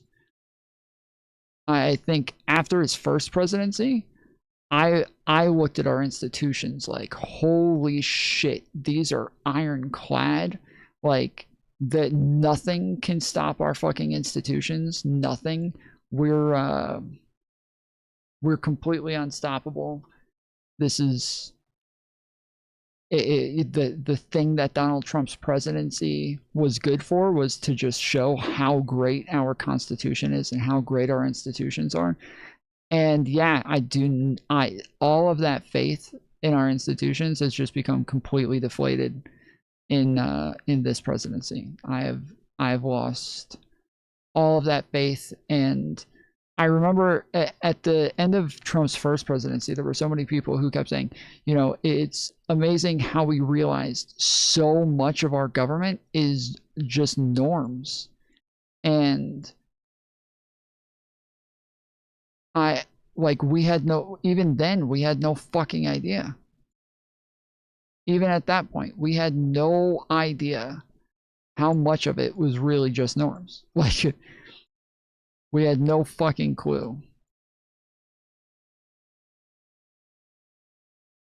Oh.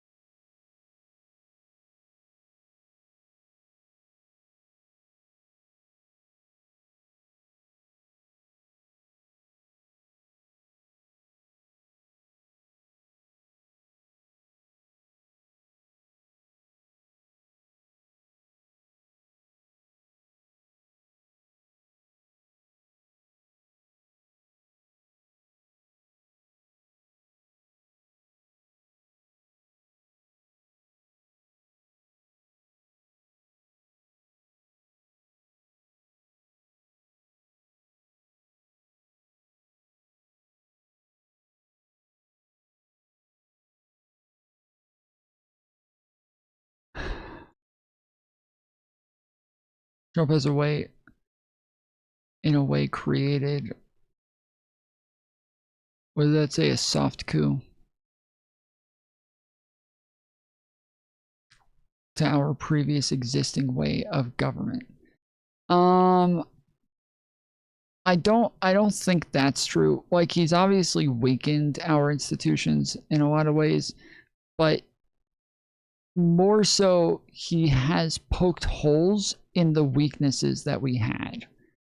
So a lot of the problems aren't problems that he created, they're problems that he exploited.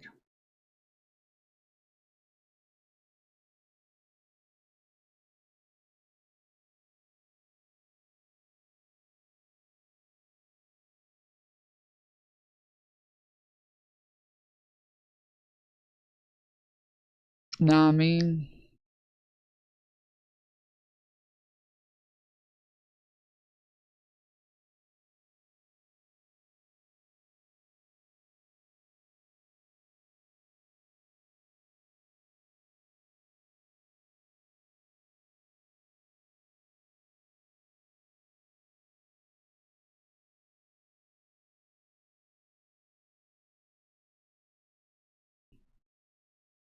so when I say, like, we realized how much of our government is actually just based in norms, things like whether or not you're going to let the military come into your state, right? The governors can just take part in what it is that the president is doing and just allow him to send the military into the state.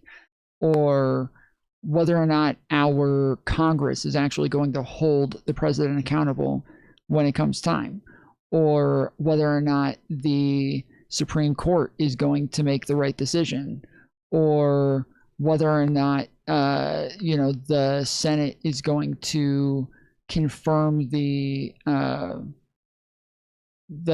picks from Joe Biden, or just there's so many things, whether or not the president is going to send aid to a state that is burning, whether or not the president is going to honor a deal that a past president made with other countries, like the JCPOA.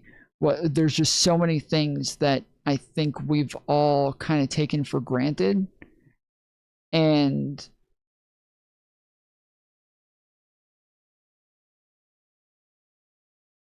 we didn't realize how much of it was just like our politicians are actually acting responsibly. Our politicians are actually, like, for the most part, respectable people who are doing the right thing. And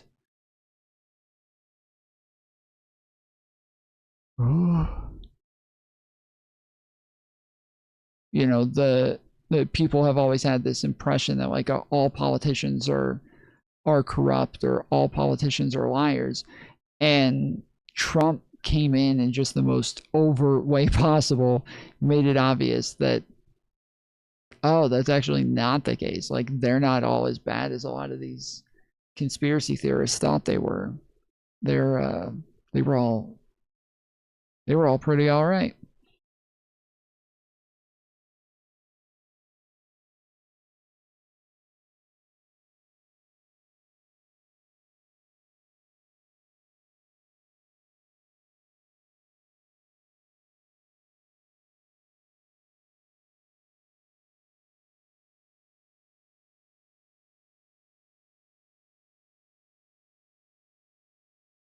But yeah, I think right now it is just it's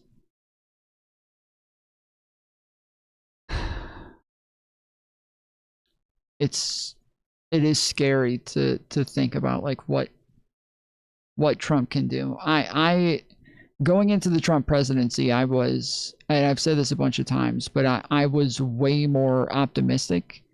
I kept saying, like, guys, like, everybody's fear mongering, everybody's making too big of a deal about him, everybody's acting like the sky is falling. It's not that bad. Trump was president the first time. It wasn't that bad. Like, it was bad, but it wasn't that bad. Like, everybody's acting like this is a lot worse. I do think he's a threat to democracy. I do think that he's like this. I think he's that.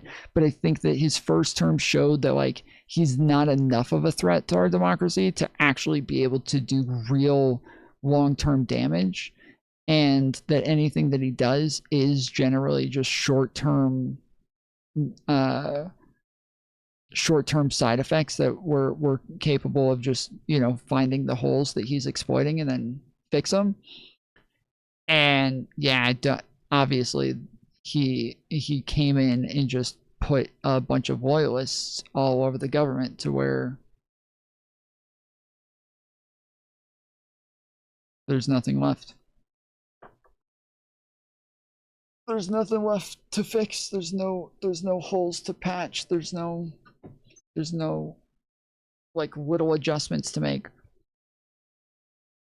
We're looking at an entirely fucked system from top to bottom. That now we anybody who goes in after him, we're all going to be looking at it as like, well, shit. I have to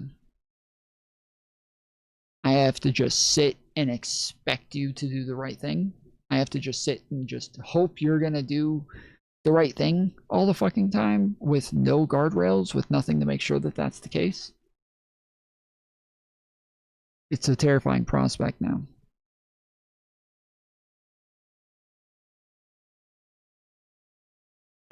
The damage he has caused to your international reputation will take decades to repair. I don't think we can repair it.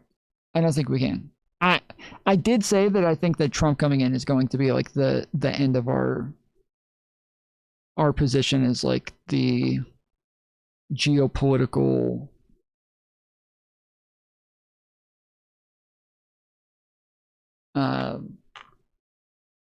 world power, I guess. I don't want to say superpower because obviously we're still the superpower, but the world power, the guys that like make all the decisions when it comes to NATO and when it comes to the UN and when it comes to like what everybody else does, and we're just, you know, we're the world police. Like, I think I did say that I think that was going to go away because of Trump. I thought that he was going to damage our reputation and our relationships is not enough to where that was going to disappear. And so I think like 90% of the predictions that I made for the Trump administration have turned out to be true, but the main broad prediction that I made, I was very wrong about. I was very wrong about that.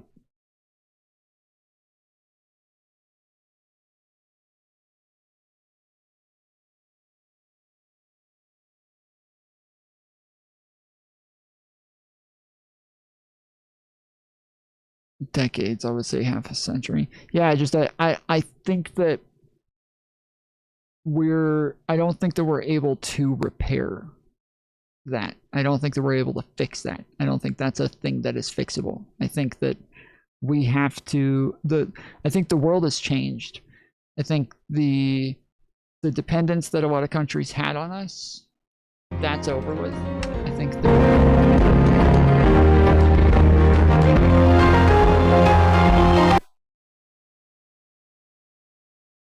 But that sound's coming through my microphone?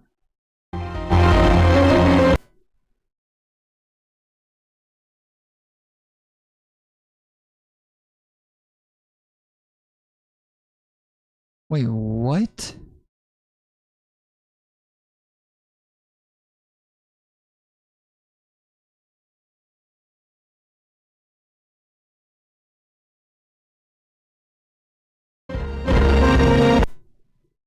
Is there an echo or something?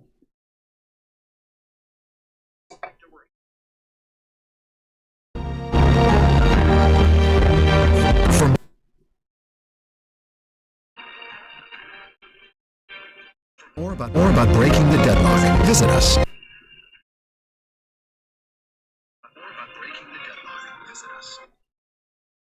What? That echo just started, right? That was not there before, right? Right? That was not there before, right? I'm not crazy?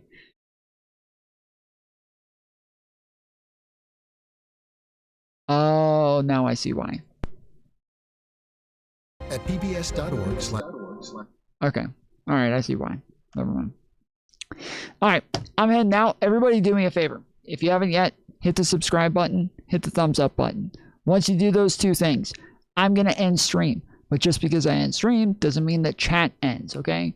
When everybody here is chatting and I end stream, they don't stop chatting. They just move to the Discord and they continue chatting there. The link to the Discord is in the description. Make sure you join the server. We're doing a lot of different events. We're going to have another movie night coming up soon. We have watched a lot of the World Cup games. People posting more pics of their pets in pics of pets in general. Oh, people have been talking. And then on top of that, you can see there's lots of content creators in here. We got all the top dogs. These are just the ones that are currently online. And then on top of that, yeah, the content suggestions. This is where people suggest content for me to cover on stream. And this is where I get a lot of the content that I end up going over. So yesterday, Allie posted the video that we just watched right here. So that's what we ended up going over. I did want to watch this. This is actually fucking hilarious, but we'll maybe watch it tomorrow. I didn't know that she posted that, but I watched this earlier and I put it in my stuff.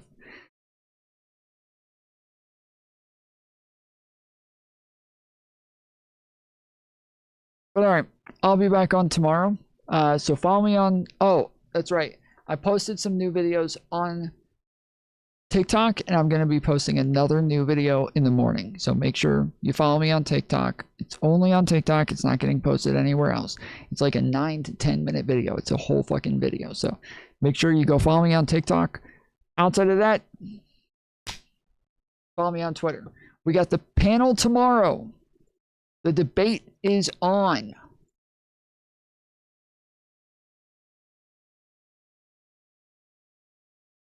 We got Soy Pill and Kid Not Kin, aka Jordy Liebeck, versus Dylan Burns and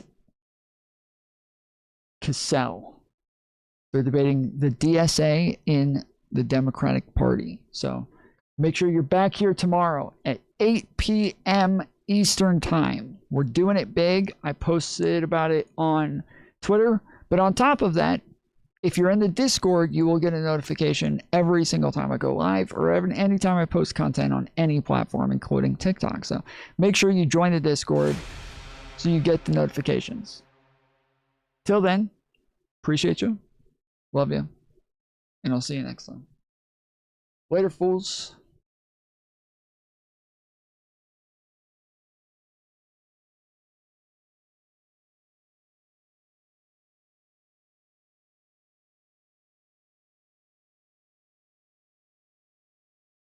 The wind is bullshit.